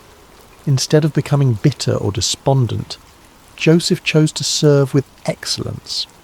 When he was given a task, he completed it better than anyone expected. When he was assigned to care for something, he treated it as if it were his own. His attitude was not that of a man who'd been wronged, but of someone who understood that his character was more important than his circumstances. It didn't take long for Potiphar to notice this exceptional young man. While other servants did only what was required of them, Joseph anticipated needs before they were expressed. He learned the Egyptian language with remarkable speed, mastered the customs of the household, and demonstrated an administrative ability that was far beyond his years. Most importantly, there was something about Joseph's presence that seemed to bring blessing wherever he went. Potiphar began to entrust Joseph with greater responsibilities. First, he made him his personal attendant. Then he put him in charge of his household affairs. Before long, Joseph was managing all of Potiphar's possessions, his property, his servants, his business dealings. The Egyptian captain of the guard had never seen anything like it. Everything that Joseph touched seemed to prosper. Years passed, and Joseph grew from a teenager into a handsome young man. The hardships he had endured had not broken him, but had instead forged him into someone of remarkable character and capability. Potiphar trusted him completely, to the point where he concerned himself with nothing except the food he ate. Everything else was in Joseph's capable hands. But success and favour can sometimes bring their own dangers, and Joseph was about to face a test that would prove even more challenging than the pit his brothers had thrown him into. Potiphar's wife had noticed the young Hebrew slave who had risen to such prominence in her household. Joseph was not only capable and trustworthy, but he had grown into a man of striking appearance. Day after day she watched him as he went about his duties with quiet dignity and remarkable competence. Soon, watching was not enough. "Come to bed with me," she said to Joseph one day when they found themselves alone. Joseph was stunned by her proposition. The wife of his master, a woman of rank and privilege, was propositioning a slave. But Joseph's response revealed the depth of his character and the strength of his convictions. "No," he said firmly but respectfully. "With me in charge, my master does not concern himself with anything in the house. Everything he owns he has entrusted to my care. No one is greater in this house than I am. My master has withheld nothing from me except you, because you are his wife. How then could I do such a wicked thing and sin against God?" Day after day she spoke to Joseph, but he refused to go to bed with her or even to be with her.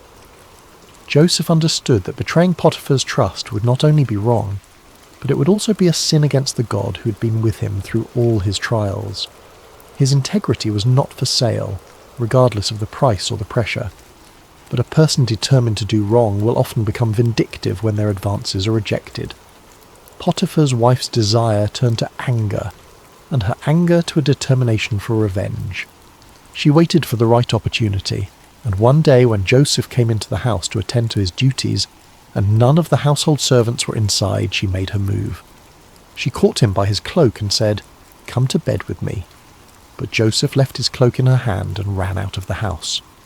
Holding his cloak as evidence, Potiphar's wife called to the household servants. "Look," she said, "this Hebrew has been brought to us to make sport of us. He came in here to sleep with me, but I screamed.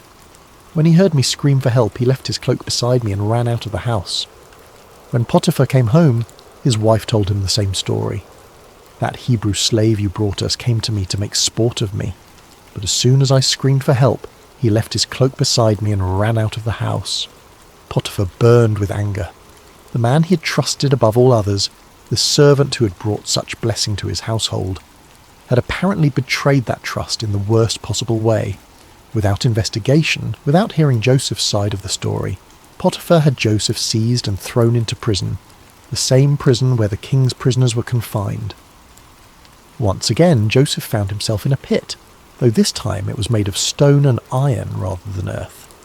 Once again, he had been betrayed by those he had served faithfully. Once again, his circumstances had changed dramatically through no fault of his own. He had done the right thing, had maintained his integrity, had honoured God, and his reward was imprisonment for a crime he had not committed. Many people would have become bitter at this point. They would have questioned why God allowed such injustice, why faithfulness seemed to be rewarded with suffering. They might have decided that integrity was not worth the cost, that doing right was foolish when it led to such consequences. But Joseph was not like most people. Even in prison, even after being falsely accused and unjustly punished, something within him refused to give up hope. He had learned that his circumstances did not define him, his character did. He had discovered that God's presence was not dependent on favourable conditions, but was available even in the darkest places. And remarkably, even in prison, Joseph began to prosper. The warden noticed this unusual prisoner who carried himself with such dignity, who treated others with such respect, who seemed to bring order and blessing wherever he went. Before long, the warden put Joseph in charge of all the other prisoners and made him responsible for all that was done in the prison. The warden paid no attention to anything under Joseph's care because the Lord was with Joseph and gave him success in whatever he did. Once again, Joseph had taken a situation that seemed hopeless and had found a way to serve with excellence, to lead with integrity, and to trust that somehow, in ways he could not yet see, God was working all things together for good. But the greatest tests of Joseph's faith were still ahead, and the prison that seemed like an ending was actually preparing him for a beginning that would astonish the world. Prison has a way of stripping away everything except what truly matters. In the Egyptian jail where Joseph now found himself, surrounded by stone walls and iron bars, the external trappings of success and status meant nothing. Here, in this place reserved for those who had supposedly committed crimes against Pharaoh, Joseph faced the ultimate test of his character. Days turned into months, and months into years. Joseph had now spent more time as a slave and prisoner than he had as the favoured son in his father's house. The dreams of his youth, the sheaves bowing down, the sun and moon and stars paying homage, seemed like the fantasies of another lifetime. If someone had asked him during those long, dark nights whether he still believed in those dreams, he might have wondered himself. But Joseph had learned something profound during his years of hardship, that faith is not about understanding God's timeline, but about trusting God's character. He had seen evidence of divine favour even in the darkest circumstances. When he was in Potiphar's house, God had blessed his work. Now, even in prison, he could see the same pattern. Blessing flowing through him to benefit others. Success following him, even in the most unlikely places. The other prisoners noticed something different about Joseph. While many of them spent their time in despair, anger, or plotting revenge, Joseph maintained a remarkable sense of peace. He listened to their stories with compassion, helped resolve disputes with wisdom, and carried himself with a dignity that prison walls could not diminish. The warden had made him the unofficial leader among the prisoners, and everyone, guards and inmates alike, respected him. One morning Joseph noticed that two of his fellow prisoners seemed particularly troubled. They were not ordinary criminals, but former members of Pharaoh's household, the chief cupbearer and the chief baker. Both had been imprisoned for offences against their royal master, and both carried themselves with the dignity of men, accustomed to positions of privilege and responsibility. "Why do you look so sad today?" Joseph asked them. The cupbearer answered, "We both had dreams, but there is no one to interpret them." In the ancient world, dreams were considered messages from the gods, and their interpretation was a specialized skill typically reserved for trained priests and wise men. To have a significant dream and no way to understand its meaning was a source of genuine distress. Joseph's response revealed both his humility and his faith. "Do not interpretations belong to God? Tell me your dreams." The chief cupbearer went first. "In my dream," he said, "I saw a vine in front of me, and on the vine were 3 branches. As soon as it budded, it blossomed, and its clusters ripened into grapes. Pharaoh's cup was in my hand, and I took the grapes, squeezed them into Pharaoh's cup, and put the cup in his hand." Joseph listened carefully, and as the cupbearer spoke, understanding came to him with a clarity that felt like sunrise after a long night. "This is what it means," Joseph said. "The 3 branches are 3 days. Within 3 days, Pharaoh will lift up your head and restore you to your position, and you will put Pharaoh's cup in his hand, just as you used to do when you were his cupbearer." The cupbearer's face lit up with hope. Joseph continued, "But when all goes well with you, remember me and show me kindness. Mention me to Pharaoh and get me out of this prison. I was forcibly carried off from the land of the Hebrews, and even here I have done nothing to deserve being put in a dungeon." When the chief baker saw that Joseph had given a favourable interpretation to the cupbearer's dream, he eagerly shared his own vision. "I too had a dream," he said. "On my head were 3 baskets of bread. In the top basket were all kinds of baked goods for Pharaoh, but the birds were eating them out of the basket on my head." Joseph's expression grew grave as he received understanding of this dream as well. The interpretation was not pleasant, but Joseph knew he had to speak the truth. "This is what it means," he said gently. "The 3 baskets are 3 days. Within 3 days Pharaoh will lift off your head and impale your body on a pole, and the birds will eat away your flesh." 3 days later it was Pharaoh's birthday, and he gave a feast for all his officials. He lifted up the heads of the chief cupbearer and the chief baker in the presence of his officials. He restored the chief cupbearer to his position so that he once again put the cup into Pharaoh's hand. But he impaled the chief baker, just as Joseph had said to them in his interpretation. The accuracy of Joseph's interpretation should have marked him as a man of extraordinary ability, someone worthy of attention and favour. The chief cupbearer had been restored to his position of influence, with direct access to the most powerful man in Egypt. Surely he would remember the prisoner who had correctly interpreted his dream and had specifically asked to be remembered. But the chief cupbearer forgot about Joseph. This forgetting was perhaps one of the most difficult trials Joseph had yet faced. It was not the active betrayal of his brothers or the false accusation of Potiphar's wife, but the passive neglect of someone who simply failed to keep his word. Day after day Joseph waited, hoping that this would be the day when guards would come to release him, when word would arrive that Pharaoh wanted to see him. But the days passed in silence. Months turned into a year, and then another year. 2 full years passed, and still the cupbearer, busy with his restored duties and privileges, did not remember the Hebrew slave who had correctly interpreted his dream. It was as if Joseph had been forgotten not just by one man, but by the entire world. During these 2 years of waiting, Joseph could have become bitter. He could have concluded that helping others was pointless, that kindness was wasted on those who would not return it. He could have decided that his gift for interpreting dreams was worthless if it could not even secure his own freedom. Many people would have given up hope entirely. But Joseph continued to trust, continued to serve, continued to maintain his character even when it seemed to bring no reward. He understood something that many people never learn, that our calling is to be faithful, not to control outcomes. His job was to use his gifts with integrity and kindness. God's job was to handle the timing and the results. In the darkness of those 2 forgotten years, Joseph's faith was refined like gold in a furnace. The dreams of his youth were still alive within him, but they had been purified of any pride or presumption. He was learning that God's promises are always fulfilled, but rarely on our timeline or in the way we expect.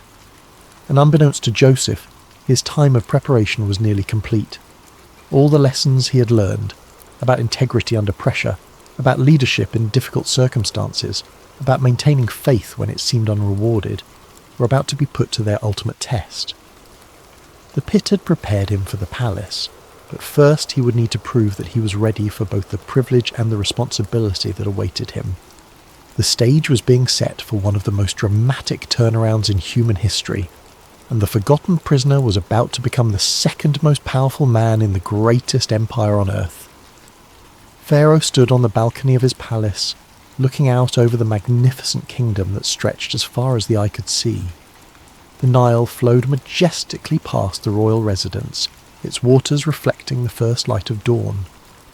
Egypt was at the height of its power and prosperity, with abundant harvests, thriving trade, and monuments that would stand for millennia as testaments to its greatness. But on this particular morning, Pharaoh was deeply troubled. For 2 nights in a row he had been visited by dreams so vivid and disturbing that they left him unable to rest. These were not ordinary dreams. They carried the weight of divine communication, the sense that the gods were trying to tell him something of vital importance. But what? The first dream had been strange and unsettling. Pharaoh had dreamed he was standing by the Nile when 7 cows, fat and sleek, came up out of the river and began grazing among the reeds.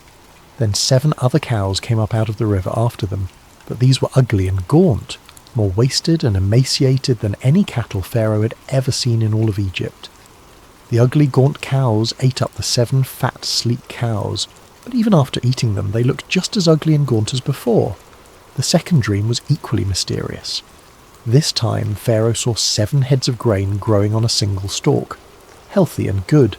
Then 7 other heads sprouted after them, but these were thin and scorched by the east wind. The thin heads of grain swallowed up the 7 healthy full heads. Pharaoh woke from each dream with a sense of foreboding that he could not shake. These dreams meant something, but what? He immediately called for all the magicians and wise men of Egypt, men who were trained in the ancient arts of dream interpretation and divine communication. They came quickly at their king's summons, eager to demonstrate their wisdom and earn royal favour. But as Pharaoh recounted his dreams to them, something unprecedented happened. These men, who had built their reputations on their ability to interpret dreams and divine the will of the gods, were completely baffled. They offered various theories and possibilities, but none of them carried the ring of truth. Pharaoh could sense their uncertainty, their fumbling attempts to provide answers they simply did not have. It was in this moment of royal frustration and growing anxiety that the chief cupbearer suddenly remembered something, or rather someone, he had forgotten for 2 long years. "Today I'm reminded of my shortcomings," the cupbearer said, approaching Pharaoh with obvious embarrassment. "Pharaoh was once angry with his servants, and he imprisoned me and the chief baker in the house of the captain of the guard. Each of us had a dream the same night, and each dream had a meaning of its own. Now a young Hebrew was there with us, a servant of the captain of the guard.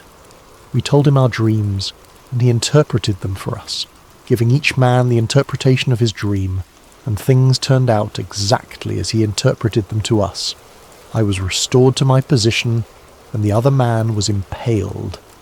Pharaoh's eyes sharpened with interest. A Hebrew slave who could interpret dreams with perfect accuracy, when his own wise men were stumped. "Send for him immediately," Pharaoh commanded. Guards rushed to the prison and found Joseph. "Pharaoh wants to see you," they announced. "Quickly, make yourself presentable." Joseph could hardly believe what he was hearing. After more than a decade in Egypt, first as a slave, then as a prisoner, he was suddenly being summoned to appear before the most powerful man on earth. He shaved, changed his clothes, and tried to prepare himself mentally for whatever was about to happen. As Joseph was led into the royal presence, he could not help but be awed by the magnificence that surrounded him. The palace was a testament to Egypt's wealth and sophistication, with soaring columns, intricate carvings, and precious metals gleaming everywhere. Pharaoh himself sat on a throne that seemed to embody the power and mystery of the gods, dressed in robes that spoke of unimaginable authority. "I had a dream," Pharaoh said without preamble, "and no one can interpret it. But I have heard it said of you that when you hear a dream you can interpret it." Joseph's response revealed the humility and faith that had sustained him through all his trials. "I cannot do it," Joseph replied, "but God will give Pharaoh the answer he desires." This was a remarkable statement for several reasons. First, Joseph gave no credit to himself, acknowledging that any ability he had came from God. Second, he was confident that God would provide the interpretation, even though he had not yet heard the dreams. Third, he was willing to stand before the most powerful man on earth and speak about his Hebrew God, a courageous act that could have had serious consequences if Pharaoh had taken offense. Pharaoh proceeded to tell Joseph both of his dreams in detail, describing the fat and gaunt cows, the healthy and withered grain. As he spoke, Joseph listened with the same careful attention he had given to the dreams of his fellow prisoners years earlier. When Pharaoh finished, Joseph spoke with clarity and confidence that amazed everyone present. "The dreams of Pharaoh are one and the same," he said. "God has revealed to Pharaoh what he's about to do. The 7 good cows are 7 years, and the 7 good heads of grain are 7 years. It is one and the same dream. The 7 lean, ugly cows that came up afterward are 7 years, and so are the 7 worthless heads of grain scorched by the east wind. They are 7 years of famine." Joseph continued, his voice carrying the authority of divine revelation. "It is just as I said to Pharaoh. God has shown Pharaoh what he's about to do. 7 years of great abundance are coming throughout the land of Egypt, but 7 years of famine will follow them. Then all the abundance in Egypt will be forgotten, and the famine will ravage the land. The abundance in the land will not be remembered, because the famine that follows it will be so severe.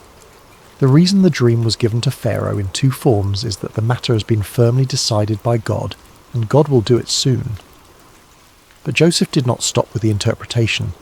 Drawing on his years of experience in administration and his natural wisdom, he offered practical advice for dealing with the crisis that was coming. "And now let Pharaoh look for a discerning and wise man and put him in charge of the land of Egypt. Let Pharaoh appoint commissioners over the land to take 1/5 of the harvest of Egypt during the 7 years of abundance. They should collect all the food of these good years that are coming and store up the grain under the authority of Pharaoh, to be kept in the cities for food. This food should be held in reserve for the country, to be used during the 7 years of famine that will come upon Egypt, so that the country may not be ruined by the famine." The plan was brilliant in its simplicity and scope. During the 7 years of abundance, Egypt would systematically store 1/5 of each harvest. This would require massive organisational skills, enormous storage facilities, and careful distribution networks. It would be one of the most ambitious administrative undertakings in human history.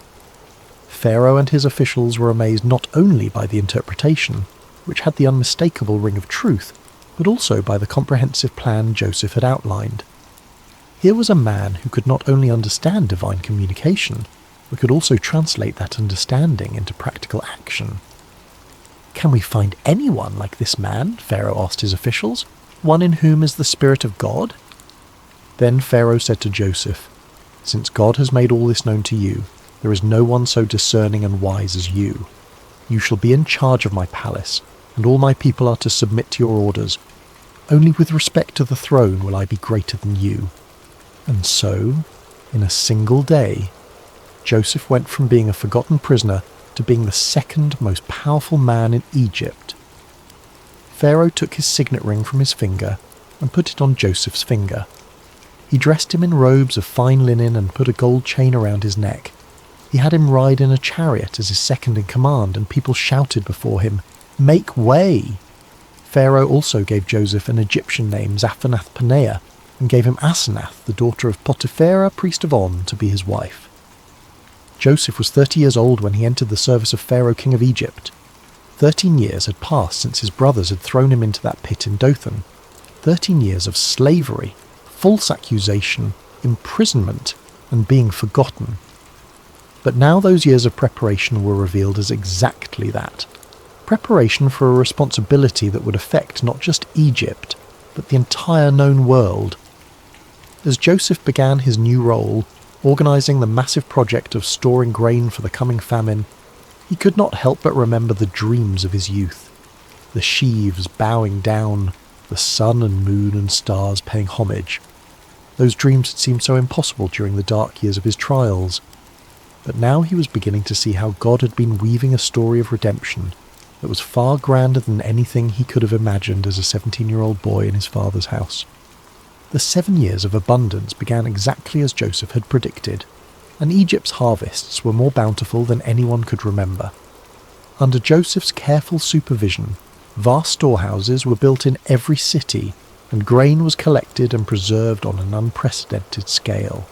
The administrative system he designed was so efficient and comprehensive that it became a model for future generations.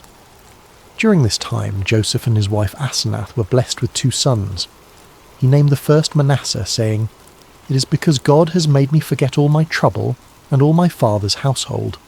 The second son he named Ephraim, saying, "It is because God has made me fruitful in the land of my suffering."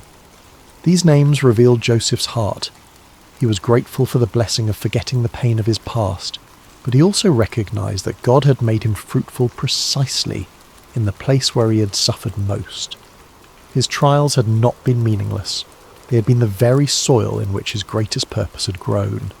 As the 7 years of abundance came to an end and the 7 years of famine began, Joseph's careful preparations proved their worth. While neighbouring countries struggled with crop failures and starvation, Egypt had grain in abundance. People came from all over the known world to buy food from Joseph, and Egypt became the lifeline for countless nations. The famine was severe throughout the world, and it reached even into the land of Canaan where Jacob lived with his family. When Jacob learned that there was grain in Egypt, he said to his sons, "Why do you just keep looking at each other? I have heard that there is grain in Egypt. Go down there and buy some for us so that we may live and not die." So 10 of Joseph's brothers went down to buy grain from Egypt. But Jacob did not send Benjamin, Joseph's younger brother, with the others, because he feared that harm might come to him. Benjamin was now the only remaining son of his beloved Rachel, and Jacob could not bear the thought of losing him too. When Joseph's brothers arrived in Egypt and came before him to buy grain, they bowed down to him with their faces to the ground. Joseph recognized them immediately, but they did not recognize him. Here was the fulfillment of his boyhood dreams, his brothers bowing before him, but it came not with triumph, but with the weight of enormous responsibility. Joseph remembered his dreams about them, but he pretended to be a stranger and spoke harshly to them. "Where do you come from?" he demanded. "From the land of Canaan," they replied, "to buy food." Joseph accused them of being spies, testing them to see what kind of men they had become. Through a series of encounters, he kept Simeon as a prisoner and demanded that they bring Benjamin to prove their honesty. When they returned with Benjamin, Joseph's emotions nearly overwhelmed him, but he continued to test them. The final test came when Joseph had his silver cup planted in Benjamin's sack, then accused him of theft. When the cup was found, Joseph declared that Benjamin would become his slave. It was then that Judah, the same brother who had suggested selling Joseph years before, stepped forward and offered to take Benjamin's place as a slave, saying he could not bear to see his father's grief if Benjamin did not return. This act of selfless love broke Joseph's heart. His brothers had changed. The jealous, cruel men who had thrown him into a pit were now willing to sacrifice themselves for each other and for their father's happiness. Joseph could no longer control himself. He sent all his attendants away and revealed himself to his brothers. "I am Joseph. Is my father still living?" he said, weeping so loudly that the Egyptians heard him. His brothers were terrified, but Joseph reassured them, "Come close to me. I am your brother Joseph, the one you sold into Egypt. And now, do not be distressed and do not be angry with yourselves for selling me here, because it was to save lives that God sent me ahead of you. For 2 years now there has been famine in the land, and for the next 5 years there will be no ploughing and reaping. But God sent me ahead of you to preserve for you a remnant on earth, and to save your lives by a great deliverance. So then, it was not you who sent me here, but God." This was the heart of Joseph's story, not revenge, but redemption, not bitterness, but blessing. He had learned to see God's hand even in the betrayal and suffering he had endured.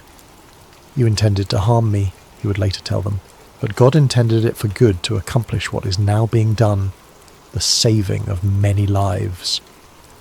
Joseph brought his entire family to Egypt, where they were given the best land in Goshen. Jacob, who had mourned Joseph as dead for over 20 years, was reunited with his beloved son. The family was restored, the famine was survived, and the promises God had made to Abraham, Isaac, and Jacob continued to unfold through their descendants. When Jacob died years later, Joseph's brothers feared that he might finally take revenge on them. But Joseph wept and said, "Don't be afraid. Am I in the place of God? You intended to harm me, but God intended it for good to accomplish what is now being done, the saving of many lives. So then, don't be afraid. I will provide for you and your children." Joseph lived to be 110 years old, seeing his family multiply and prosper in Egypt. Before he died, he made his brothers promise that when God eventually led them back to the Promised Land, they would carry his bones with them. Even in death, Joseph's faith looked forward to the fulfillment of God's promises.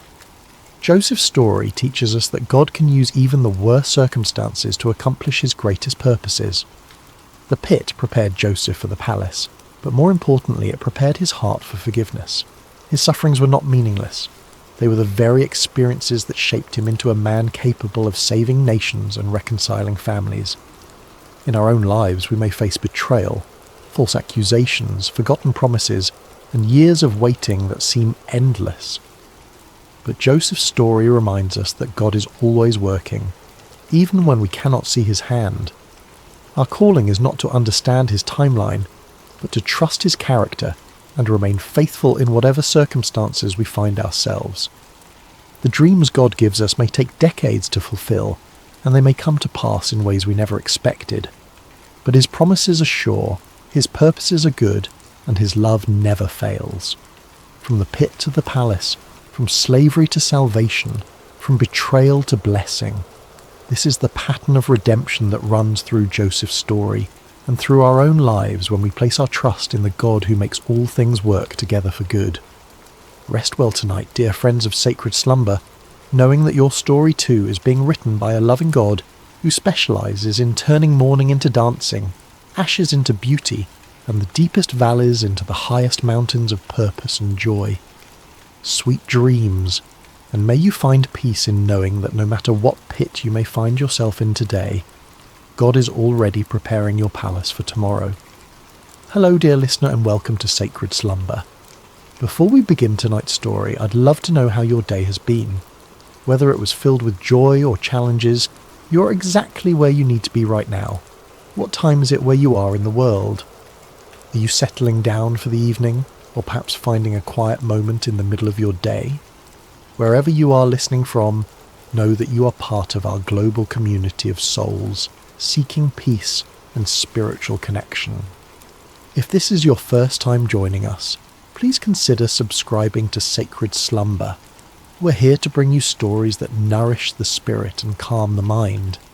Tonight, we journey to ancient Judah, to a time when God called a young man named Jeremiah to carry a message of both warning and hope. This is a story about divine calling, about being reshaped by loving hands, and about finding purpose even in the midst of struggle. So settle in, take a deep breath, and let us begin.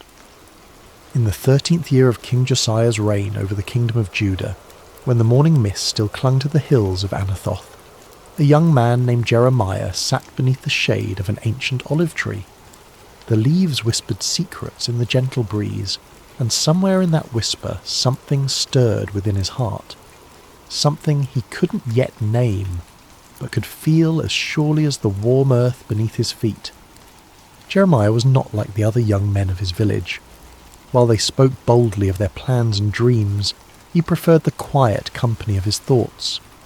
While they gathered in the marketplace to debate and jest, he found himself drawn to solitary places where he could listen to the deeper rhythms of life.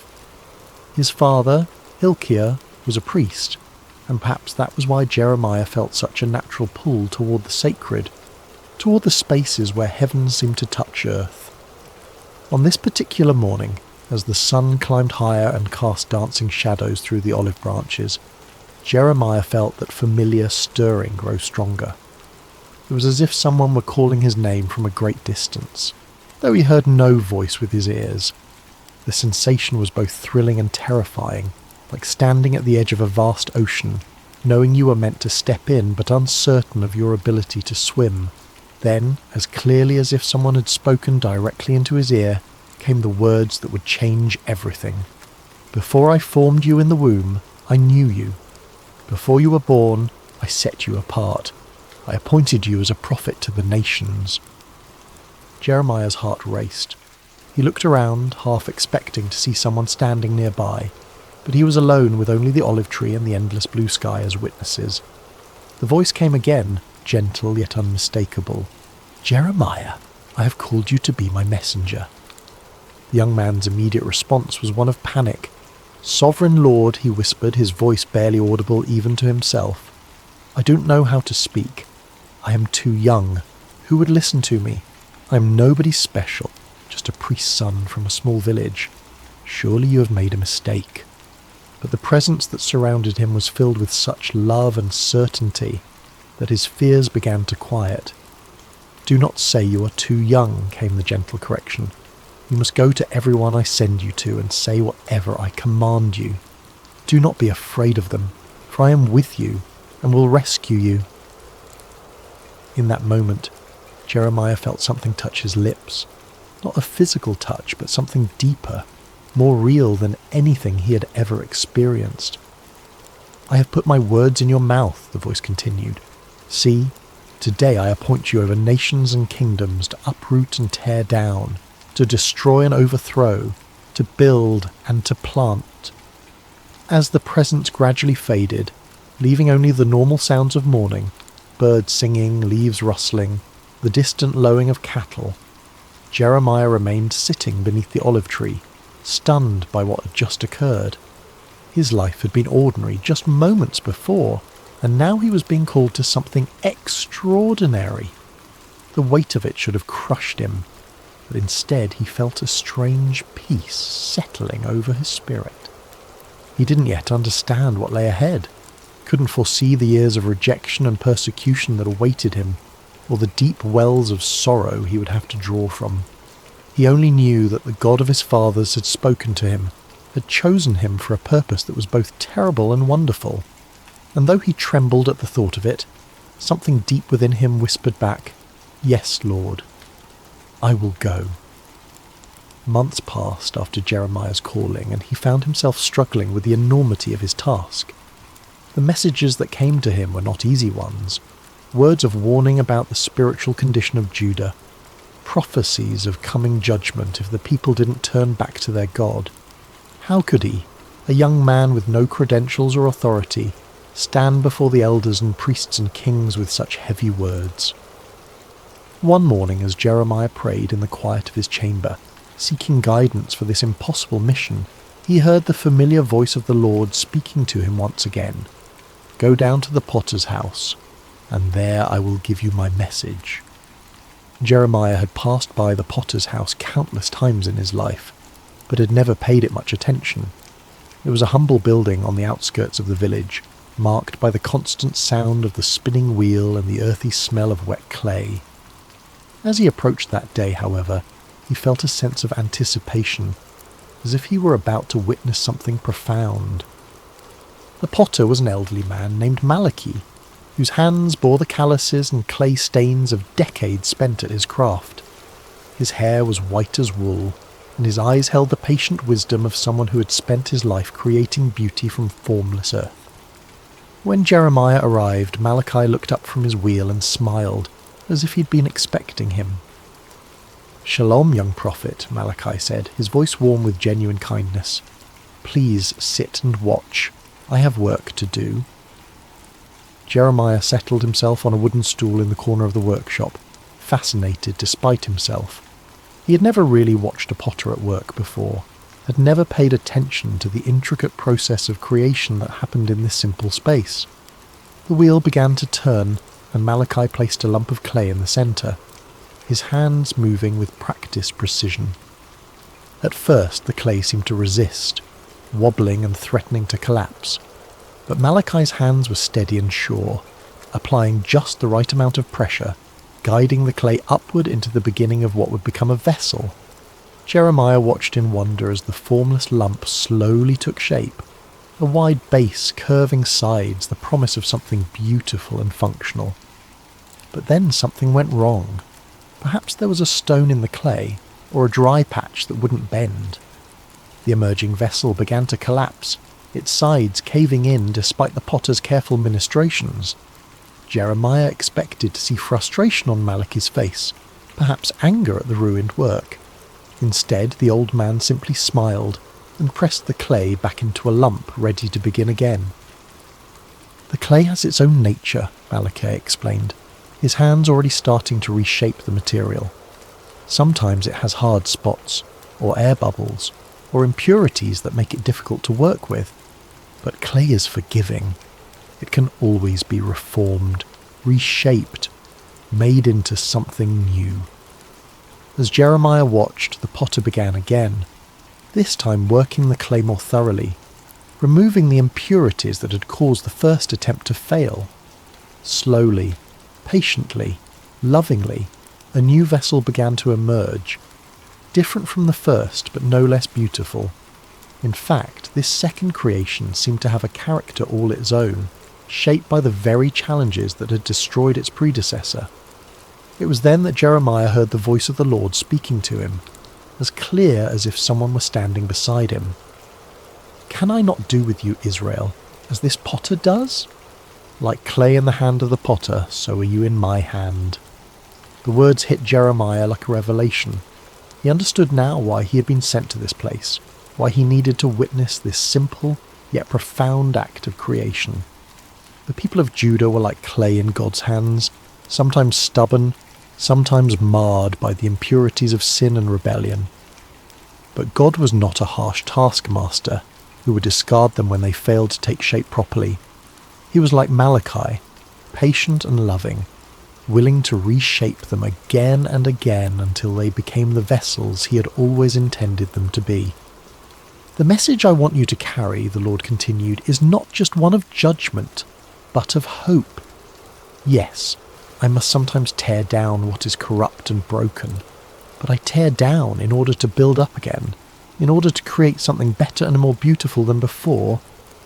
Jeremiah felt tears welling up in his eyes as he watched the potter's hands continue their gentle work. Here was a picture of God's character that he had never fully grasped before.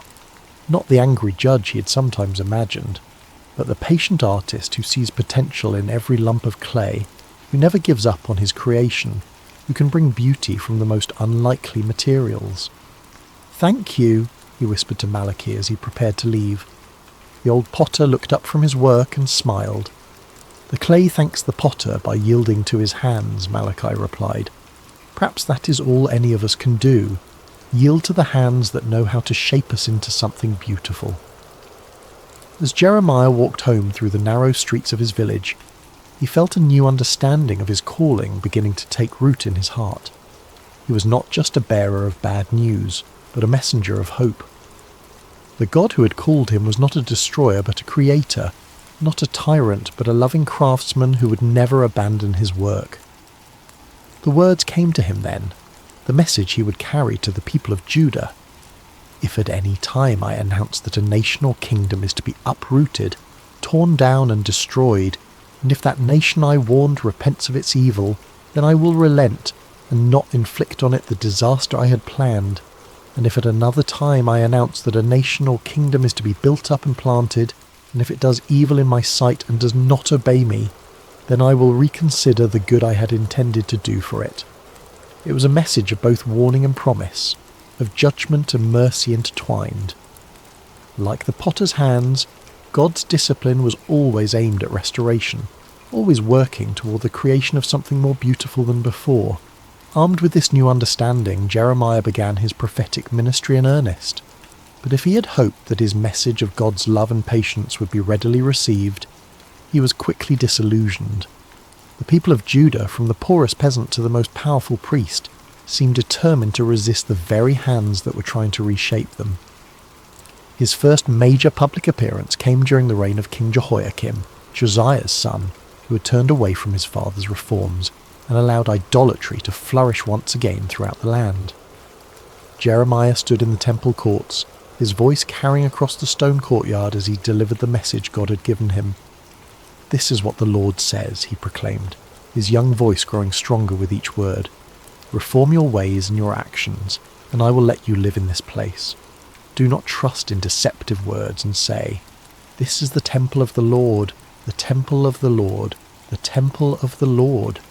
If you really change your ways and your actions and deal with each other justly, if you do not oppress the foreigner, the fatherless or the widow, and do not shed innocent blood in this place, and if you do not follow other gods to your own harm, then I will let you live in this place in the land I gave your ancestors for ever and ever."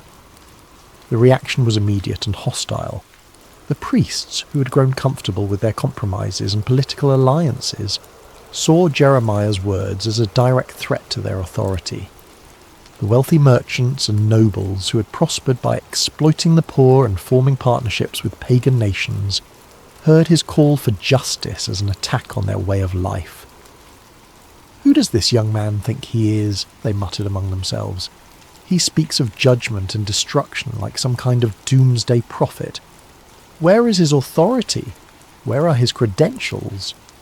But Jeremiah continued, his heart breaking even as he spoke the words God had given him. He could see the spiritual adultery that had infected his beloved nation, the way they had turned from the God who had delivered them from Egypt and given them this promised land.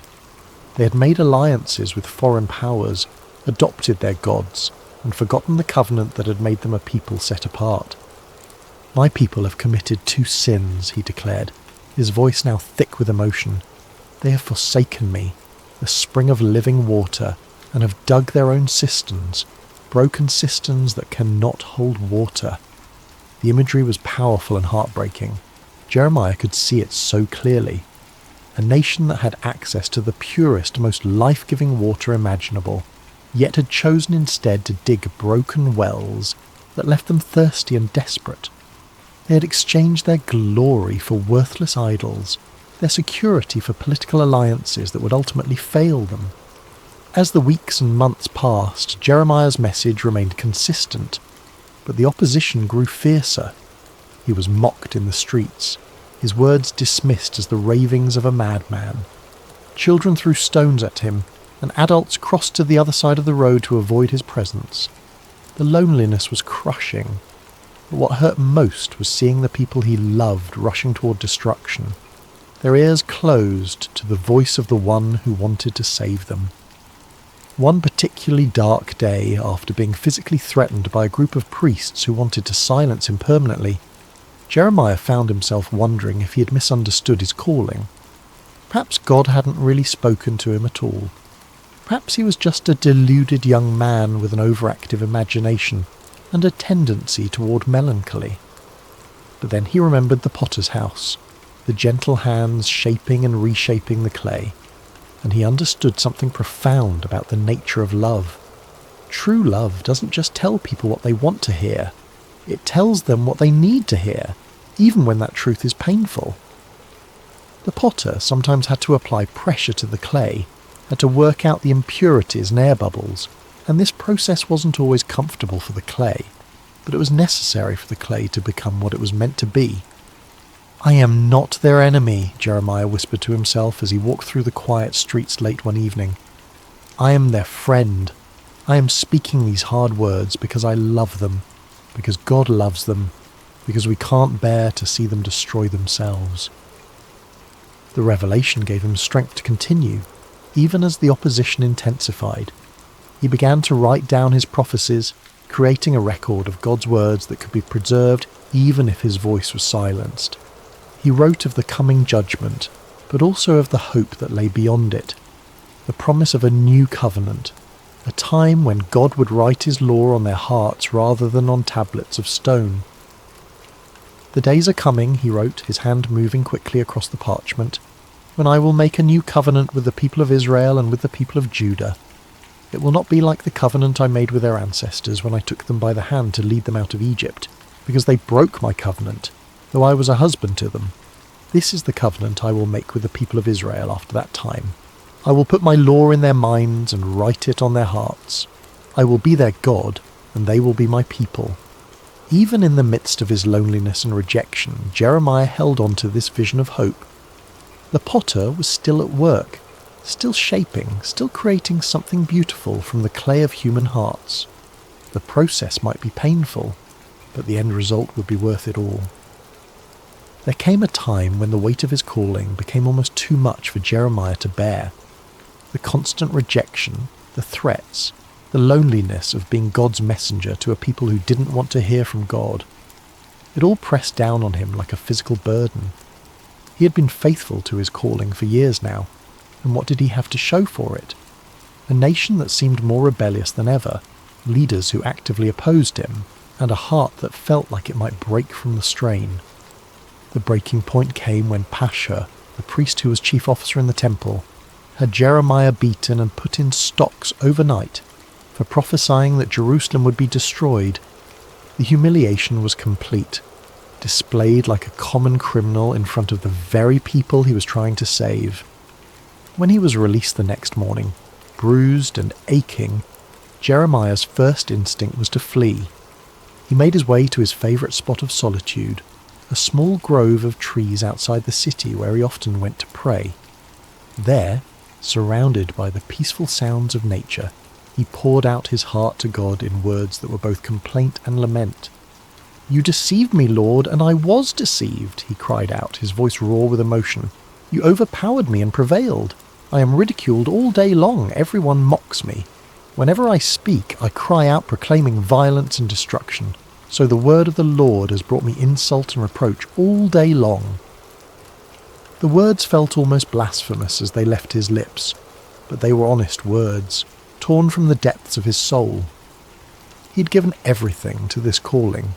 His youth, his dreams of a normal life, his relationships with family and friends. And for what?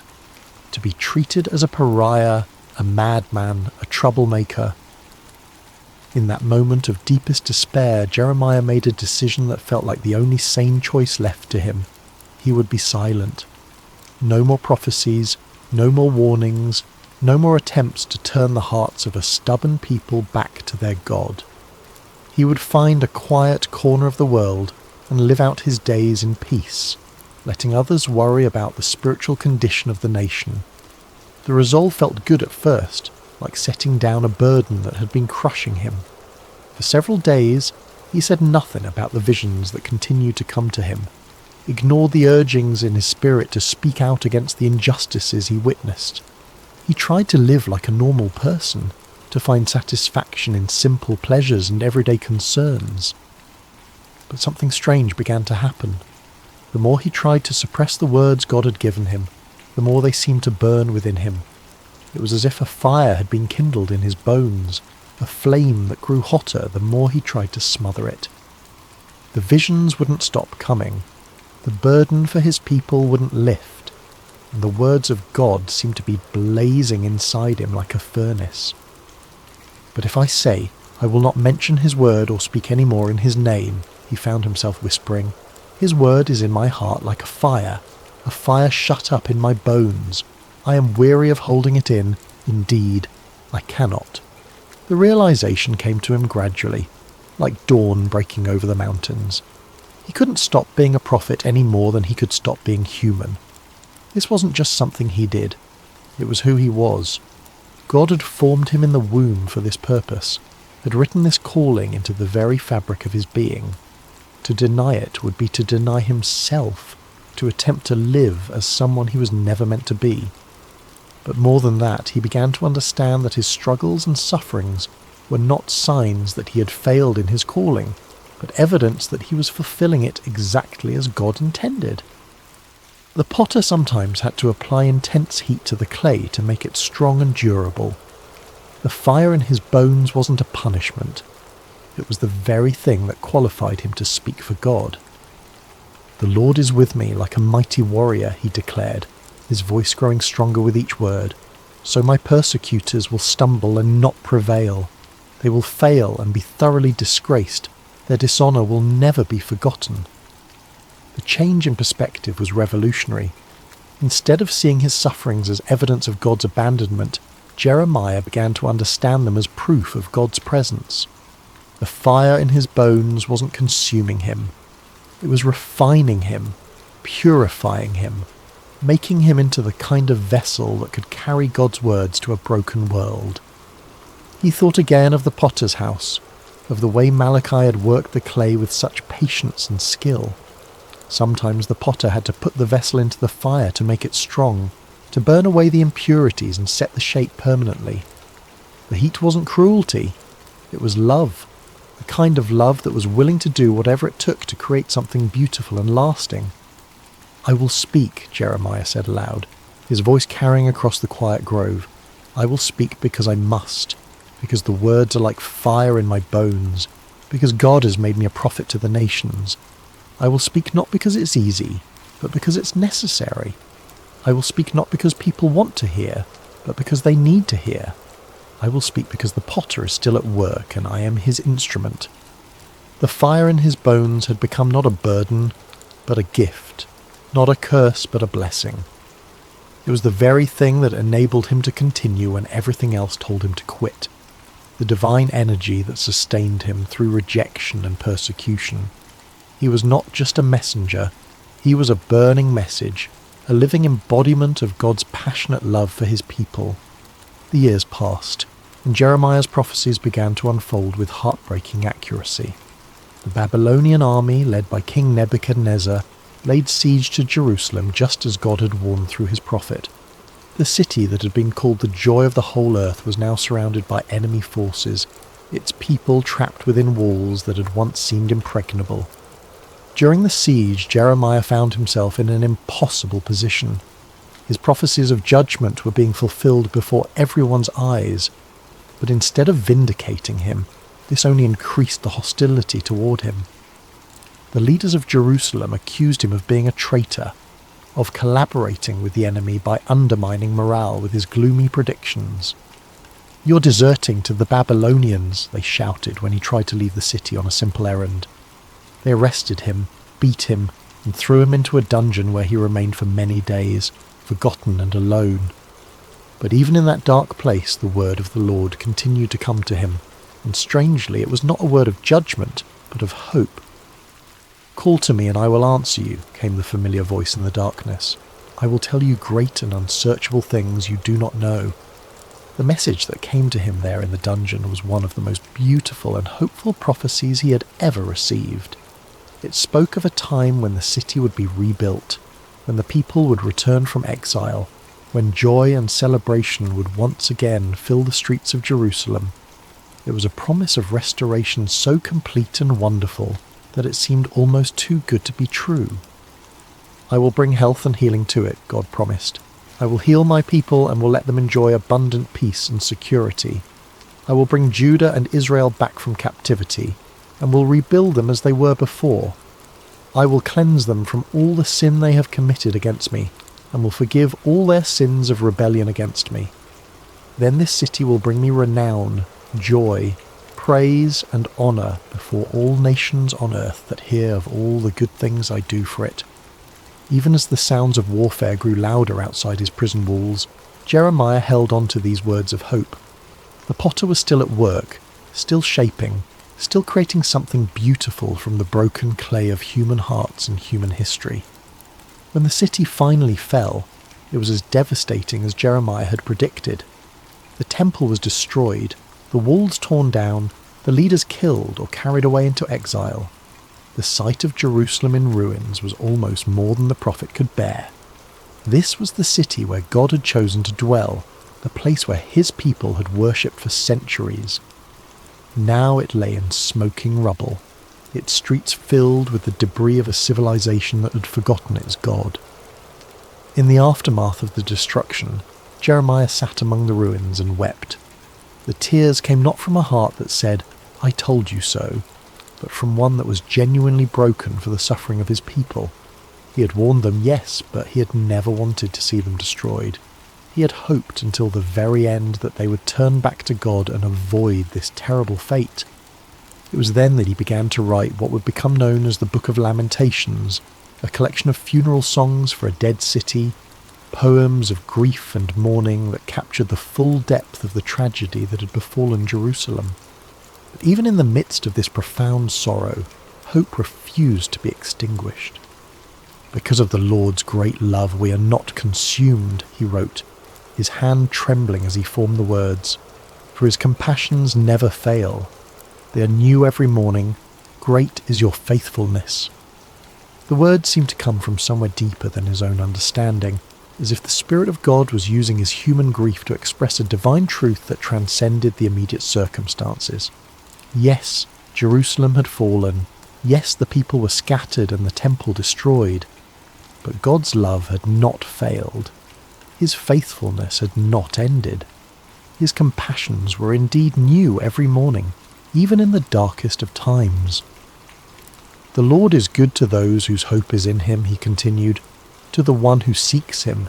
It is good to wait quietly for the salvation of the Lord." As he wrote these words, Jeremiah began to understand something profound about the nature of hope. It wasn't based on circumstances or on the absence of suffering. True hope was rooted in the character of God himself, in his unchanging love and faithfulness. The potter might allow the clay to be broken, but he would never abandon it. He might permit the vessel to be shattered, but only so that he could create something even more beautiful from the pieces. For no one is cast off by the Lord forever, he wrote, his voice growing stronger with each word. Though he brings grief, he will show compassion. So great is his unfailing love. For he does not willingly bring affliction or grief to anyone. The ruins of Jerusalem became, in a strange way, a place of worship for Jeremiah. There among the broken stones and scattered debris, he found a closeness to God that he had never experienced before. The external symbols of faith were gone, but faith itself remained. The building had been destroyed, but the builder continued his work. People would come to him there, survivors of the siege who were struggling to make sense of what had happened. They would ask him why God had allowed such suffering, why the innocent had to pay for the sins of the guilty, why the city of God had been given over to pagan armies. I cannot answer all your questions, Jeremiah would tell them gently, but I can tell you what I've learned in my years of walking with the Lord. He is like a potter who shapes clay, and sometimes the shaping process is painful. But he never works without purpose, and he never abandons what he has begun. The vessel may be broken, but the potter's hands are still at work creating something new from the pieces. In the final years of his life, Jeremiah found himself in Egypt, carried there against his will by a group of Jewish refugees who feared remaining in the land of Judah. It was not where he had expected to end his days, far from the city he had loved and served for so many years. But even in this foreign land, he continued to speak the words God gave him, continued to comfort and challenge the people who had been scattered by the winds of history. As he sat one evening by the banks of the Nile watching the sunset over the ancient land of the Pharaohs, Jeremiah reflected on the long journey that had brought him to this place. He was no longer the young man who had trembled beneath the olive tree at his first calling. His hair was now white, his hands marked by years of writing and rewriting God's words, his heart scarred by decades of rejection and persecution. But he was not bitter. Somehow, through all the pain and struggle, he had learned to see his life as part of a larger tapestry that God was weaving through history. He was just one thread in that tapestry, but he had been woven in exactly the right place, at exactly the right time, for exactly the right purpose. A young Jewish woman approached him as he sat by the water, her eyes reflecting the same uncertainty and pain he had seen in so many faces over the years. "Prophet," she said softly, "my heart is broken. I have lost everything, my home, my family, my future. How can I believe that God still cares about me?" Jeremiah smiled and gestured for her to sit beside him. "Let me tell you a story," he said, his voice warm with the wisdom of long experience. "Once God sent me to a potter's house to watch him work. The potter was shaping a vessel on his wheel, but something went wrong. The clay became marred, misshapen, useless for its intended purpose." The young woman leaned forward, intrigued despite her sorrow. "I expected the potter to throw the clay away," Jeremiah continued. "After all, it was ruined, wasn't it? But instead, he gathered it up and began again. He worked the clay, removed the impurities, and slowly shaped it into something new. The second vessel was different from the first, but it was beautiful in its own way. Perhaps even more beautiful because it bore the marks of the potter's patient love. "But what does this mean for me?" the woman asked. "How does this help me with my broken heart?" Jeremiah reached down and picked up a small piece of clay from the riverbank. "This is what God showed me that day," he said, working the clay gently in his hands. "You are not ruined, you are not beyond hope. You are clay in the potter's hands, and he is still shaping you. The breaking you've experienced is not the end of your story. It's the beginning of a new chapter." As he spoke, the clay in his hands began to take shape, becoming a small but perfectly formed vessel. "God's love is like this potter's skill," he continued. "It can take the most broken, damaged clay and create something beautiful from it. Your pain is not wasted. Your tears are not meaningless. They are part of the process by which God is making you into the person he always intended you to be." The woman began to weep, but they were not tears of despair. They were tears of hope, of recognition, of a heart that was beginning to heal. "How do you know this?" she whispered. "How can you be so sure?" Jeremiah smiled, and in that smile was the peace of a man who had wrestled with God and found him faithful. "Because I have been clay in the potter's hands for 40 years, he said simply. "I have been broken and reshaped more times than I can count. I have questioned, doubted, even tried to run away from his calling. But through it all, I have learned one thing. The potter never gives up on his clay. He never throws it away. He keeps working, keeps shaping, keeps creating until the vessel is exactly what he envisioned it to be." As the stars began to appear in the darkening sky, Jeremiah continued to speak with the young woman and others who had gathered around them. He told them of the promises God had made, of a time when the exiles would return, when the city would be rebuilt, when God would make a new covenant with his people. He reminded them that their current suffering was not the end of the story, but part of a larger narrative of redemption and restoration. "The potter is still at work," he said as the evening drew to a close. "In your lives, in the life of our nation, in the great sweep of history itself, he's shaping something beautiful from the clay of human hearts and human history. Trust his hands, yield to his touch, and know that whatever he is creating in you and through you, it will be more wonderful than you can imagine." That night, as Jeremiah lay down to sleep, he thought once more of the potter's house and the lesson that had shaped his entire ministry. He had been privileged to be God's messenger, to speak his words to a generation that desperately needed to hear them. He had endured rejection, persecution, and exile, but he had also experienced the incredible intimacy of walking with God through every trial. His life had not been easy, but it had been meaningful. He had been clay in the potter's hands, shaped and reshaped according to God's perfect will.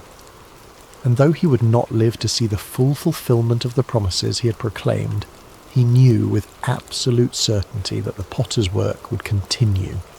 The hands that had shaped him would continue to shape others, generation after generation, until the final masterpiece was complete. The last words he wrote in his journal that night were these: "The steadfast love of the Lord never ceases. His mercies never come to an end. They are new every morning. Great is your faithfulness. The Lord is my portion, says my soul, therefore I will hope in him." And in the quiet darkness of a foreign land, far from the ruins of Jerusalem but close to the heart of God, Jeremiah slept peacefully, knowing that the potter's hands were still at work, still shaping, still creating something beautiful from the clay of human hearts. The message he had carried for 4 decades would outlive him, would speak to countless generations of broken people who needed to know that they were not beyond hope, that the potter never gives up on his clay, and that his love truly is new every morning. The story of Jeremiah reminds us that even in our darkest moments, even when our lives seem shattered beyond repair, we are never beyond the reach of the potter's hands. Like clay on the wheel, we may be broken, but we are never discarded. We are loved, shaped, and reshaped by hands that know exactly what we can become. And in the end, that is enough. That is everything. In the quietness of this story's end, may you find the peace that comes from knowing you too are clay in the potter's hands, being shaped with infinite love and patience into something beautiful beyond your wildest dreams. The potter is still at work, still shaping, still creating, and his love for you is new every morning. Hey everyone, welcome back to Sacred Slumber. Before we dive into tonight's story, I want to ask you something that would genuinely help us out. If you're enjoying this content, please consider using your hype points on this video. It really helps the channel more than you possibly know. Seriously, it makes a massive difference in getting these stories out to more people who love this kind of content. Also, if you want to, drop a comment telling us what time it is for you right now and where in the world you're listening from. We absolutely love seeing where everyone is tuning in from. No pressure though, only if you feel like it. And of course, if you haven't already, hit that subscribe button. It keeps us going. All right, let's get into it. a whisper in the darkness. Imagine a night so quiet you can hear the oil lamps flickering. Picture a massive stone sanctuary in the ancient city of Shiloh, where shadows dance across walls that have witnessed centuries of worship. The air is thick with the scent of incense and burning oil, that peculiar combination of cedar smoke and olive essence that clings to sacred spaces. Outside, the wind moves through the hills of Israel like a whispered prayer, carrying with it the distant bleating of sheep settling for the night and the occasional call of a desert owl.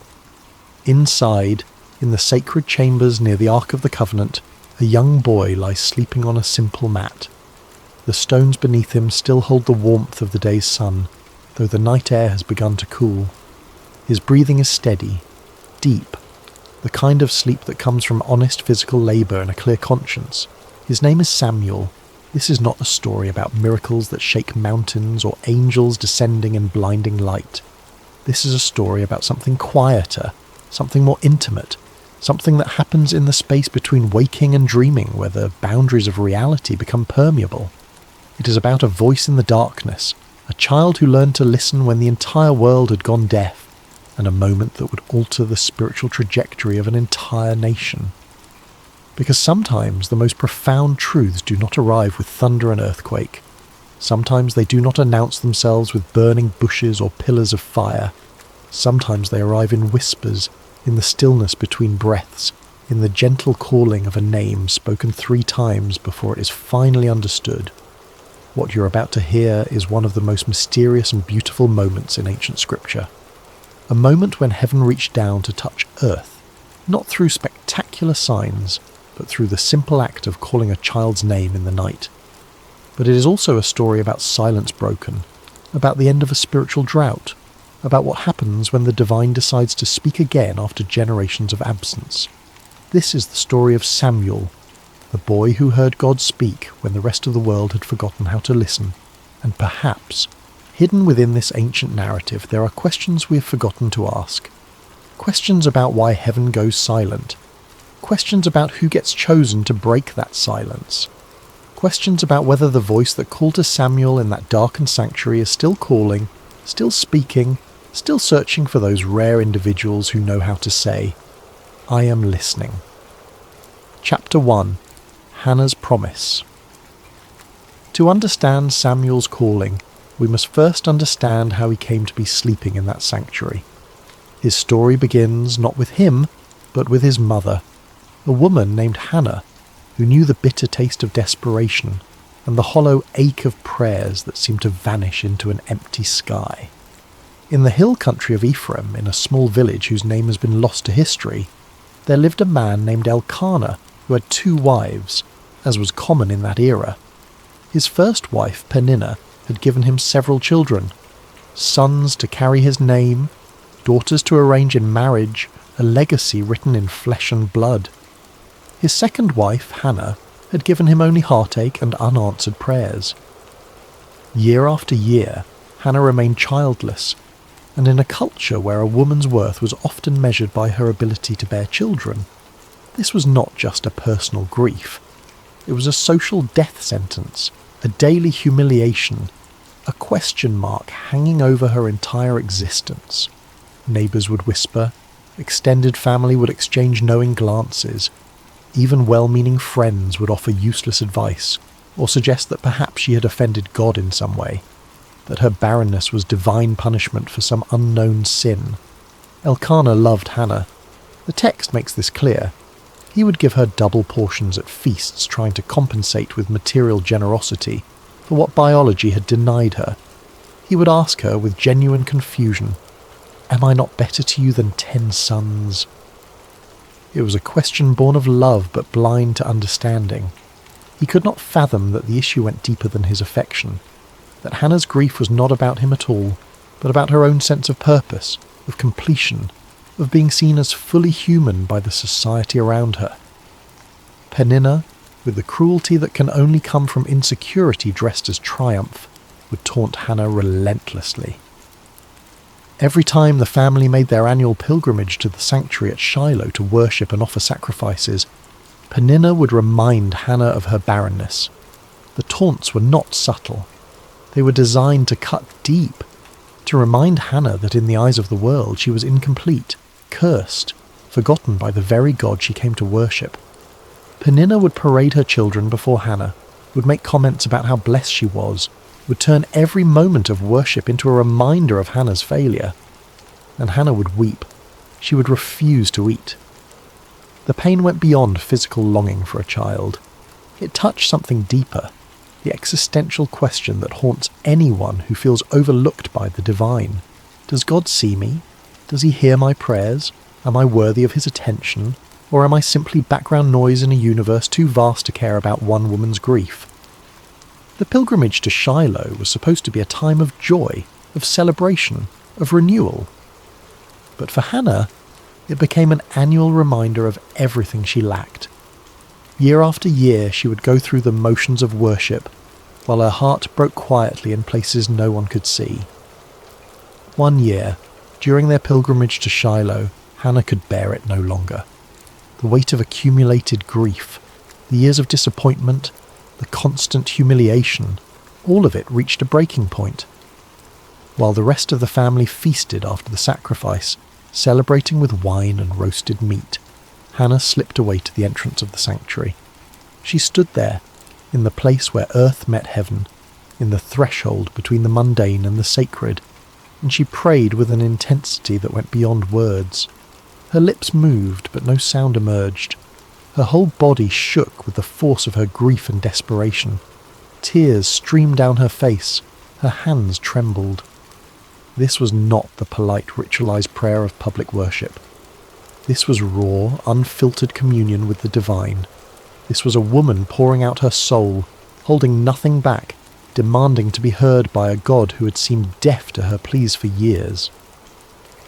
She made a vow that day, one that would echo through generations.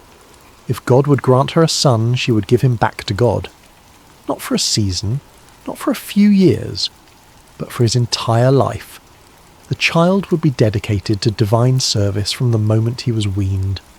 It was the prayer of a woman who understood that sometimes the greatest gift we can receive is not something to hold on to, but something to offer back to its source.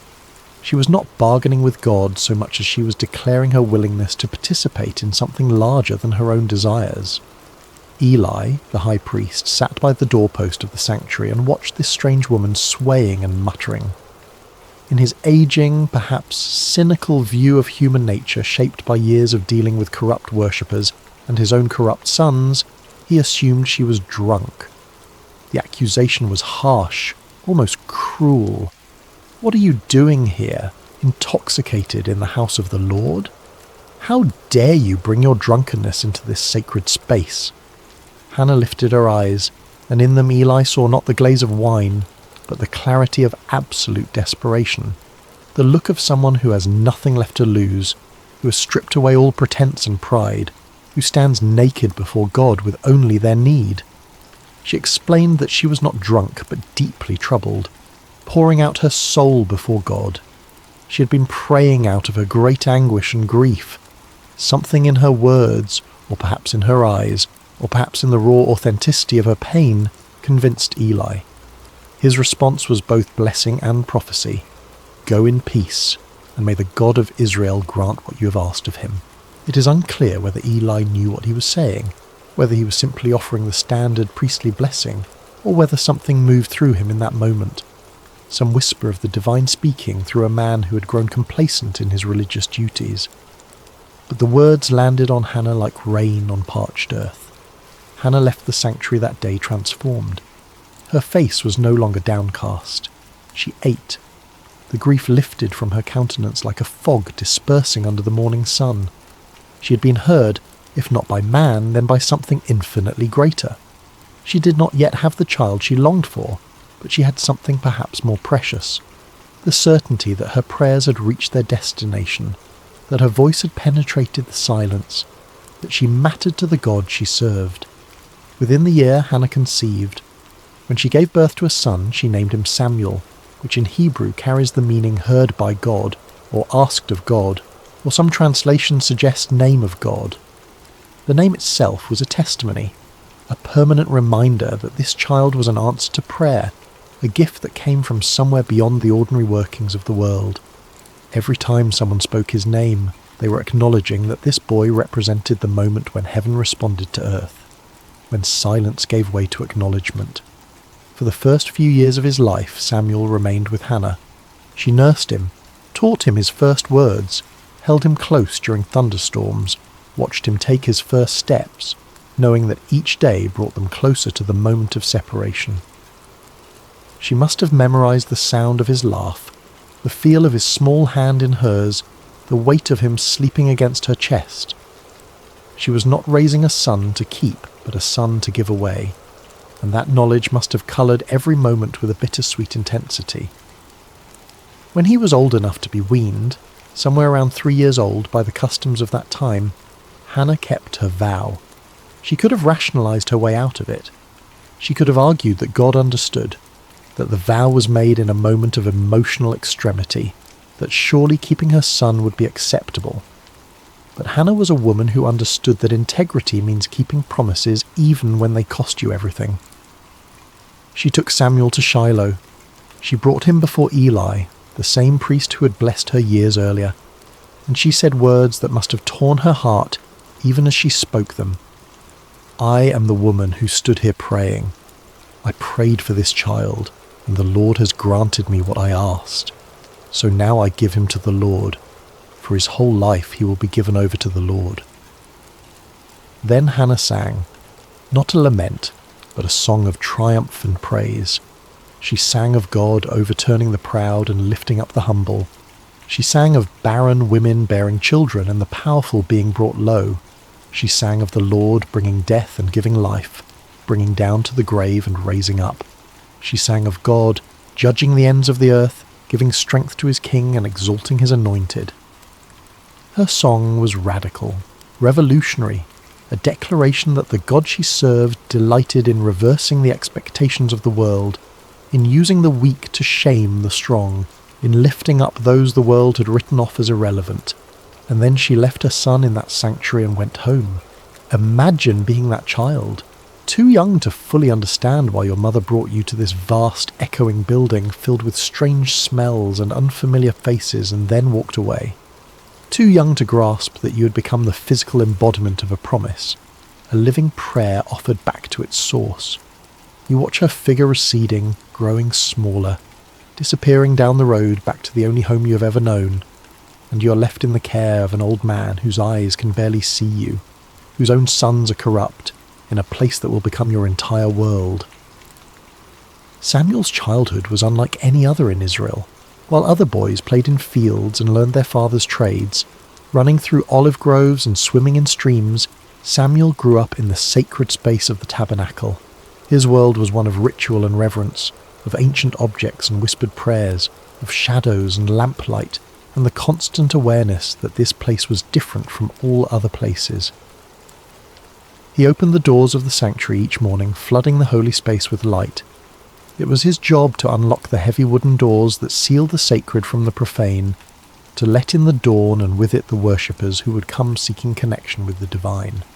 He assisted Eli in the daily tasks of worship, learning the intricate patterns of sacrifice and ceremony, memorizing which offerings required which procedures, understanding the difference between sin offerings and burnt offerings and peace offerings, learning to read the subtleties of ritual purity. He tended the lamps that burned through the night, ensuring their wicks were trimmed and their oil replenished. This was not glamorous work. It required attention to detail, a willingness to wake in the darkness to check that the flames had not guttered out, an understanding that these small acts of maintenance were what kept the sacred space functioning. The lamps represented the presence of God, and Samuel learned that presence requires constant tending, constant attention, constant care. He cleaned the sacred vessels, swept the courts, washed the linens used in ceremonies, helped prepare the incense, carried water, ran errands. He memorized scriptures, learning to recite the stories of Abraham and Isaac and Jacob, the tales of Moses and the Exodus, the laws given at Sinai. His education was entirely religious, entirely focused on service, entirely oriented towards something beyond himself. By all accounts, Samuel was a good child, humble, obedient, faithful in small things. The text tells us he grew in favour with both the Lord and with people. He was not resentful of his circumstances. He did not seem to chafe against the boundaries of his unusual childhood. Perhaps he had accepted that this was simply who he was, the boy who belonged to God, the boy who lived in the house of the Lord.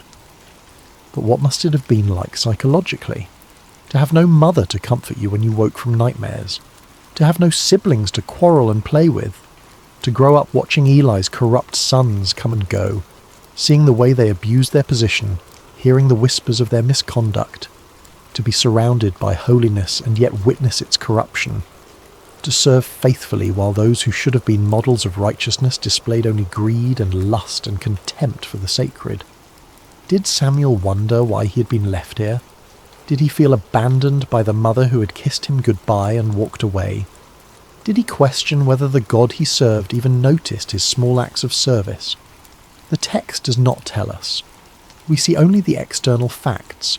A boy growing up, performing his duties, learning his role.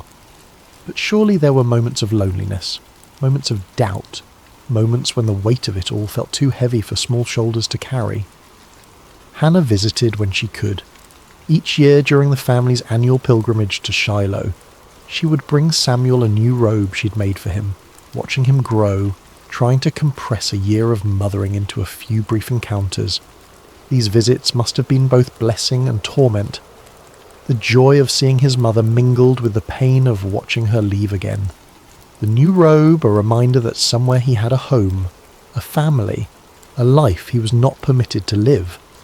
Yet there is no indication that Samuel rebelled or resented his circumstances. He simply continued. Day after day, year after year, faithful in the small things, present in the sacred space, available to be used however God saw fit.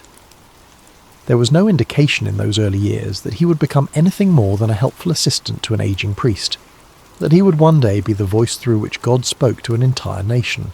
But God, it seems, has a habit of preparing his instruments in obscurity before bringing them into the light.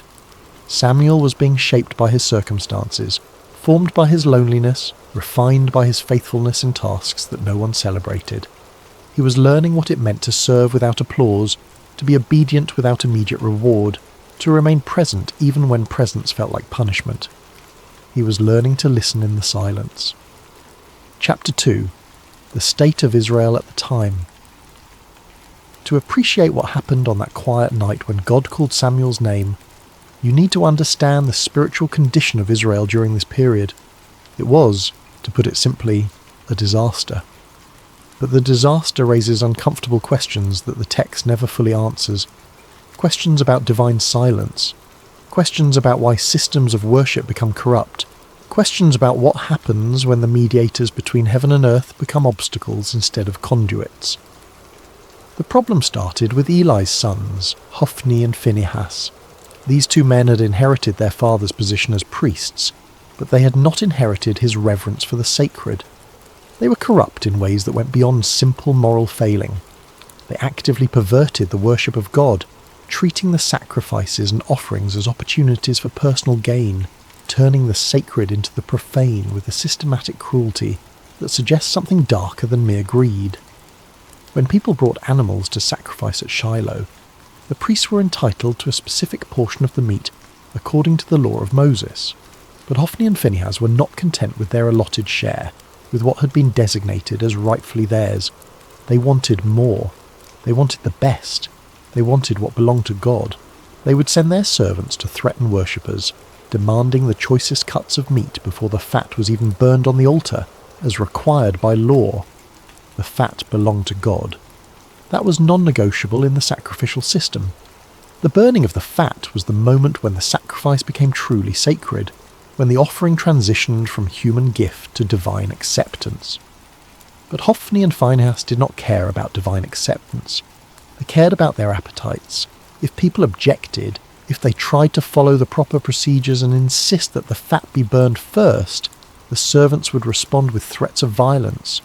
We will take it by force if necessary. The priests were literally stealing from God, taking what belonged to the altar and consuming it themselves. They were turning worship into extortion. using their position of spiritual authority to exploit the vulnerable and the faithful. But their corruption went even darker, into territories that the text only hints at with uncomfortable brevity. They engaged in sexual immorality with women who served at the entrance to the sanctuary.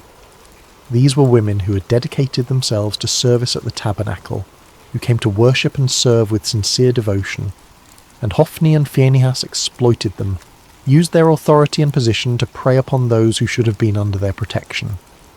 They turned the house of God into a place of exploitation and abuse, where the very people who were supposed to represent divine holiness became perpetrators of trauma. Worship became a source of fear rather than transcendence. People stopped coming, or when they came with cynicism and resentment, going through the motions but empty of faith. How could you trust a system where the gatekeepers were predators? How could you believe in the holiness of a place where the priests defiled it daily? The sanctuary at Shiloh, which was meant to be the central hub of Israel's spiritual life, became instead a monument to religious corruption. Eli knew what his sons were doing. The text makes this painfully clear. People told him. They came with reports of misconduct, of abuse, of exploitation. He heard the rumours and saw the evidence. He was not ignorant. He was not blind to their crimes. And to his credit, he confronted them. But his rebukes were weak, almost apologetic, carrying no weight and no consequence. Why do you do such things? I hear reports from the people about your wicked deeds. If someone sins against another person, God may mediate. But if someone sins against the Lord, who will intercede? The words acknowledge the problem but offer no solution. There is no threat of removal from office, no stripping of authority, no punishment that might actually deter the behaviour. Just words, just disappointment, just a father hoping his wayward sons might suddenly develop a conscience they had never demonstrated. Hophni and Phinehas ignored their father and continued their corruption. Why wouldn't they? There were no consequences. Eli's position as high priest gave him the authority to remove them, to appoint others, to enforce standards. But he did nothing, and his inaction was itself a form of action, a choice that enabled the continued degradation of worship. The impact on Israel's spiritual life was catastrophic. The text records it with devastating simplicity. The people came to despise the offerings to the Lord. Think about what that means. The sacrificial system was the heart of Israel's covenant relationship with God. It was how sins were atoned for, how gratitude was expressed, how the community maintained its connection with the divine. And people were learning to despise it, to see it as corrupt and meaningless, to associate worship with exploitation rather than with holiness. Faith withered. Cynicism spread. A generation was growing up believing that God either did not care about corruption in his own house, or that he was powerless to stop it, or worse, that he did not exist at all, and the whole system was simply a mechanism for priestly power and exploitation. But perhaps the most devastating aspect of this era, the detail that haunts the narrative with its implications, was not the corruption of the priests. It was the silence of heaven. The scripture records it with haunting simplicity. In those days, the word of the Lord was rare. There were not many visions. Think about what that means. In a culture where prophets and priests were meant to be the conduits between God and humanity, the channel had gone quiet. God was not speaking. Or if he was, no one was hearing. Prophecies were scarce to the point of being legendary. Divine visions were so uncommon that when someone claimed to have received one, it was met with skepticism rather than expectation. But why? The text does not explain. It simply records the fact of divine silence as if it were weather, as if the absence of God's voice was as natural and unremarkable as a drought. But this raises uncomfortable questions. Had God withdrawn because of the corruption? Was the silence a form of judgment, a divine turning away from a people who had corrupted worship? Or had the people simply stopped listening? Had they become so cynical and so wounded by a religious hypocrisy that they could no longer hear what was being said? Or was there another possibility, one that the text does not explore but that hangs in the air like smoke? Perhaps the priests, who were supposed to be the mediators between God and people, had become such effective blockers of communication that divine messages simply could not get through. Perhaps Hophni and Phinehas were not just corrupt individuals, but symptoms of a systemic failure, a spiritual infrastructure that had collapsed under the weight of its own contradictions. Israel was spiritually adrift, navigating by dead reckoning through waters where the stars had gone dark. There were no prophets to consult, no clear word from God about how to proceed, no divine guidance about which way to turn, just the daily grind of existence, the hollow rituals performed without meaning, the slow death of a people's faith in the face of institutional betrayal. This was the world into which Samuel was growing up, a world where the representatives of God were corrupt, where worship had become hollow, where heaven seemed distant and disinterested. If you were a young person in that era, what would you believe about the divine? Would you expect God to speak? Would you even know what his voice sounded like? Would you be able to distinguish a divine call from your own imagination or from the voice of a very human priest? Samuel cleaned the lamps each evening, ensuring the light would burn through the night. It was a practical task, a maintenance duty, nothing spiritual about it. He trimmed the wicks, refilled the oil reservoirs, ensured the flames were steady. But in that small act, there was a symbol that perhaps Samuel himself did not fully understand. The lamp of God had not yet gone out. Somewhere in the darkness a light still burned, and into that darkness, cutting through the silence that had lasted for generations, a voice was about to break through. Chapter 3. The night God spoke. The night began like any other. Samuel had completed his duties for the day, working through the familiar routines that structured his life. The sanctuary was clean, the floors swept, the vessels washed and arranged in their proper places. The lamps were lit, their flames steady, casting dancing shadows across the ancient stones. The sacred space was prepared for the silence of the evening hours, for the long watch through darkness toward dawn. Eli, now elderly and nearly blind, his eyes grown dim from age and perhaps from seeing too much corruption without acting, had retired to his usual place. He moved slowly now, carefully, feeling his way along walls he had walked beside for decades. His sleeping area was separate but nearby, close enough that Samuel could hear him if he called, out in the night. Samuel lay down in his customary sleeping spot somewhere near the chamber where the Ark of the Covenant rested.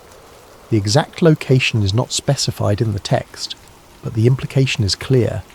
He slept in proximity to the most sacred object in all of Israel, closer to the physical representation of God's presence than anyone else in the nation that night. The Ark was the most sacred object in Israel, a gold-covered chest containing the tablets of the law, a jar of manna, and Aaron's staff that had budded. But more than its contents, the Ark represented the very presence of God among his people. It was the throne of the invisible king, the place where heaven touched earth, the point of contact between the divine and the mortal. To sleep near it was to sleep in the shadow of holiness, though Samuel likely thought nothing of it. This was simply where he slept, as ordinary to him as any bedroom, as familiar as his own breathing. The lamp of God was still burning, casting flickering shadows across the stone walls. This detail matters more than it might initially seem. In the Jewish tradition, the lamp in the sanctuary, the menorah that burned with consecrated oil, was not allowed to go out until morning light made it unnecessary. It represented the presence of God, the light that persisted even in darkness, the hope that had not yet been extinguished.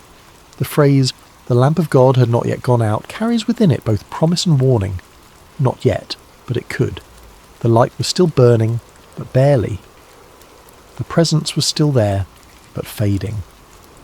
As long as the lamp burned, there was hope. As long as the light persisted against the encroaching darkness, God had not abandoned his dwelling place entirely. Samuel drifted into sleep, a boy exhausted from the honest labour of serving in the house of God. His breathing slowed, his muscles relaxed. He sank into that deep, dreamless sleep that comes from physical work and a clear conscience. The sanctuary around him settled into its nighttime sounds. The creak of cooling stone, the whisper of wind through high windows, the distant cry of a night bird, the soft flutter of the lamp flames, and then, in the darkness, cutting through the silence like a knife through cloth, he heard his name. Samuel. The voice was clear, distinct, personal. Not a shout that would echo through the halls, but not a whisper that could be mistaken for imagination either. It had the quality of someone standing nearby, speaking with intention and purpose, with the certainty that they would be heard. It was a voice that expected a response. Samuel's eyes snapped open. His heart leaped in his chest. There was no confusion, no moment of disorientation. He knew immediately that someone had called him. The voice had been too clear, too deliberate, too unmistakably directed at him. In the darkness, with the lamp casting its uncertain light, Samuel did what made perfect sense to a boy who had grown up serving under an elderly priest. Eli must need something. The old priest was nearly blind now, stumbling in the darkness. Perhaps he had dropped something. Perhaps he needed water. Perhaps he was unwell and required assistance. Samuel threw off whatever covering he used against the night chill and ran to where Eli slept. "Here I am. You called me?" The response was immediate, instinctive. "Here I am." 2 words that would become the defining posture of Samuel's entire life. Not, "What do you want?" Not, "Can it wait until morning?" Just presence. Just availability. Here I am. Eli, pulled from sleep and confused, his mind foggy with the remnants of dreams, looked in the direction of Samuel's voice with eyes that could barely make out shapes in the darkness. "I did not call. Go back and lie down." Samuel returned to his place, perhaps a little puzzled, but not overly concerned. Perhaps he had been dreaming. Perhaps the transition from sleep to waking had jumbled his perceptions. Perhaps the old man had called out in his sleep and forgotten. These things happen. The mind plays tricks in the boundary spaces between consciousness and unconsciousness. He lay back down, pulled his covering around him, and closed his eyes, willing himself back towards sleep. The sanctuary settled back into silence. The lamp continued its steady burning. Outside, the wind moved through the hills with a sound like breathing. Samuel's heartbeat slowed back to its resting rhythm. Samuel? Again. The same voice, the same clarity, the same undeniable sense that someone was speaking directly to him, calling him by name with purpose and intention. This was not imagination. This was not the remnant of a dream clinging to the edge of waking. This was not the echo of Eli's voice misheard in the darkness. Someone had called his name, clearly and deliberately, as real as the stone beneath him and the lamplight flickering against the walls. Once more, Samuel got up and went to Eli. His bare feet made soft sounds against the cold stone floor. His breathing was quicker now, his confusion deeper. If Eli had not called the first time, then who had? "Here I am. You called me." Eli, now more awake and perhaps slightly irritated at being disturbed a second time, sent him away again with a tone that suggested both confusion and mild frustration. "I did not call, my son. Go back and lie down." Samuel returned, but now there was a question forming in his mind that would not be silenced. If Eli was not calling him, then who was? Was someone playing a trick? Was there an intruder in the sanctuary hiding in the shadows, calling his name for some unknown purpose? But the voice had not seemed mischievous or threatening. It had been steady, certain, intimate, the kind of voice that knows you, that has the right to call your name. He lay back down, but this time sleep did not come easily. His eyes stayed open, staring into the darkness above him. His ears strained for any sound, any indication of who or what had spoken to him. The lamp flickered. A moth circled near its flame. Time stretched and compressed in that strange way it does when you are lying awake in the dark, unsure whether minutes or hours are passing. Samuel. The third time, Samuel abandoned any doubt or hesitation. Someone was calling him, and if it was not Eli, then perhaps the old priest was confused. Perhaps he was calling out without realizing it. Perhaps his dreams were speaking through him. Samuel got up once more, faster now, urgent, and went to Eli.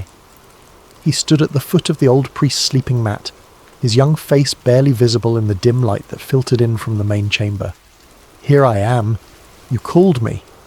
And finally, after decades of serving in the sanctuary, after years of watching the word of the Lord become rare and vision scarce, after witnessing the corruption of his sons and the slow death of Israel's faith, Eli understood. The realization must have hit him like a physical blow. God was calling the boy, not the high priest, not the experienced religious leader, not the man who had served in this place for decades. The boy who cleaned the floors and tended the lamps and slept near the ark without fully comprehending what that meant. Eli's response is one of the most beautiful moments in the entire narrative. He could have been jealous, wounded by the divine bypassing, bitter that his years of service were being overlooked in favour of a child. He could have been defensive, questioning whether this was really happening, whether Samuel was perhaps confused or making things up.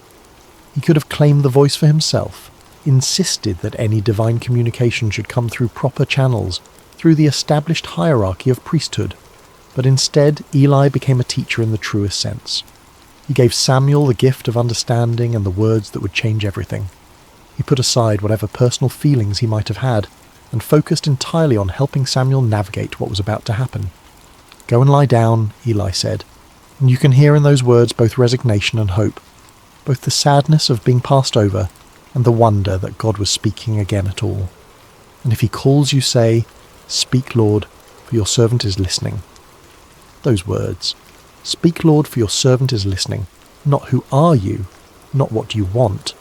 not "Prove yourself to me." Just openness, just availability, just the humble acknowledgement that if God is speaking, the only appropriate response is to listen. Samuel returned to his place one more time. He lay down in the darkness, the lamp of God still burning nearby, casting its uncertain light across ancient stones, and he waited. His heart must have been pounding so hard he could hear it in his ears. His mind must have been racing with questions and fears and wonder. What does the voice of God sound like? What will he say? Am I worthy to hear it? What if I do not understand? What if I get it wrong? The silence stretched. The lamp flickered. Outside, the night continued its slow progression toward dawn. And then, for the fourth time, the voice came. But this time there was a difference. This time the name was repeated, spoken twice, with an intimacy and urgency that had not been there before. "Samuel! Samuel!" The repetition is significant. In Hebrew, when a name is called twice, it indicates intimacy, urgency, importance. Abraham, Abraham, Moses, Moses. Now Samuel, Samuel. This was not a casual summons. This was personal, direct, unmistakable. This time, the boy was ready. Following Eli's instructions exactly, word for word, he responded with the words that have echoed through millennia as the perfect posture of faith, the ideal response to divine initiative. "Speak, for your servant is listening." And God spoke. What happened next was not what a child would want to hear. God did not give Samuel a message of encouragement or blessing. He did not reveal some beautiful mystery or share some cosmic secret about the nature of reality or the structure of heaven. He did not offer comfort or promise Samuel a glorious future. Instead, God gave Samuel a prophecy of judgment, and the judgment was against Eli's household, against the man who had been like a father to him, against the only family he had truly known. God told Samuel that he was about to do something in Israel that would make the ears of everyone who heard it tingle. That phrase, "ears tingling," suggests something shocking, something that would reverberate through the nation like a physical sensation. This was not going to be a quiet judgment, a private correction. This was going to be public, unmistakable, impossible to ignore. He was going to carry out against Eli everything he had spoken concerning his family, from beginning to end. There had been warnings before. A prophet had come to Eli years earlier with a similar message, speaking of judgment to come, of the priesthood being taken from his lineage. of his sons dying on the same day. That prophecy had been spoken and then seemingly forgotten, filed away as one of those uncomfortable truths that people acknowledge but never really expect to see fulfilled. But God was saying now that the time of fulfillment had come. The warnings were over. The judgment was at hand. The reason was clear and devastating. Eli knew about the sins of his sons. He knew they were blaspheming God, treating the sacred as profane, exploiting women, stealing from the altar, corrupting worship itself. He had heard the reports. He had seen the evidence. He had confronted them, yes, but his rebukes were empty, carrying no weight, leading to no consequences. He had failed to restrain them, failed to use his authority to stop them, failed to choose God's honour over his son's comfort, and that failure, that complicity through inaction, meant that the guilt of Eli's house would never be atoned for by sacrifice or offering. Think about what that means. In a religious system built entirely around sacrifice and atonement, where every sin could theoretically be covered by the blood of animals and the proper rituals, God was declaring that some corruption runs too deep for ritual to reach. Some betrayals are so fundamental that the system itself cannot address them. Eli's family would carry their guilt to the grave and beyond, marked forever by their choice to prioritize family loyalty over divine justice. Imagine being Samuel in that moment. You are a child, perhaps 11 or 12 years old, lying in the darkness of a sanctuary, having just heard the voice of God for the first time in your life. And the message you have been given is not one of blessing or calling or future glory. It is a message of doom for the man who has raised you, who has taught you everything you know about worship and service, who has been your only father figure in a life marked by abandonment and loneliness. The weight of it must have been crushing. How do you speak words of judgment to someone you love? How do you become the bearer of bad news that will break someone's heart? How do you look into the eyes of a man who has shown you kindness and tell him that his family line is cursed, that his sons will die, that everything he has built will crumble? This was the cost of prophecy that no one talks about. This was the burden of truth that cannot be softened or avoided or delayed. Samuel had been given a message, and whether he wanted to deliver it or not was irrelevant. The truth had been spoken to him, and now he was responsible for speaking it to others. This is what it means to be a prophet. Not visions and mystical experiences and spiritual heights, but the grinding, awful responsibility of speaking truths that wound you as deeply as they wound those who hear them. The rest of the night must have been agony for Samuel.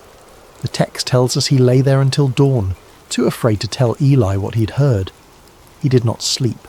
How could he? His mind must have raced through possibilities. Maybe he had misunderstood. Maybe there was a way to soften the message to make it less harsh. Maybe if he just kept quiet, the whole thing would fade like a dream, and he could go back to his simple life of tending lamps and sweeping floors. But deep down, he knew. The voice had been too clear. The message had been too specific. And God had not asked his opinion about whether this was a good idea or whether Samuel felt ready for such responsibility. The divine does not consult us about our readiness. It simply calls, and we must answer. Chapter 4. The Weight of the Message. As morning light began to filter into the sanctuary, pale and hesitant through the high windows, Samuel rose and went about his duties as usual. Muscle memory guided him through the familiar routines. He opened the doors of the house of the Lord, pushing aside the heavy wooden barriers that sealed the sacred from the profane, letting in the day, with all its ordinary demands. But everything felt different now. The air was heavier, pressing down on his shoulders like a physical weight. The silence was louder, filled with the words he carried but could not speak. He carried within him words that would change everything, and he was terrified to voice them. His hands shook as he performed his tasks. He fumbled with the lamp wicks, nearly spilling oil on the floor. He could not meet anyone's eyes. Every sound made him jump, expecting Eli to call for him, to demand the message, to force him to speak the unspeakable. Eli, however, knew something had happened. Years of serving in the sanctuary had given him an intuition about spiritual matters that his failing eyesight could not diminish. He could sense the change in Samuel, could feel the weight the boy was carrying. He called Samuel to him, his voice gentle but insistent, and when the boy came, reluctant and pale, the old priest asked him directly, "Samuel, my son, what was it he said to you? Please do not hide it from me." Then he added words that carried the weight of both authority and desperation. "May God deal with you, be it ever so severely if you hide from me anything he told you." It was an oath, a binding formula that made concealment impossible. Eli was not giving Samuel an easy out.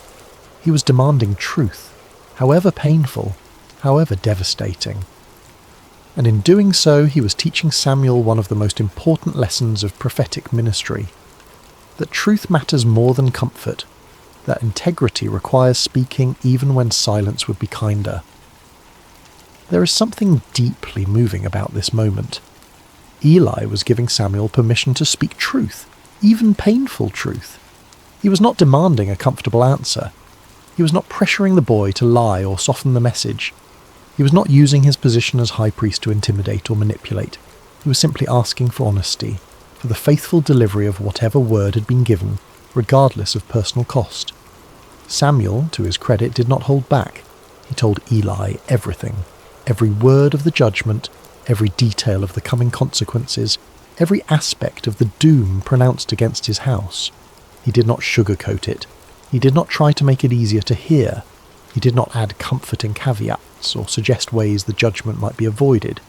He simply delivered the message as it had been given to him, faithful to both God and to Eli in his refusal to distort the truth.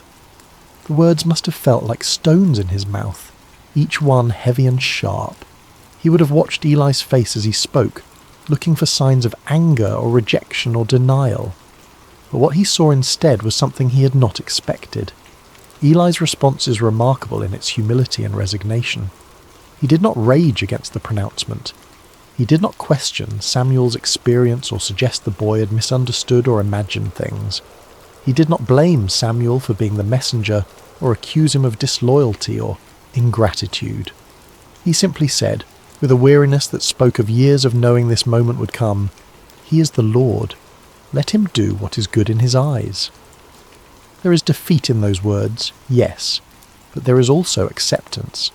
A kind of peace that comes from finally having the truth spoken aloud, from no longer living in the shadow of unacknowledged reality. Eli had known for years that his sons were corrupt. He had known that his failure to stop them was a kind of complicity, a betrayal of his calling and his God. The judgment was not a surprise. It was an inevitability finally spoken aloud, a truth that had been hovering unspoken in the air for years finally given voice and substance. And perhaps in some way, Eli was relieved that the silence had been broken, even if the words spoken were words of judgment. Perhaps there is a relief that comes from knowing, from having certainty, even when that certainty is terrible.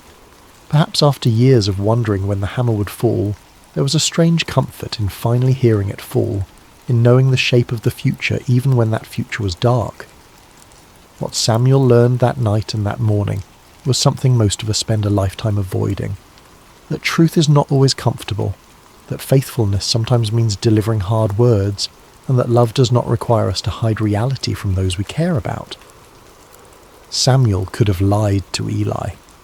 He could have softened the message or claimed he did not remember the details, or suggested that perhaps he had misunderstood what God was saying. But he chose honesty, and in doing so he established the pattern that would define his entire ministry. He would be a prophet who spoke the word of the Lord without compromise, without concern for how it would be received, without fear of the consequences. Not because he was harsh or unfeeling, but because he understood that truth, however painful, is ultimately an act of respect. To lie to someone, even to spare their feelings, is to treat them as less than fully human, as incapable of bearing reality. Samuel gave Eli the dignity of truth, and Eli received it with the dignity of acceptance. Chapter 5. Samuel becomes a prophet. After that night, everything changed for Samuel. The text tells us that he grew, and the Lord was with him. letting none of his words fall to the ground. That phrase, letting none of his words fall to the ground, is the ancient way of saying that everything Samuel prophesied came true. He was not speaking his own opinions or making educated guesses or offering the kind of vague predictions that could be interpreted multiple ways, depending on how events unfolded. He was speaking with divine authority, and reality itself confirmed his words with uncomfortable precision. The prophecy about Eli's house came true exactly as Samuel had spoken it. The details are grim and worth recounting because they establish Samuel's credibility as a true prophet in a time when false prophets were common and people had grown cynical about divine communication. Israel went to war against the Philistines, their perennial enemy. In the first battle, the Israelites were defeated and thousands of soldiers died. In desperation, the elders decided to bring the Ark of the Covenant from Shiloh to the battlefield, believing that God's physical presence would guarantee victory. Hophni and Phinehas accompanied the Ark, treating it like a magical talisman rather than the throne of the living God. The Israelites shouted when the Ark arrived, a roar so loud that the ground shook. The Philistines were terrified at first, knowing the stories of what the God of Israel had done to Egypt. But they fought anyway, and in the battle that followed, Israel was utterly defeated. 30,000 soldiers died, and on that same day, exactly as prophesied, both Hophni and Phinehas were killed. The Ark of God was captured by the Philistines, carried off as a trophy of war. When a messenger brought the news to Shiloh, Eli was sitting by the road, his heart trembling for the Ark of God. When he heard that the Ark had been captured and his sons were dead, the 98-year-old priest fell backward off his chair, broke his neck, and died. The priesthood of his line ended in that moment, cut off exactly as God had declared. It was a devastating fulfillment, but it established beyond doubt that Samuel spoke with divine authority. He had predicted these events when he was just a child, and they had come to pass exactly as he said. The word of the Lord through Samuel was reliable, trustworthy, deserving of attention. As Samuel matured from boy to young man, his reputation spread throughout Israel like wildfire. From Dan in the far north to Beersheba in the deep south, spanning the entire geographical extent of Israel's territory, everyone knew that Samuel had been established as a prophet of the Lord. The word that had been rare, the visions that had been scarce, now flowed through this young man who had learned to listen in the darkness. But Samuel was more than just a prophet delivering occasional messages. God continued to appear at Shiloh, revealing himself to Samuel through his word on a regular basis. Samuel became the primary channel of divine communication for the entire nation. The silence had been broken. The channel between heaven and earth, clogged by corruption and complacency for generations, had been cleared. And the instrument God chose was not a powerful warrior or a cunning politician or even an experienced priest with decades of religious training. It was a boy who had learned to say 5 simple words: "Speak, for your servant is listening." Samuel's influence on Israel cannot be overstated. He became the bridge between the chaotic era of the judges and the establishment of the monarchy, standing at one of the most critical transitions in the nation's history. He was the last judge, travelling on a circuit through Bethel, Gilgal and Mizpah, settling disputes and administering justice with a wisdom that people recognised as coming from God. He was also the first of the great prophets, the founder of a prophetic tradition that would produce Elijah, Elisha, Isaiah, Jeremiah, and all the voices that would call Israel back to God throughout its history. When the people demanded a king like the surrounding nations, it was Samuel who anointed Saul, a tall and handsome man from the tribe of Benjamin, as Israel's first king. And when Saul proved disobedient and unfaithful to God, it was Samuel who had to deliver yet another hard message of judgment, who had to watch another man he had elevated fall under divine displeasure. Later, it was Samuel who anointed David, the youngest son of Jesse, a shepherd boy with no apparent qualifications except that God had chosen him. That shepherd boy would become Israel's greatest king, the man whose lineage would eventually produce the Messiah. But beyond the political role, beyond the anointing of kings and the settling of disputes, Samuel represented something Israel desperately needed: spiritual integrity in a world corroded by compromise. In a time when the priesthood had become corrupt, when worship had become hollow, when the word of the Lord was rare, Samuel embodied what it meant to hear from God and speak his truth faithfully regardless of personal cost. He reformed religious life throughout Israel, establishing schools of prophets where young men could learn to listen for God's voice and speak his word. He called the people back to authentic worship, challenging them to put away their foreign gods and serve the Lord only. He led the nation in repentance at Mizpah, where they fasted and confessed their sins, acknowledging that they had abandoned God. And when the Philistines attacked during that gathering, Samuel interceded for the people, and God threw the enemy into confusion with thunder and lightning, giving Israel a decisive victory. Samuel demonstrated that God had not abandoned his people, that the silence had been circumstantial rather than permanent, that divine presence and power were still available to those who would seek them with integrity. The boy who once cleaned floors and trimmed lamp wicks became the conscience of a nation. The child who slept near the ark became the voice through which God spoke to kings and commoners alike. His authority came not from position, or political power, or military might, but from the simple fact that he had learned to listen and had the courage to speak what he heard, even when speaking cost him dearly. Chapter 6. The Legacy of the Story. So what do we take from this ancient narrative? What does it mean for us, centuries removed from oil lamps and tabernacles and sleeping near the Ark of the Covenant? And perhaps more intriguingly, what questions does this story raise that it never fully answers? First, there is the theme of listening. God can speak in quiet places, in ordinary moments, when we least expect it. Samuel was not performing some elaborate spiritual ritual when God called his name. He was not fasting on a mountain. He was not in a trance or a vision quest. He was sleeping, exhausted from a day of mundane labour. He was simply present in a sacred space, available to be awakened. How often do we miss the voice of the divine because we are too busy, too distracted, too convinced that revelation only comes in spectacular packages? We wait for burning bushes and angelic visitations, for dramatic signs and unmistakable interventions, while the still small voice speaks in the darkness and we mistake it for our imagination, or for human conversation, or for nothing at all.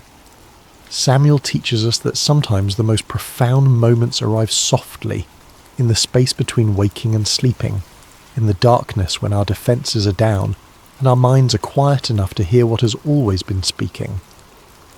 But this raises uncomfortable questions. How many times has that voice spoken and we have ignored it?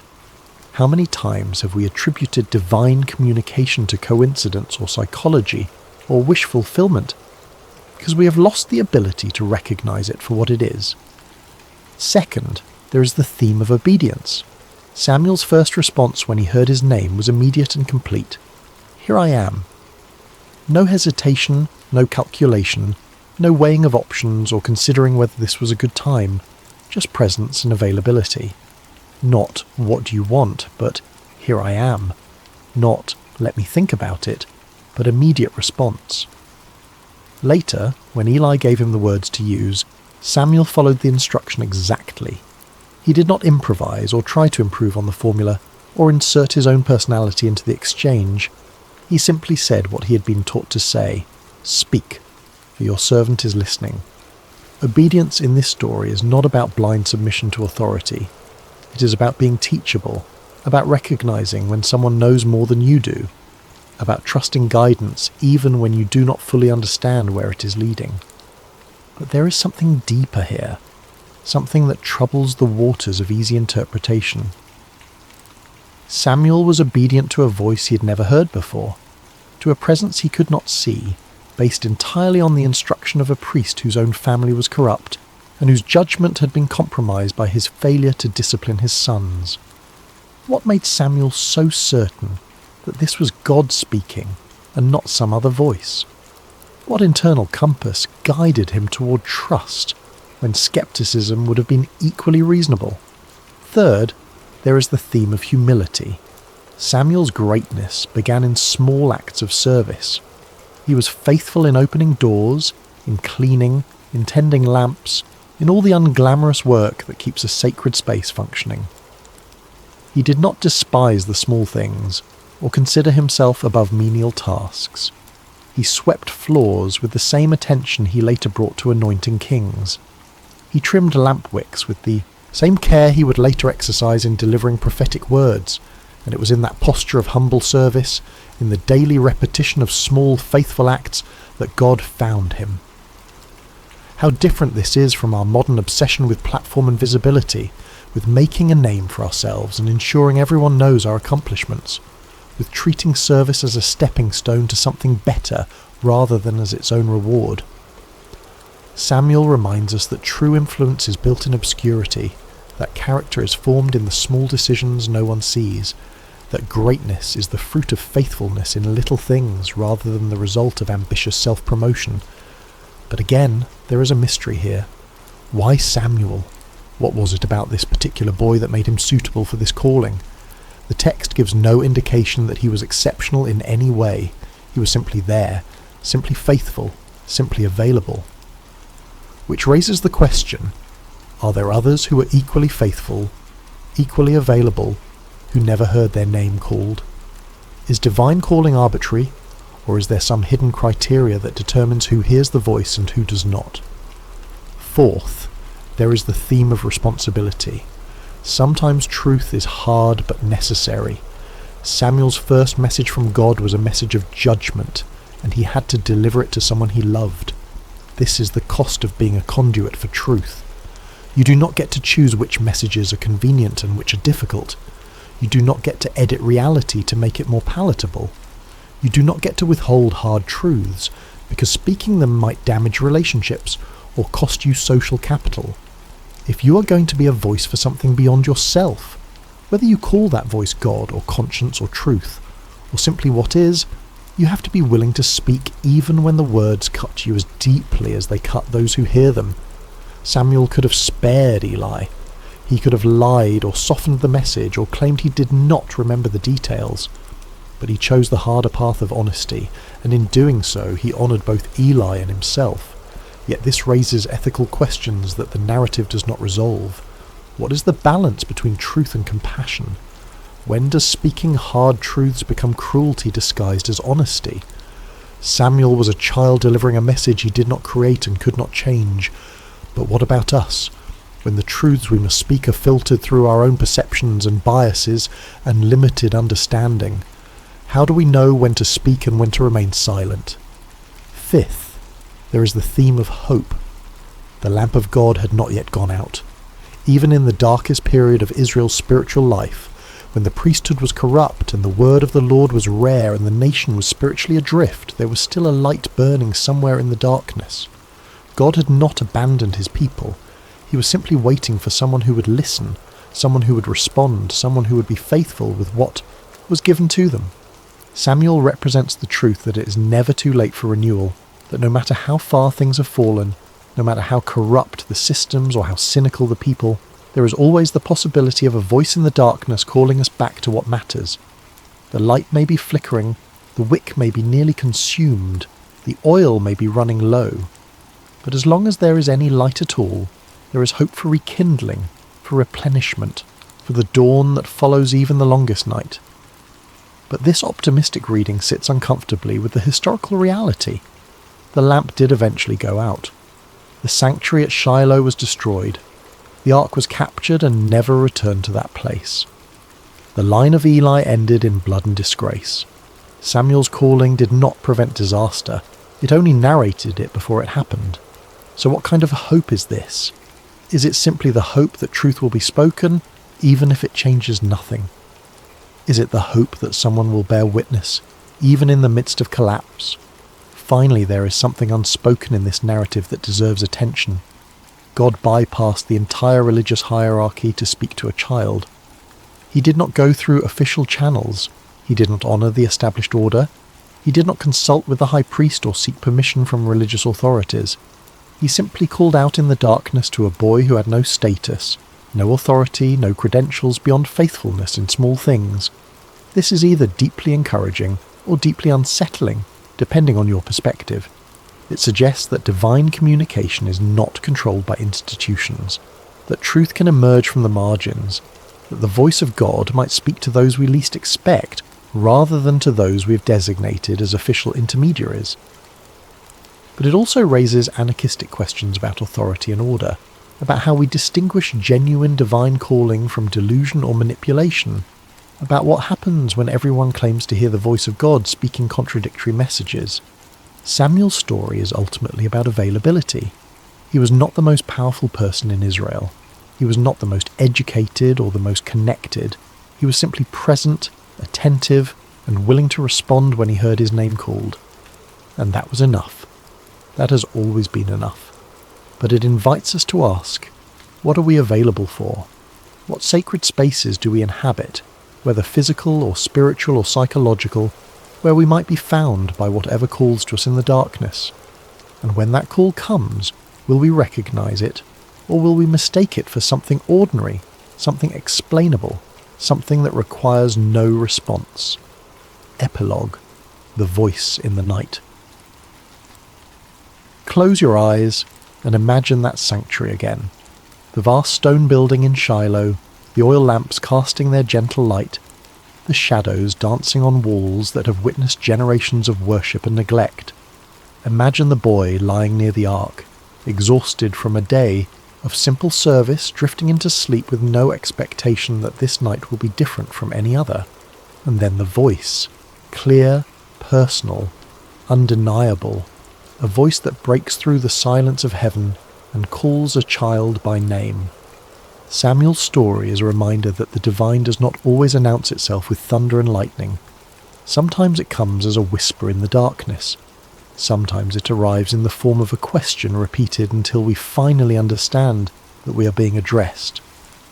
Sometimes the most significant moments of our lives happen when we are alone, unguarded, simply present in a space where we have made ourselves available to something greater than ourselves. The lamp of God is still burning. That is the promise embedded in this ancient narrative.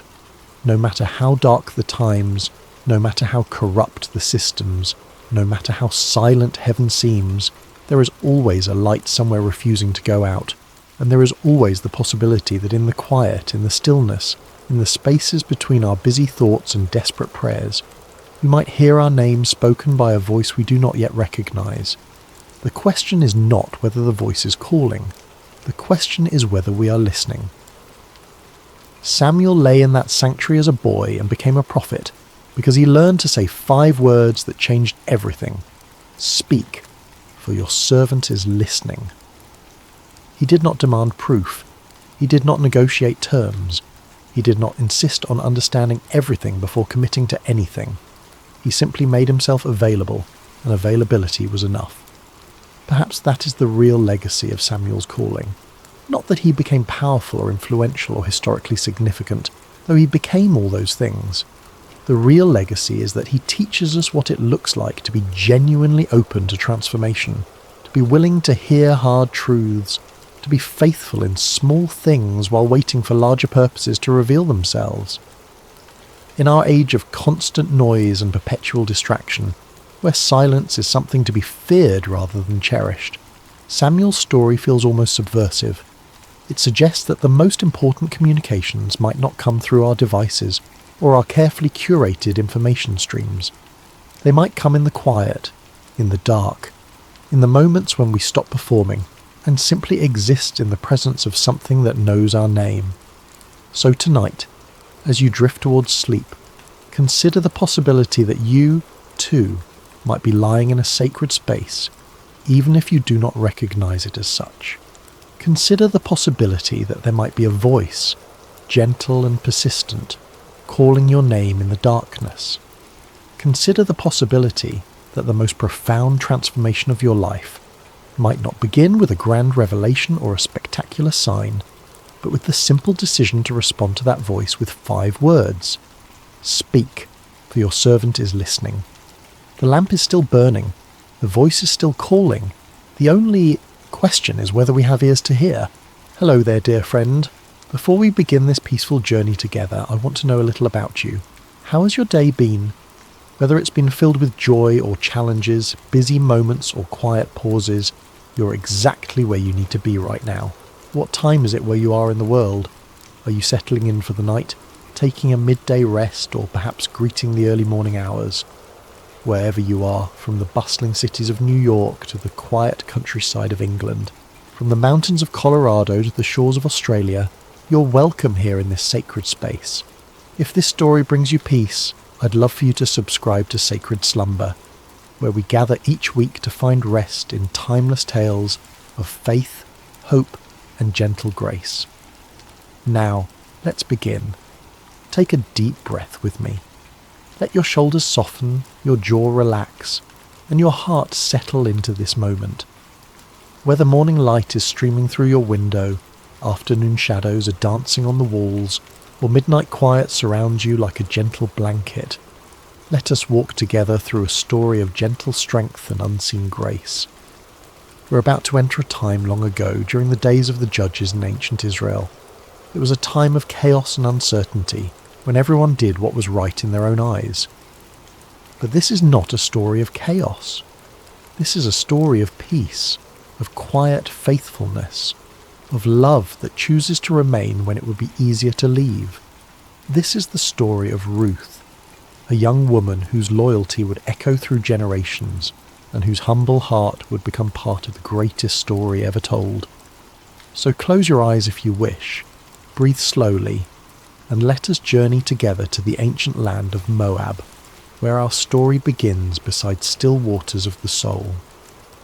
In the rolling hills of Moab, where the morning mist clung to the barley fields like a gentle prayer, lived a young woman named Ruth. She had married into a Hebrew family who had come to Moab during a time of famine in their homeland of Bethlehem. Her husband's name was Mahlon, and his mother was Naomi, a woman whose very name meant pleasant, and whose heart had once been full of joy. But sorrow has a way of finding us, even in the most peaceful places. First, Naomi's husband Elimelech died, leaving her alone with her 2 sons in a foreign land. The boys had grown into men and married Moabite women, Ruth and her sister-in-law Orpah. For 10 years they lived together, and Ruth learned to love not just her husband, but his faith, his God, and especially his mother, who had welcomed her with open arms. Then tragedy struck again, swift and merciless. Both Mahlon and his brother Chilion died, leaving 3 widows to face an uncertain world alone. In those days, a woman without a husband or sons had little hope of survival. They were vulnerable, forgotten, with no one to provide for them or protect them. Naomi sat in her small house, looking at the 2 young women who had become like daughters to her. The silence was heavy with grief, but also with decision. She had heard news from Bethlehem that the famine there had ended, that the Lord had visited his people and given them bread. Her heart longed for home, for the familiar hills of Judah, for the place where she had known happiness before sorrow came calling. "My daughters," she said softly, her voice worn thin by weeping, "I must return to my people. But you are young. You have your whole lives ahead of you. Go back to your mothers' houses. May the Lord deal kindly with you, as you have dealt with the dead and with me." She kissed them both, and they wept together. How can you say goodbye to someone who's been your family, your comfort, your companion through the darkest days? Orpah, after much tears and embracing, finally agreed to return to her people and her gods. It was the practical choice, the safe choice, the choice that made sense to everyone around them. But Ruth clung to Naomi with a determination that surprised them all. When Naomi urged her again to follow her sister-in-law, Ruth spoke words that would echo through history, words that came from the deepest place in her heart. "Do not urge me to leave you or to return from following you. For where you go, I will go, and where you lodge, I will lodge. Your people shall be my people, and your God my God. Where you die, I will die, and there will I be buried. May the Lord do so to me, and more also, if anything but death parts me from you."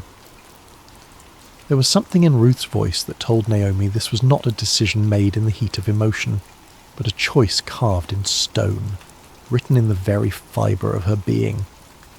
This young Moabite woman was choosing love over security, faithfulness over comfort, an unknown future over a predictable past. And so they began the long journey from Moab to Bethlehem, two women with nothing but the clothes on their backs and the strength of their love for each other. They walked through valleys where wildflowers nodded in the breeze, past streams that sang ancient songs, under skies that seemed to stretch endlessly toward hope. As they travelled, Ruth would gather berries and herbs along the way, always making sure Naomi had enough to eat. She would find the softest spot for them to rest each night, would share her cloak when the desert air grew cold. She had chosen this path, and she would walk it with grace and dignity, one step at a time. The journey took many days, and with each step toward Bethlehem, Ruth was walking further from everything she had ever known. She was leaving behind the gods of her childhood, the customs of her people, the language of her birth. She was choosing to become a stranger in a strange land, not because she had to, but because love had made the choice for her. When they finally crested the hill that overlooked Bethlehem, the city spread before them like a handful of pearls scattered on brown velvet. The sun was setting, painting the stone houses in shades of gold and amber. Smoke rose from evening fires, and the sound of children playing drifted up to them on the evening breeze. "Look," Naomi whispered, her voice thick with emotion. "There it is, home." But as they descended into the city, the women who had known Naomi in her happier days barely recognised her. "Is this Naomi?" they asked each other, seeing how sorrow had aged her, how loss had bent her shoulders and silvered her hair. "Do not call me Naomi," she told them, her voice steady but sad. "Call me Mara, for the Almighty has dealt very bitterly with me. I went out full, and the Lord has brought me home empty." But Ruth, standing quietly beside her, knew that Naomi was not truly empty. She had brought with her the love of this young woman, who had chosen to forsake all for the sake of faithfulness. And though neither of them knew it yet, they had arrived in Bethlehem at the beginning of barley harvest, when the fields were golden and ready, when provision was about to unfold in ways they could never have imagined. The story was just beginning, and the God who notices every sparrow that falls, who counts every tear that is shed, who remembers every act of kindness, was already preparing the next chapter of their lives.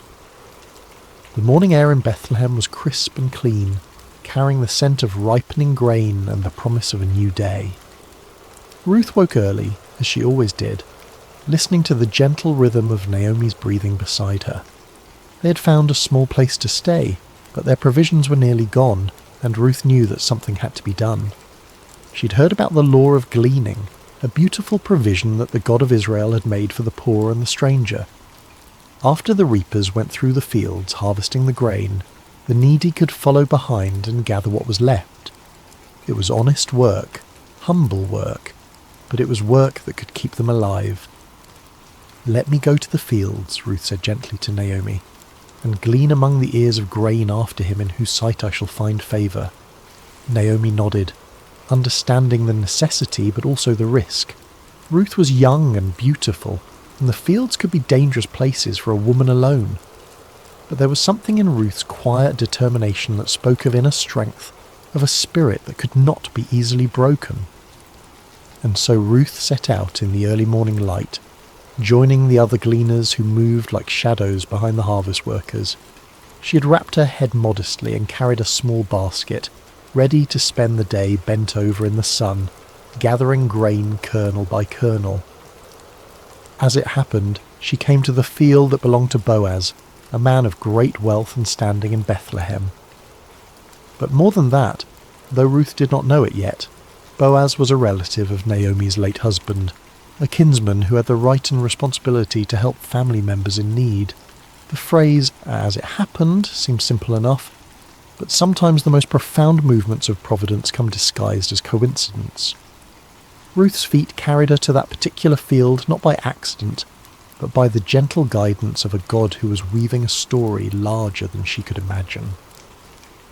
Boaz arrived at his field that morning, as was his custom, to greet his workers and oversee the harvest. He was a man in his middle years, with kind eyes and calloused hands that spoke of honest work. When he saw his reapers, he called out, "The Lord be with you," and they responded, "The Lord bless you." It was more than a greeting. It was a glimpse into the heart of a man who knew that all good things come from above.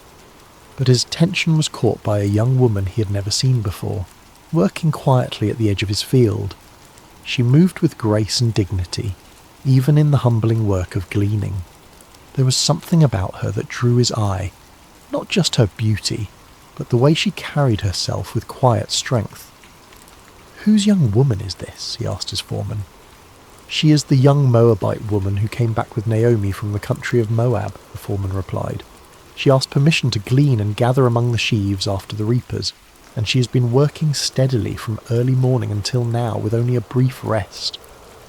Boaz watched her for a moment longer, seeing how she worked without complaining, how she was careful not to take more than was rightfully hers, how she paused to help an elderly gleaner who had dropped her grain.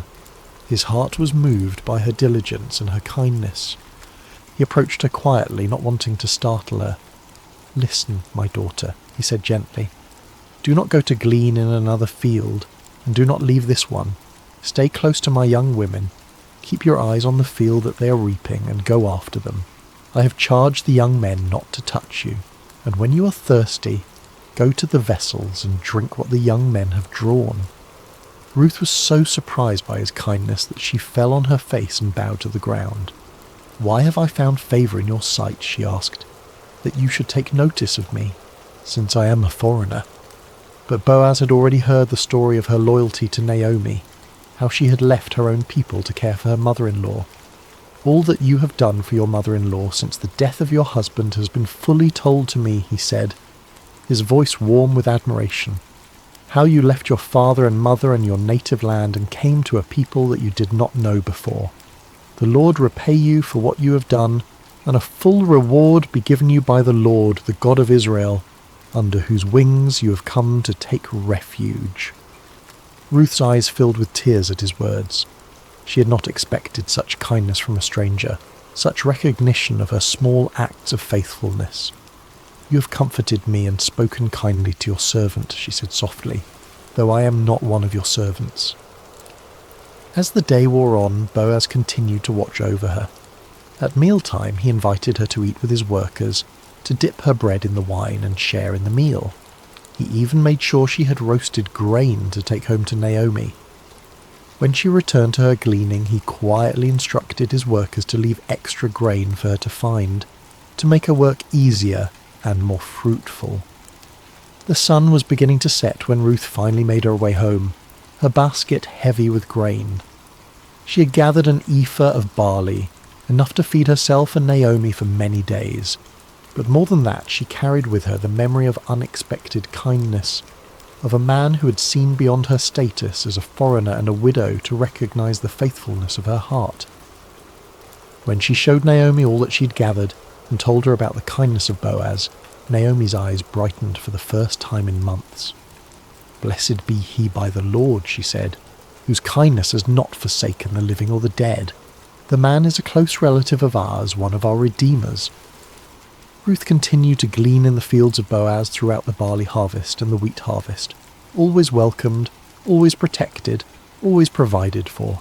She would come home each evening with grain and with stories of the kindness she had experienced. And slowly, so slowly that neither of them noticed it happening, hope began to take root in their hearts once again. Little did they know that this was only the beginning of a story that would change not just their lives, but the course of history itself.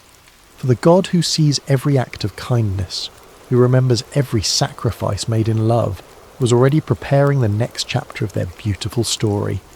The harvest season was drawing to a close, and the grain had been gathered from the fields and brought to the threshing floor. It was a time of celebration and completion, when the hard work of the harvest gave way to the satisfaction of provision secured. The air was filled with the sound of winnowing, as the grain was separated from the chaff in the evening breeze.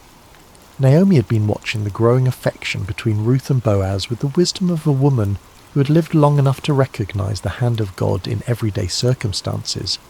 She had seen how Boaz's eyes followed Ruth, how he spoke to her with special gentleness, how he made sure she was always provided for and protected.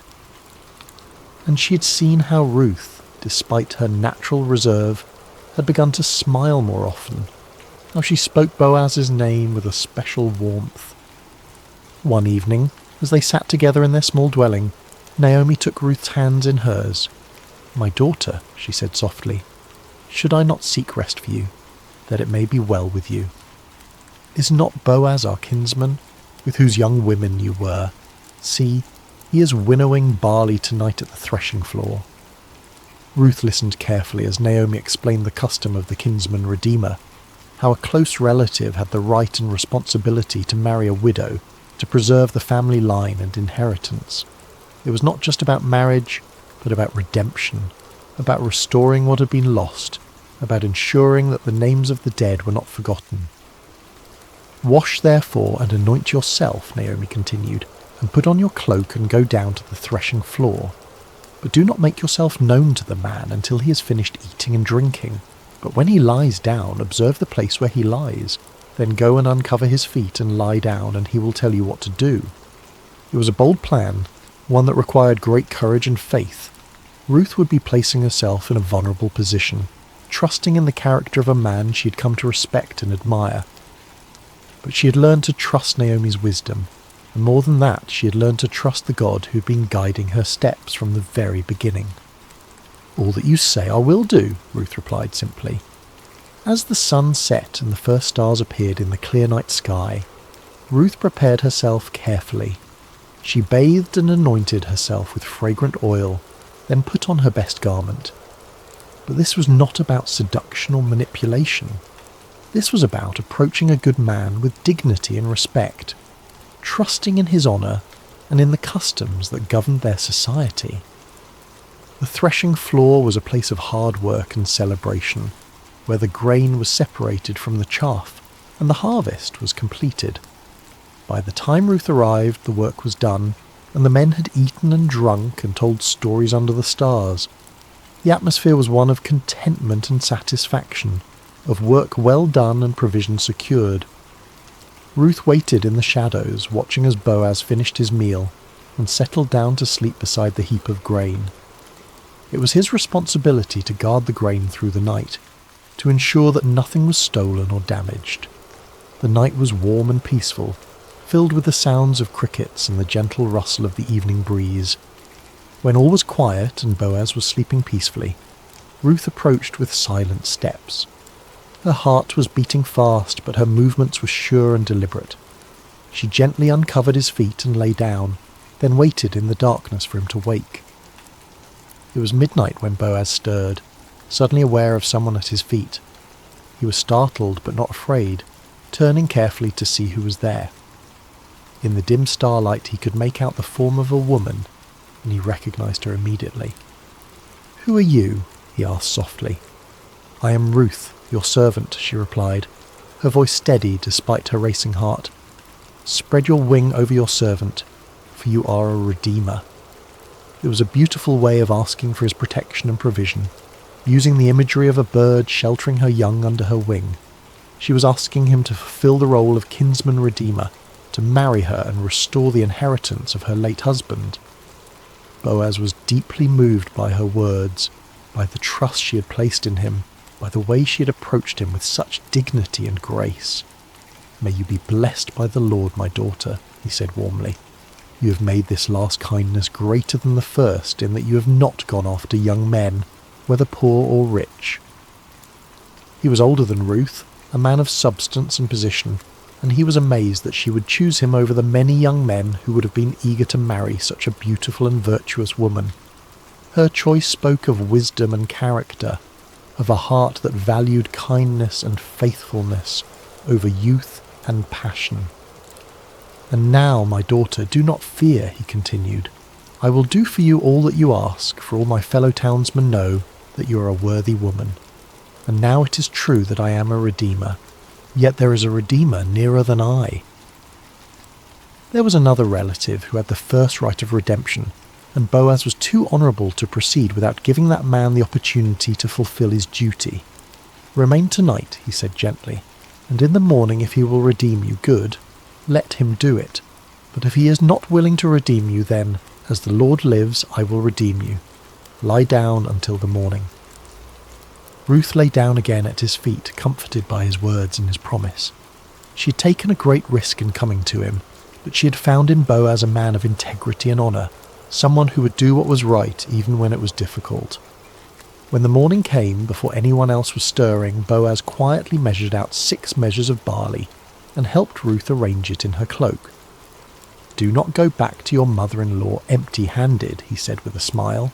Then he sent her on her way before anyone could see her and misunderstand her presence there. Ruth returned home with her heart full of hope and her arms full of grain. When Naomi saw her coming, she knew immediately that something significant had happened. "How did you fare, my daughter?" she asked eagerly. Ruth told her everything that had happened, every word that had been spoken, every kindness that had been shown. When she finished, Naomi smiled with satisfaction. "Wait, my daughter," she said, "until you learn how the matter turns out, for the man will not rest but will settle the matter today." And so they waited, 2 women who had learned that sometimes the greatest acts of faith happen in the quiet moments, when we trust in the goodness of others and in the providence of God. The next chapter of their story was about to unfold, and with it the fulfillment of promises they had hardly dared to hope for. The morning sun was just beginning to warm the stones of Bethlehem when Boaz made his way to the city gate. This was where the elders gathered, where business was conducted, where legal matters were settled according to the ancient customs of Israel. His heart was full of purpose as he took his seat and waited for the other Redeemer to pass by. He didn't have to wait long. Soon he saw the man approaching, and Boaz called out to him by name. "Come over, friend, and sit down here." The man, curious about what business Boaz might have with him, came and sat down. Then Boaz gathered 10 of the city elders to serve as witnesses, for what he was about to do would affect not just 2 people, but entire family lines and inheritances. "Naomi, who has come back from the country of Moab," Boaz began, his voice carrying clearly in the morning air, "is selling the parcel of land that belonged to our relative Elimelech. So I thought I would tell you of it and say, buy it in the presence of those sitting here and in the presence of the elders of my people. If you will redeem it, but if you will not, tell me, that I may know, for there is no one besides you to redeem it, and I come after you." The other man considered this carefully. A piece of land was valuable, an investment that could bring profit and increase his holdings. "I will redeem it," he said confidently. But Boaz was not finished. "The day you buy the field from the hand of Naomi, you also acquire Ruth the Moabite, the widow of the dead, in order to perpetuate the name of the dead in his inheritance." Suddenly the proposition became more complicated. To marry Ruth would mean that any children born to them would be considered the heirs of her first husband, not his own. The land would eventually pass to them, not to his existing family line. What had seemed like a good business deal now became a sacrifice that would cost him more than he was willing to pay. "I cannot redeem it for myself," he said, backing away from the commitment, "lest I impair my own inheritance. You take my right of redemption, for I cannot redeem it." It was exactly what Boaz had hoped to hear. According to the custom of the time, the man removed his sandal and gave it to Boaz as a sign that he was transferring his right of redemption. The sandal was a symbol of walking in someone else's place, of taking on their responsibilities and privileges. Boaz accepted the sandal and turned to address the elders and all the people who had gathered to witness this transaction. "You are witnesses this day that I have bought from the hand of Naomi all that belonged to Elimelech and all that belonged to Chilion and to Mahlon. Also Ruth the Moabite, the widow of Mahlon, I have acquired to be my wife, to perpetuate the name of the dead in his inheritance, that the name of the dead may not be cut off from among his brothers and from the gate of his native place. You are witnesses this day." The crowd erupted in celebration and blessing. "We are witnesses," they called out joyfully. "May the Lord make the woman who is coming into your house like Rachel and Leah, who together built up the house of Israel. May you act worthily in Ephrathah and be renowned in Bethlehem, and may your house be like the house of Perez, whom Tamar bore to Judah, because of the offspring that the Lord will give you by this young woman. It was a beautiful blessing, invoking the names of the great matriarchs of Israel and expressing the hope that Ruth would become equally honoured in the history of God's people, and how prophetic those words would prove to be. Meanwhile, Ruth and Naomi had been waiting at home, their hearts full of anticipation and hope. When the messenger came running to tell them what had happened at the gate, they could hardly believe their ears. The legal proceedings had gone exactly as they had hoped. Boaz had redeemed not just the land, but Ruth herself, and they were to be married. The wedding was a joyous occasion, celebrated by the entire community. Ruth, the young Moabite woman who had arrived in Bethlehem as a poor widow, was now the honoured wife of one of the most respected men in the city. But more than that, she had found in Boaz a man who valued her faithfulness, who cherished her loyalty, who would love and protect her for the rest of their days. As the seasons passed, Ruth and Boaz settled into a life of contentment and purpose. Boaz was a generous provider, and Ruth was a wise and gentle wife. Naomi, no longer bitter but filled with joy, lived with them and was cared for in her old age. The house that had once echoed with sorrow now rang with laughter and love. And then came the greatest blessing of all. Ruth conceived and bore a son, a healthy, beautiful child who would be raised in the love and fear of the Lord. The women of the neighbourhood came to congratulate Naomi, saying, "Blessed be the Lord who has not left you this day without a redeemer, and may his name be renowned in Israel. He shall be to you a restorer of life and a nourisher of your old age. For your daughter-in-law who loves you, who is better to you than 7 sons, has given birth to him." They named the child Obed, which means servant or worshipper, and Naomi took him on her lap and became his nurse.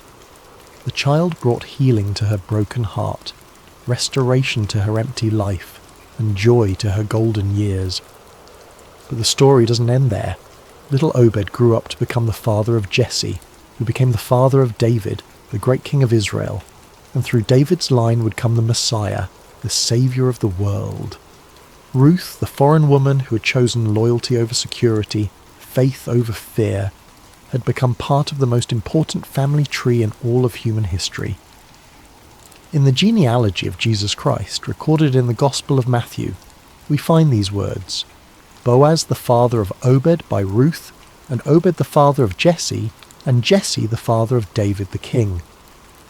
A Moabite woman's name is written forever in the lineage of the Son of God, a testament to the truth that God's grace knows no boundaries, that his love extends to all who seek refuge under his wings. Ruth's story teaches us that faithfulness in small things leads to blessing in great things, that loyalty and love are never wasted, that God can take our deepest sorrows and weave them into his greatest joys. She reminds us that sometimes the most profound acts of faith happen not in grand gestures, but in quiet decisions to remain faithful, to keep loving, to keep trusting, even when we cannot see the end of the story. As we come to the end of Ruth's story, let us pause beside these still waters and reflect on the gentle truths that flow through this ancient tale. Like a quiet stream that shapes the landscape over time, Ruth's life teaches us lessons that can transform our own journey of faith. Ruth's story shows us the profound power of remaining faithful, even in seasons of pain and uncertainty. When Naomi urged her to return to her people and her gods, Ruth could have chosen the easier path, the path that made sense to everyone around her. Instead, she chose love. She chose to remain loyal to a woman who had shown her kindness, to a faith that had captured her heart, to a God she was still learning to trust. Her famous words, "Where you go, I will go, and where you lodge, I will lodge.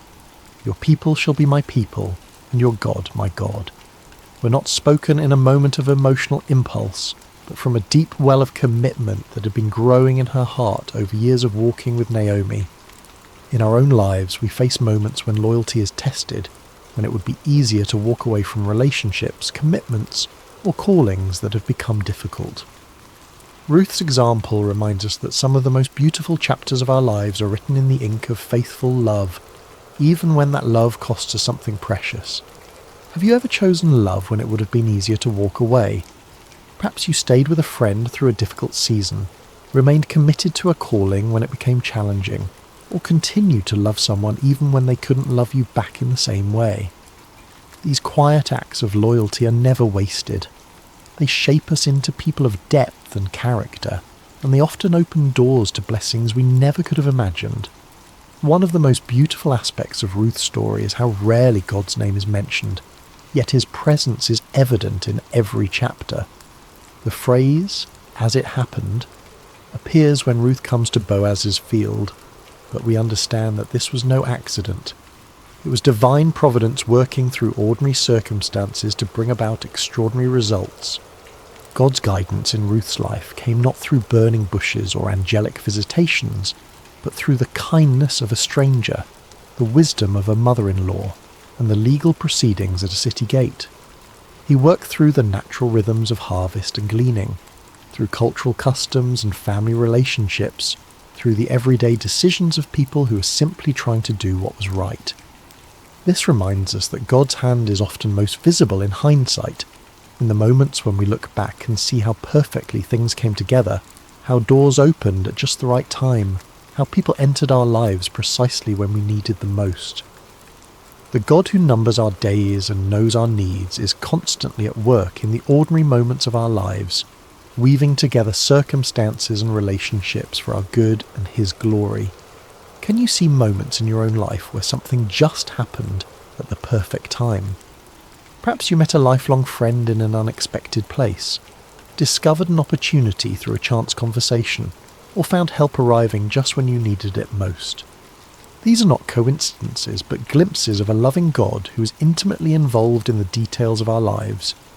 Ruth's story is ultimately about transformation, about how God can take our deepest losses and weave them into his greatest purposes. She began as a young widow in a foreign land, with no prospects and no security. She was an outsider, a foreigner, someone who by all human standards had little to offer the grand story of God's people. Yet her simple acts of faithfulness, her quiet loyalty, her willingness to work humbly in the fields, positioned her to become part of the royal lineage of David and ultimately of Jesus Christ. Her name is recorded forever in the genealogy of the Messiah, a testament to the truth that no one is too small, too foreign, or too broken to be used by God for his purposes. Ruth's transformation from widow to wife, from foreigner to family member, from poverty to provision, reminds us that our current circumstances do not define our future possibilities. The God who saw potential in a Moabite gleaner sees potential in each of us, regardless of our background, our mistakes, or our limitations.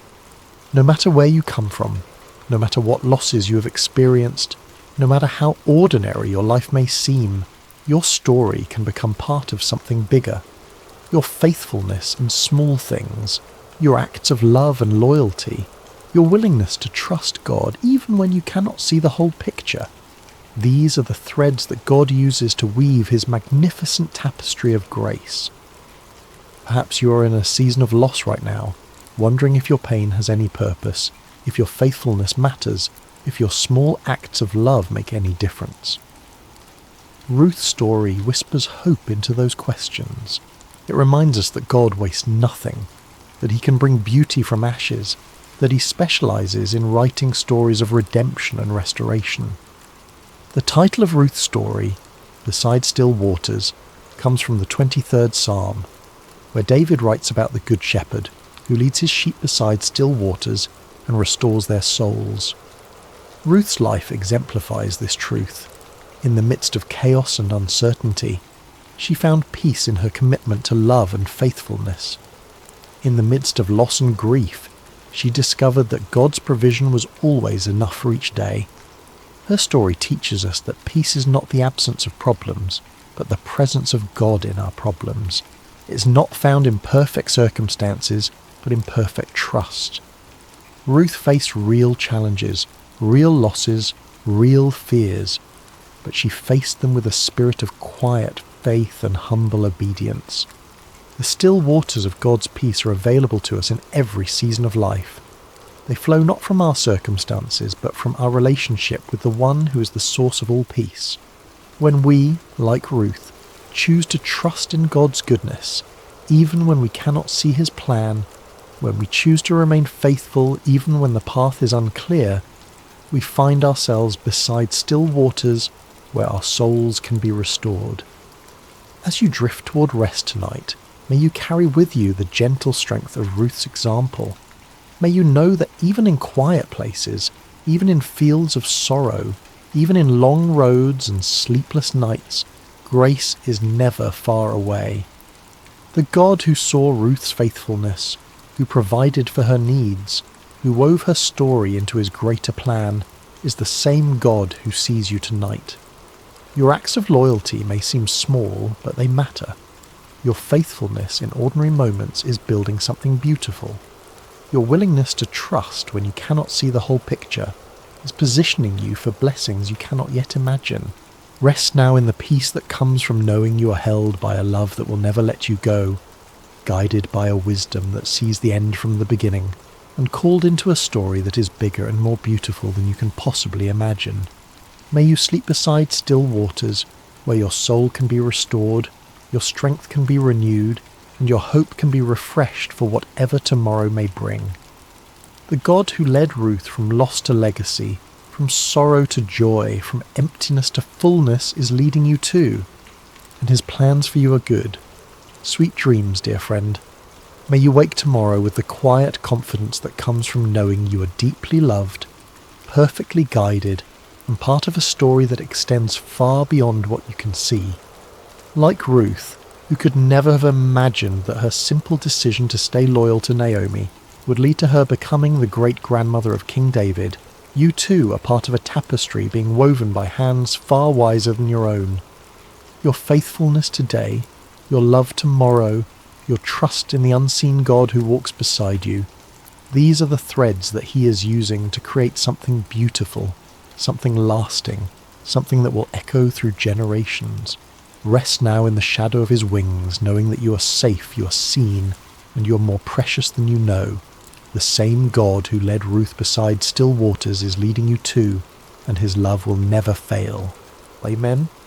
There are moments when the silence becomes unbearable, when the voices of doubt grow louder than any prayer, when the strongest among us discover that faith, no matter how fierce, cannot shield us from our own humanity. This is the story of a man who called down fire from heaven, yet found himself broken beneath a desert tree, begging for an end. This is the story of Elijah, not at his most powerful, but at his most human. And this is the story of a God who speaks not always in thunder, but sometimes in a whisper so gentle it can only be heard by the utterly broken. When faith grows weary, the ancient world knew exhaustion. It knew the weight of standing alone against empires, the burden of witnessing truth rejected, the agony of fighting battles that seemed to bring no lasting change.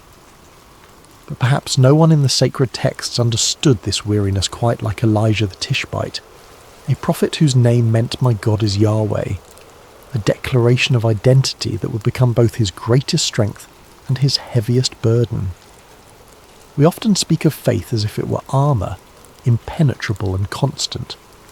We imagine biblical heroes as superhuman, their trust in God unshakable, their courage limitless. But the scriptures tell a different story. They tell us of men and women who believed deeply, yet struggled profoundly, who performed miracles yet battled despair, who heard the voice of God yet felt utterly alone. Elijah's story is not one of constant victory. It is a story of peaks and valleys, of triumph followed by terror, of divine power interrupted by very human fear. It is a story that echoes through millennia because it speaks to a truth we all recognize. Even the most faithful can feel empty, afraid, and abandoned. But most importantly, it is a story about how God meets us in our weakness, not always with spectacle, not always with obvious intervention, sometimes with something far more precious, the quiet, steady assurance of his presence when everything else has fallen away. Chapter 1. Elijah at the height of power. The northern kingdom of Israel had fallen into darkness. Not the darkness of night, but something far more sinister, the darkness of spiritual betrayal. King Ahab sat on the throne, a ruler whose weakness of character was matched only by the malevolence of his wife, Queen Jezebel. Together they had led an entire nation away from the God of Abraham, Isaac and Jacob, and toward the worship of Baal, the Canaanite deity of storms and fertility. The transformation had been gradual but thorough. What began as political compromise, marrying a foreign princess to secure alliances, had metastasized into wholesale apostasy. Jezebel had not simply brought her gods with her from Phoenicia. She had systematically worked to replace the worship of Yahweh with the worship of Baal throughout the kingdom. Temples to Baal dotted the landscape, their architecture foreign and imposing, their rituals designed to appeal to the basest, human desires and fears. Hundreds of prophets served at tables laden with royal provisions, spreading their false doctrines across the land. These were not humble seekers of truth, but well-fed beneficiaries of royal patronage, men who had discovered that telling people what they wanted to hear was far more profitable than proclaiming what they needed to know. The altars of the Lord lay in ruins. The priests of Yahweh had been driven into hiding or killed outright. The sacred sites where generations had worshipped were now overgrown with weeds or repurposed for idolatrous ceremonies. The true prophets were hunted like criminals, forced to hide in caves and cisterns, dependent on the few remaining faithful for food and shelter. The faithful themselves were scattered and afraid. To openly worship Yahweh was to invite persecution, to risk property, position, even life itself. Many had compromised, attending the festivals of Baal, while perhaps maintaining private devotion to the God of their fathers. Others had simply drifted away, finding it easier to follow the crowd than to stand against the tide. Still others had genuinely converted, convinced by years of propaganda that Baal was responsible for the rain and harvest, that the old ways were obsolete, that the future belonged to those who embraced the new order. It seemed as though the covenant itself had been forgotten, as though the very identity of God's chosen people had been erased. The stories of Abraham, Moses and Joshua were becoming mere folklore, quaint tales of a bygone era with no relevance to modern life. The nation that had been called to be a light to the Gentiles had instead adopted the Gentiles' darkness as their own. Into this apostasy stepped a figure from the wilderness of Gilead. Elijah arrived in the royal court like a sudden storm, his appearance as rough as the message he carried. His clothing was woven from hair, his face weathered by sun and wind, his eyes burning with prophetic fire. With no preamble, no diplomatic courtesy, no concern for protocol or consequence, he delivered a proclamation that would alter the course of history. There would be neither dew nor rain in Israel except by his word. The audacity of the statement was breathtaking. Here was a nobody from nowhere, confronting the most powerful man in the kingdom, pronouncing judgment not just on the king but on the entire land. But more than audacity, it was a direct challenge to Baal himself. The Canaanite deity was supposed to control the weather, to send the rains that made crops grow and livestock thrive. If Yahweh could shut up the heavens at the word of his prophet, what did that say about Baal's supposed power? For 3 long years the land suffered under an unprecedented drought. The heavens became bronze, unyielding and merciless. The earth turned to dust beneath the relentless sun. What began as concern grew into alarm, then into desperation, then into catastrophe. Crops failed year after year. Livestock died for lack of water and fodder. Springs and wells dried up. Famine stalked the land like a spectre, claiming the weak, the young, the old. The people cried out to Baal. They performed the prescribed rituals, offered the required sacrifices, participated in the sacred processions. The prophets of Baal assured them that their God would answer, that the drought was merely a test, that faithfulness would be rewarded. But the skies remained mercilessly clear, day after day, week after week, month after month. In the 3rd year of drought, with the nation on the brink of complete collapse, Elijah emerged once more from hiding. he went to King Ahab with a proposition so audacious it bordered on madness. On Mount Carmel, before the assembled people of Israel, there would be a contest. The prophets of Baal, 450 of them, would call on their God. Elijah alone would call on Yahweh. Whichever deity answered with fire to consume a sacrifice would be proven the true God. Ahab, desperate for any solution to the crisis destroying his kingdom, agreed. Word went out across Israel. The people gathered on Mount Carmel, drawn by curiosity, desperation, or perhaps some faint hope that ancient questions might finally be answered. The scene that unfolded on that mountain became the stuff of legend. 2 altars were prepared, 2 bulls slaughtered and laid on wood. The prophets of Baal, confident in their numbers and their god's supposed power, went first. They began their rituals at morning light, calling on Baal with increasing fervour as the hours passed. "Baal, answer us," they cried, dancing around their altar in prescribed patterns, their voices rising in rehearsed incantations. The morning wore on. The sun climbed higher, beating down on the mountain. Still no response. The prophets redoubled their efforts, their voices growing hoarse, their movements more frantic. By midday it had become a spectacle of desperation. The prophets were leaping on the altar, shouting until their throats bled with the effort. Some had begun cutting themselves with swords and spears, blood streaming down their bodies in ritualistic frenzy, believing that perhaps the sight of their suffering would move their God to action. Elijah watched with a mixture of profound sorrow and righteous irony. At noon he called out to them, his voice cutting through their chaotic cries. "Shout louder," he suggested with devastating mockery. "Surely he is a god. Perhaps he is deep in thought or busy or travelling. Maybe he is sleeping and must be awakened." The mockery stung, but it was also a profound theological statement. A God who sleeps, who can be too busy to notice, who might not hear unless you shout loud enough. This is no God at all.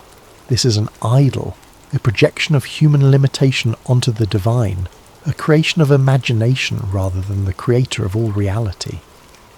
The prophets of Baal continued their frantic efforts through the afternoon, their voices now barely whispers, their bodies exhausted and bloodied.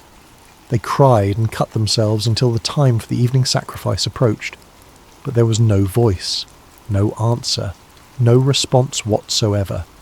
The silence from heaven was absolute and damning. Then it was Elijah's turn. In the gathering evening light, before a crowd that had watched hours of futile religious theatre, he set about repairing the altar of the Lord that had been torn down.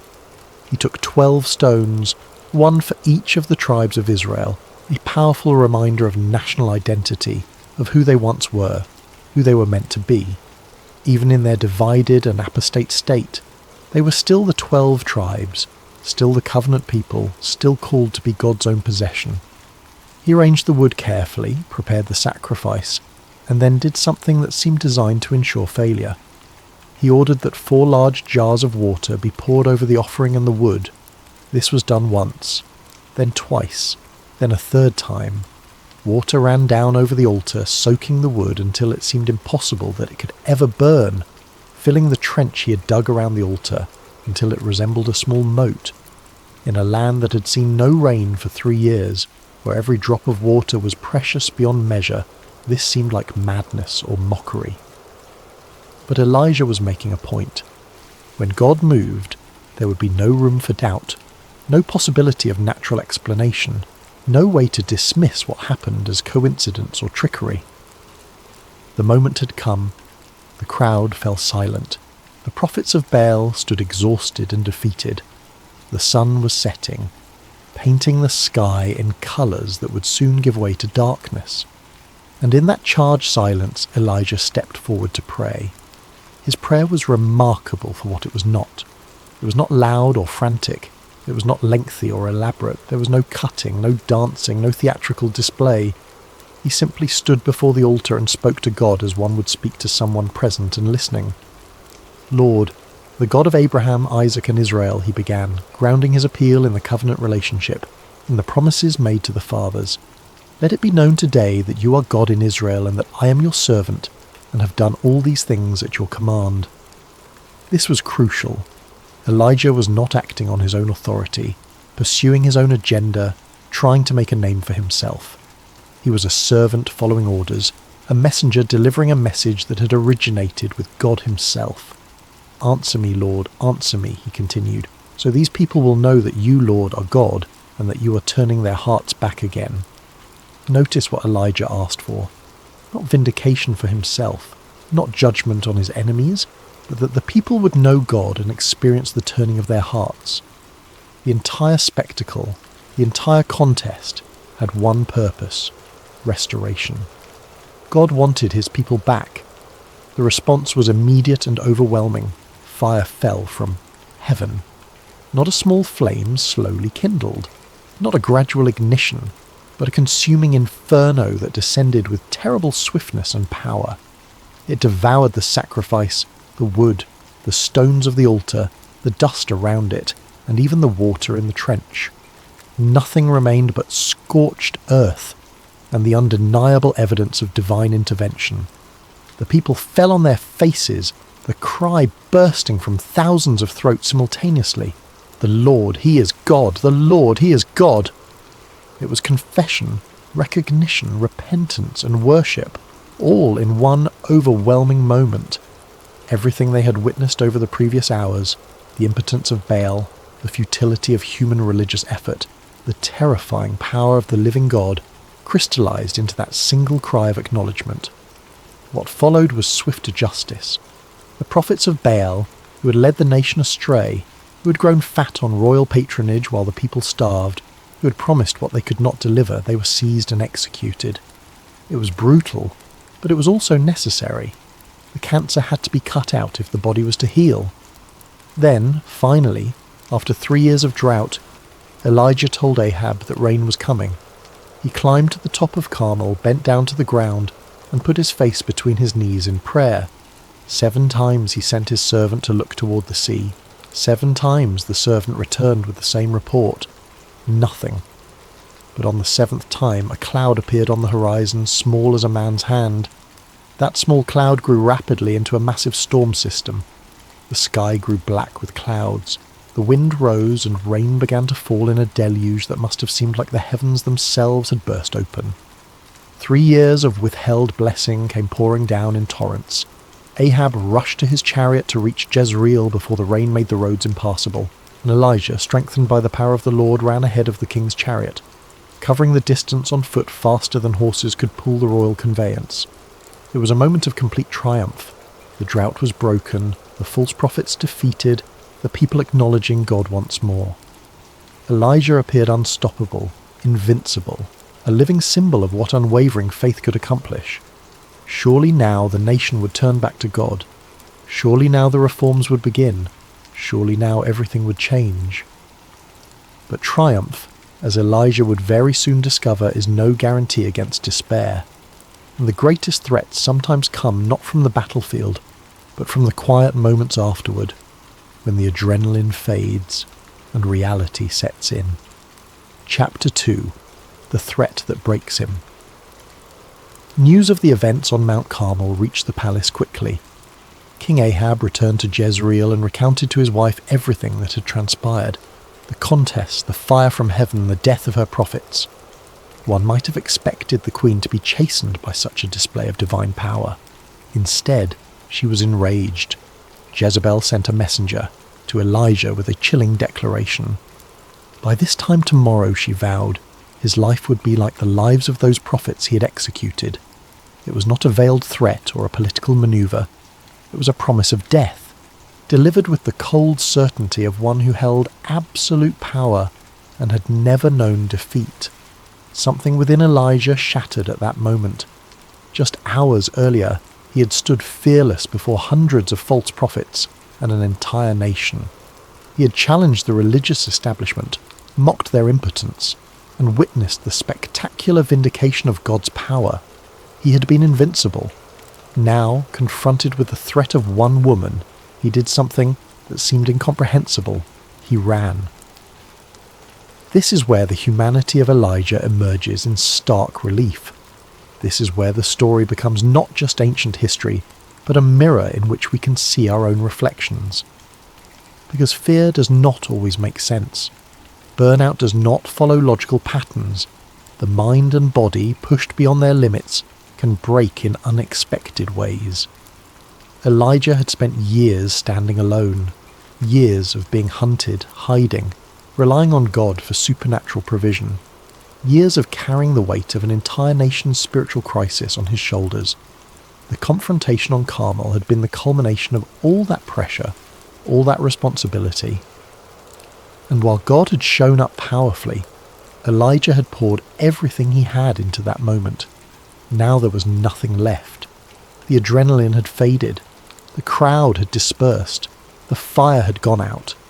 And in its place came the realization that despite everything, despite the miracles, despite the rain, despite the public acknowledgement of God's supremacy, the fundamental situation had not changed.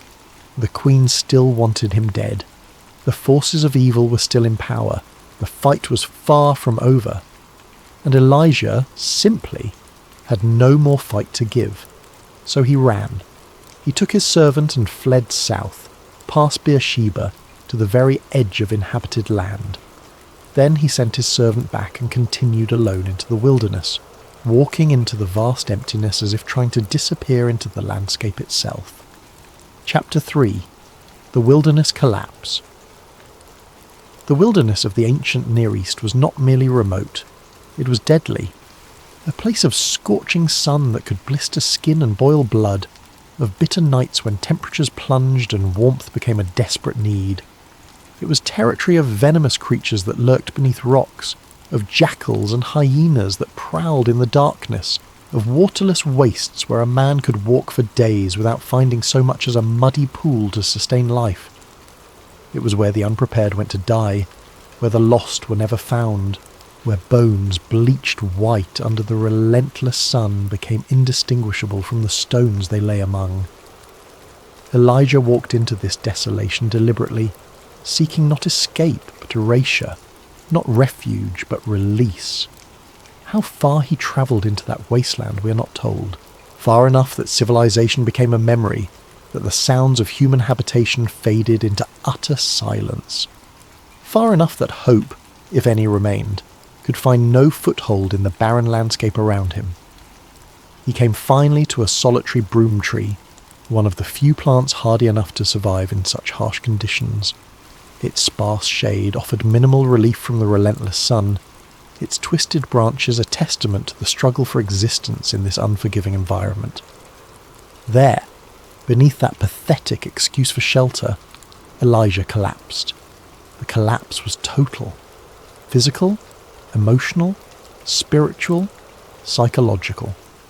His body, pushed beyond its limits by days of travel with inadequate food and water, simply gave out. But the physical exhaustion was nothing compared to the interior devastation.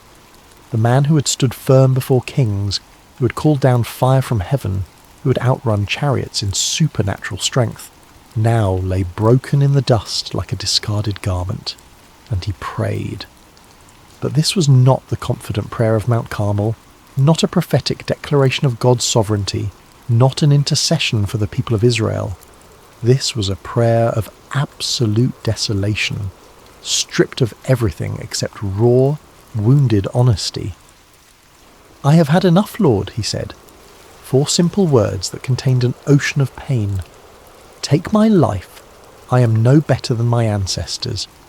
Those words carry a weight that echoes across centuries, resonating with anyone who has ever reached the absolute end of their endurance. I have had enough. Not enough victory, not enough provision, not enough evidence of God's power, but enough pain, enough fear, enough of the crushing weight of standing alone, enough of fighting battles that seem to produce no lasting change, enough of being Elijah, the prophet, the lonely voice crying in a wilderness that refused to listen. This moment demands our careful attention because it reveals something crucial about spiritual exhaustion that religious culture often wants to hide or explain away. Elijah was not turning his back on God. He was not denying what he had witnessed or experienced. He had not lost his faith in God's existence or power. But he had lost something perhaps even more fundamental. He had lost his ability to continue. This is burnout in its purest, most devastating form. Not rebellion against God's authority, not doubt in the traditional sense of questioning God's existence or goodness, but a profound, bone-deep weariness that makes even the next breath feel like an impossible burden, the next step an insurmountable obstacle. Consider what Elijah had endured. For 3 years he had lived as a fugitive, dependent on divine provision for survival. He had hidden by a brook, fed by ravens, birds considered unclean, scavengers, yet serving as God's delivery system for bread and meat. When the brook dried up, he had been sent to Zarephath, to a widow's house, where he witnessed her last measure of oil and flour become supernaturally sustained, where he raised her son from death. Then came the confrontation on Carmel, the mental and emotional energy required to stand alone before hundreds of false prophets, before a hostile king, before a nation that had largely abandoned the faith of their fathers. The stress of that moment would have been crushing. The relief when fire fell, when the people acknowledged God, when rain returned. That release of tension might have been almost as overwhelming as the tension itself. And now, mere hours later, a single threat from a queen had undone it all. The victory suddenly seemed hollow. The miracle seemed meaningless. If Jezebel still ruled, if the structures of idolatry remained intact, if his life was still in danger despite everything God had done, what had been accomplished? What had changed? Elijah had given everything, his safety, his comfort, his youth, his very identity, to serving God and calling Israel back to faithfulness. And now, convinced that it had all been futile, that he stood alone as the last believer in a dying faith, he simply wanted it to end. "I am no better than my ancestors," he said. This was not false humility. It was the cry of a man who believed he had failed in the mission that defined his existence. His ancestors had struggled and ultimately died without seeing the fulfillment of God's promises. Now Elijah saw himself in the same position. One more name in a long line of people who had tried and failed to turn Israel's heart back to God. The despair was complete. The darkness was total. And in that darkness, Elijah did the only thing his exhausted body could manage. He slept. The sleep of the utterly depleted. The sleep of one who has nothing left to give and nowhere left to go. The sleep of someone who hoped, perhaps, that rest might become permanent, that closing his eyes might mean never having to open them again to face another day of futile struggle. But God had other plans, and his response to his broken prophet would reveal something fundamental about divine character that transforms how we understand both faith and failure. Chapter 4. God's Gentle Provision. What happened next is remarkable not for its drama, but for its tenderness. God did not appear in a whirlwind to rebuke Elijah for his fear. Fire did not descend to shock him back to courage. Thunder did not roll to remind him of divine power. Instead, an angel touched him, gently. "Get up and eat," the angel said. Elijah opened his eyes to find bread baked over hot coals and a jar of water. Simple provisions, basic sustenance. Nothing miraculous about the food itself, nothing spectacular about the presentation, just what a weary body needed to survive another day. Elijah ate and drank, then lay down again and slept. The angel did not force him to move on immediately, did not demand he snap out of his depression and return to his prophetic duties. The angel let him rest. Then, a second time, the angel touched him. "Get up and eat, for the journey is too much for you." Notice what is not said here. No lecture about faith, no reminder of past victories, no accusation of cowardice or weak character. Instead, an acknowledgement of reality. The journey is too much for you. Your exhaustion is real. Your limits are valid. You need rest, you need food, you need care. This is God's first response to his burned-out prophet. Not correction, but compassion. Not a spiritual pep talk, but physical provision. Before addressing Elijah's theological misunderstandings or emotional despair, God attends to his basic human needs. There is profound theology in this moment. It affirms that we are not merely spiritual beings, we are embodied souls, and our physical state affects our spiritual capacity. God, who created us, understands this completely. He knows that exhaustion clouds judgment, that hunger magnifies despair, that sleep deprivation distorts perspective. So he feeds his prophet. He lets him rest. Twice.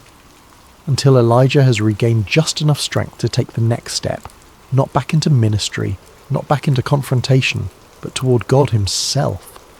Strengthened by that food, Elijah travelled 40 days and 40 nights. The number itself is significant, echoing Moses' time on Mount Sinai, Israel's years in the wilderness. It was a journey of transformation, though Elijah did not yet know it.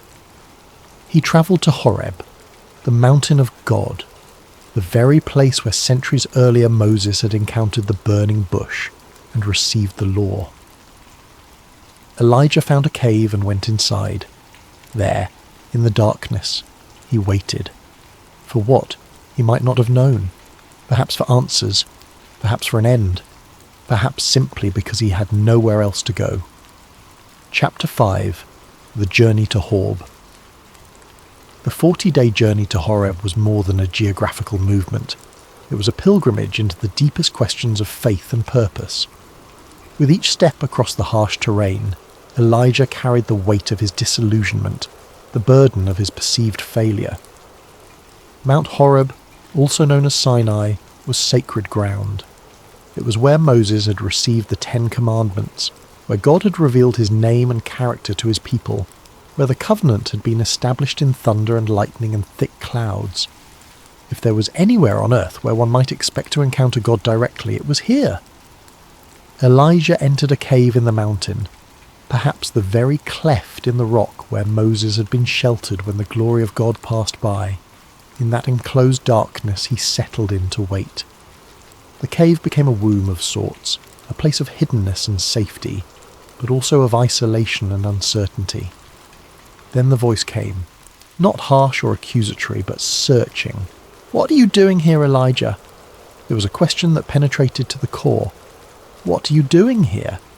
Not where you should be, ministering to Israel, not standing against the prophets of Baal, not speaking truth to power, here, in a cave, hiding after everything God has done. But the question was not meant to shame. It was an invitation, an opening for Elijah to speak his truth, to voice the pain he had been carrying, to finally articulate the despair that had driven him from the heights of Carmel to the depths of the wilderness. Chapter 6. Elijah's Honest Answer. Elijah's response came from a place of raw honesty. There was no attempt to spiritualize his fear, no religious language to dress up his desperation. He simply told God what he felt was true. "I have been very zealous for the Lord God Almighty," he began. And this was not boasting. It was establishing his credentials, his identity, his life's work. "The Israelites have rejected your covenant, torn down your altars, and put your prophets to death with the sword." Here was the heart of his anguish. He had given everything, risked everything, and it seemed to have changed nothing. The people had witnessed undeniable proof of God's power on Mount Carmel, yet the structures of idolatry remained intact. The queen still ruled. The temples of Baal still stood. The faithful were still hunted. "I am the only one left," Elijah continued, "and now they are trying to kill me too." In Elijah's mind, he had become the last faithful remnant of an entire nation. The weight of that burden, believing that the entire covenant relationship between God and Israel rested on his shoulders alone, had crushed him. And now even he, the last one, was being hunted like an animal. The loneliness in those words is staggering. To believe yourself completely alone in your faith, to see no allies, no fellow warriors, no one who shares your burden or understands your calling, to feel that if you fall, everything falls with you. But Elijah's perception, though deeply felt, was not accurate, and God was about to reveal just how distorted his perspective had become under the weight of exhaustion and fear. Chapter 7. The Wind, the Earthquake, and the Fire. God's response to Elijah's complaint was surprising. He did not immediately correct Elijah's misunderstanding or reassure him with words. Instead, he gave an instruction: "Go out and stand on the mountain in the presence of the Lord, for the Lord is about to pass by." Elijah emerged from the cave and stood on the mountainside. What happened next must have seemed familiar, even expected. After all, Elijah had seen God work in spectacular ways before. He had witnessed supernatural provision, had called down fire from heaven, had seen rain return after years of drought. He knew God as a God of power, of dramatic intervention, of unmistakable signs. A wind came, but not just any wind. A wind so powerful it tore the mountains apart and shattered rocks. The very foundations of the earth seemed to groan under its force. Trees were uprooted, boulders tumbled down mountainsides, the air itself became a weapon of destruction. But the scripture records something unexpected. The Lord was not in the wind. Before Elijah could fully process this, an earthquake struck. The ground beneath his feet heaved and buckled. Crevasses opened in the rock. The mountain itself shuddered with such violence that standing upright became nearly impossible. It was the kind of seismic event that topples cities, that reshapes landscapes, that leaves survivors traumatized for generations. But again, the scripture is clear. The Lord was not in the earthquake. Then came fire. Not the controlled fire of an altar or the warming fire of a hearth, but wild, consuming flame that swept across the mountainside. Elijah had seen fire from heaven before, spectacular, unmistakable, the very signature of divine power. Surely God would speak through this element that had validated his prophet's ministry on Mount Carmel. But once more, the verdict was the same. The Lord was not in the fire. Each of these manifestations would have been enough to command attention, to inspire awe, to demonstrate power beyond human comprehension. They were exactly the kind of displays that Elijah had come to associate with God's presence and activity. They were dramatic, unmistakable, impossible to ignore. Yet in each case, God's word to his prophet was negative. Not here, not in this. I am not in the spectacle you expect. Chapter 8. The Still Small Voice. After the fire, the chaos, the deafening demonstrations of raw power, something else came. Or perhaps it would be more accurate to say that something else was revealed. Something that had been there all along, but could only be perceived in the absence of noise and fury. Silence. Deep, profound, complete silence. The kind of silence that settles after a storm, when even the wind seems to hold its breath, when the world itself appears to pause in anticipation. And in that silence, a sound. But not a sound in the ordinary sense. The Hebrew phrase used here is difficult to translate perfectly. Some versions call it a still small voice. Others render it a gentle whisper, or a soft murmuring sound, or even the sound of sheer silence. It was something barely audible, easily missed, requiring complete attention to perceive. When Elijah heard it, or perhaps felt it, or recognized it in some way beyond ordinary hearing, he immediately pulled his cloak over his face. This was the gesture of one standing in the direct presence of the holy, the instinctive response of a human confronted with the divine. He had not covered his face during the wind or the earthquake or the fire, but this gentle whisper, this quiet sound, this was where he encountered God himself. He went and stood at the mouth of the cave, still covered, still overwhelmed by the realization of what he was experiencing, and the voice came again, asking the same question as before. "What are you doing here, Elijah?" Elijah gave the same answer. Word for word he repeated his complaint about his zeal, Israel's rejection, the death of the prophets, his isolation, the threat against his life. His circumstances had not changed.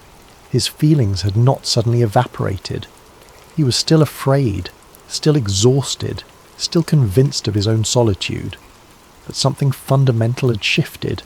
In the wind and earthquake and fire, God had deconstructed Elijah's expectations about how he works. The God who could send fire from heaven to consume a sacrifice, who could shut up the sky for 3 years and then open it with torrential rain, who could do anything with spectacular power. This God chose to speak in a whisper. The lesson was profound. God's presence is not measured by the volume of his voice or the drama of his intervention. The quiet word is no less divine than the earthquake. The gentle whisper carries no less authority than the thunder. In fact, the whisper requires something the earthquake does not: stillness, attention, a willingness to listen carefully. Chapter 9. Correction without condemnation. God's response to Elijah's repeated complaint was direct but remarkably gentle. There was no rebuke for his fear, no criticism of his flight into the wilderness. Instead, God gave him concrete direction and corrected his distorted perspective. "Go back the way you came," God instructed. The journey was not over. The calling had not been rescinded. There was still work to do, still purpose to fulfill. Elijah was to anoint new leaders: Hazael as king over Aram, Jehu as king over Israel, and Elisha to succeed him as prophet. These were not minor assignments.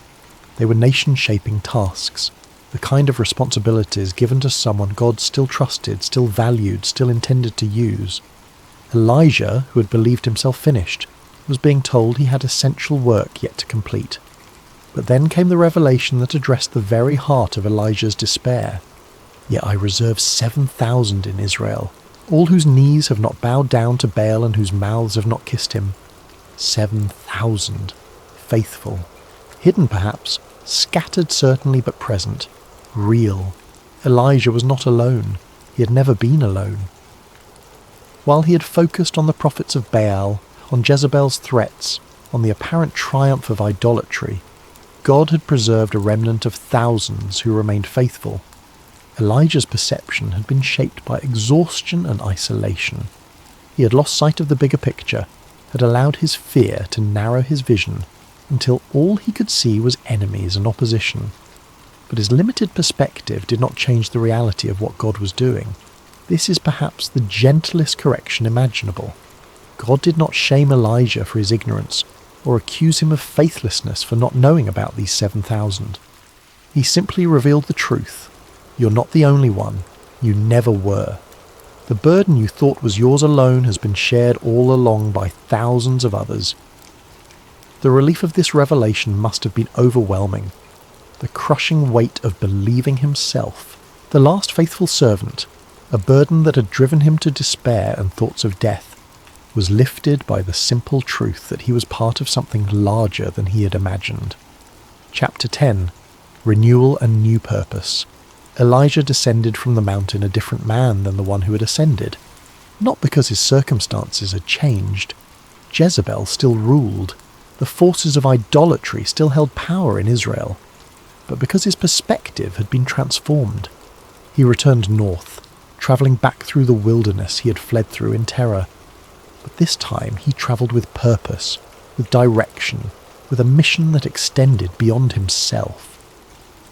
He was going to find his successor, to begin preparing the next generation, to invest in someone who would carry on the work when he was gone.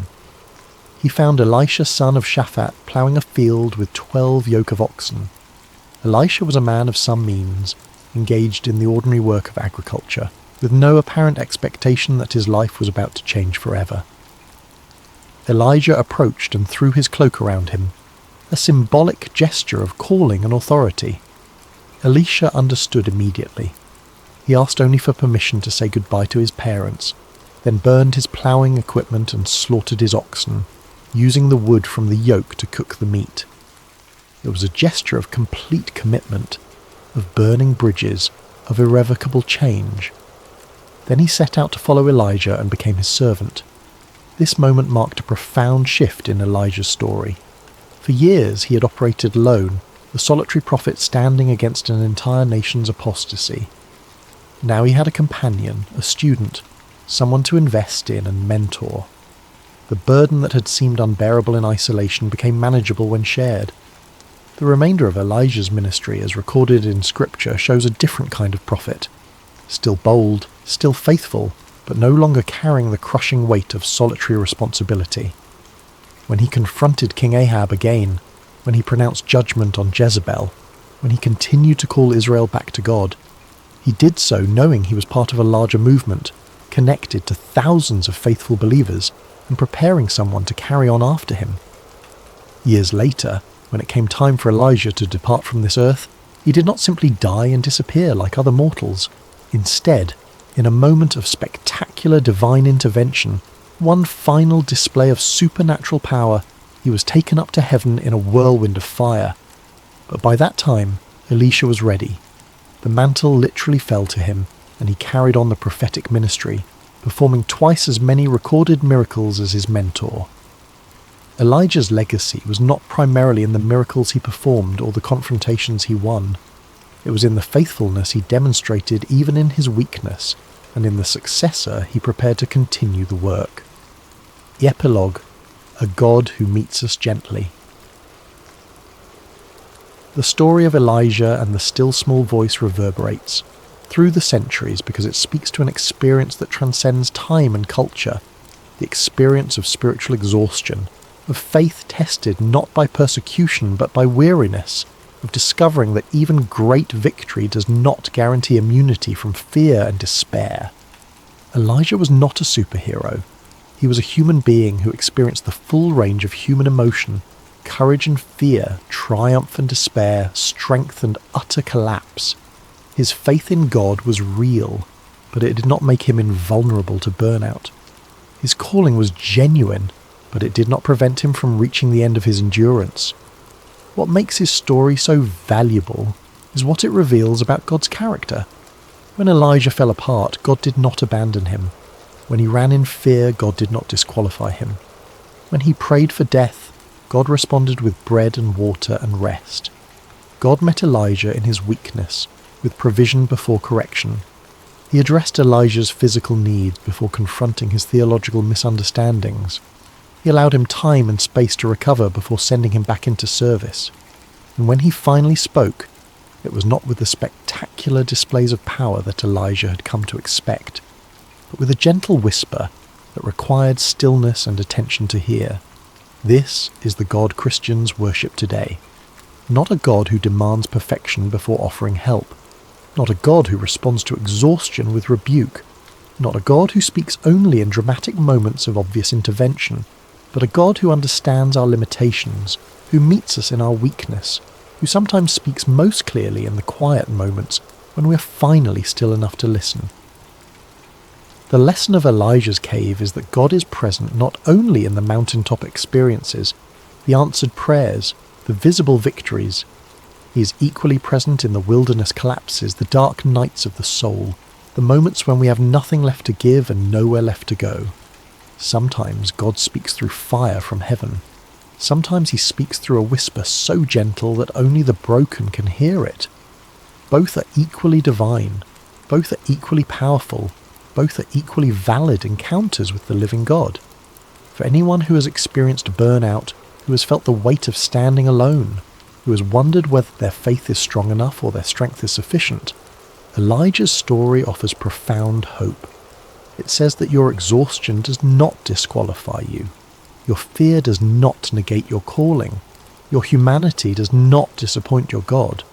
It says that when you collapse under the weight of your burdens, God will provide what you need to take the next step. When you feel utterly alone, you are connected to more fellow believers than you can see. When the spectacular moments of victory give way to quiet desperation, God has not left. He is simply speaking in a different register, calling you to a different kind of attention. The still, small voice is not a lesser form of divine communication. It is the voice that calls us beyond spectacle to intimacy, beyond power to presence, beyond doing to being. It is the voice that says, I am here, I have always been here, even when you cannot feel it, even when you cannot see it, even when the wind and earthquake and fire fill your world with noise and chaos. I am here, in the silence, waiting for you to be still enough to hear. This is the God who spoke to Elijah. This is the God who speaks to us still, not only in our moments of strength and faith, but especially in our moments of weakness and fear.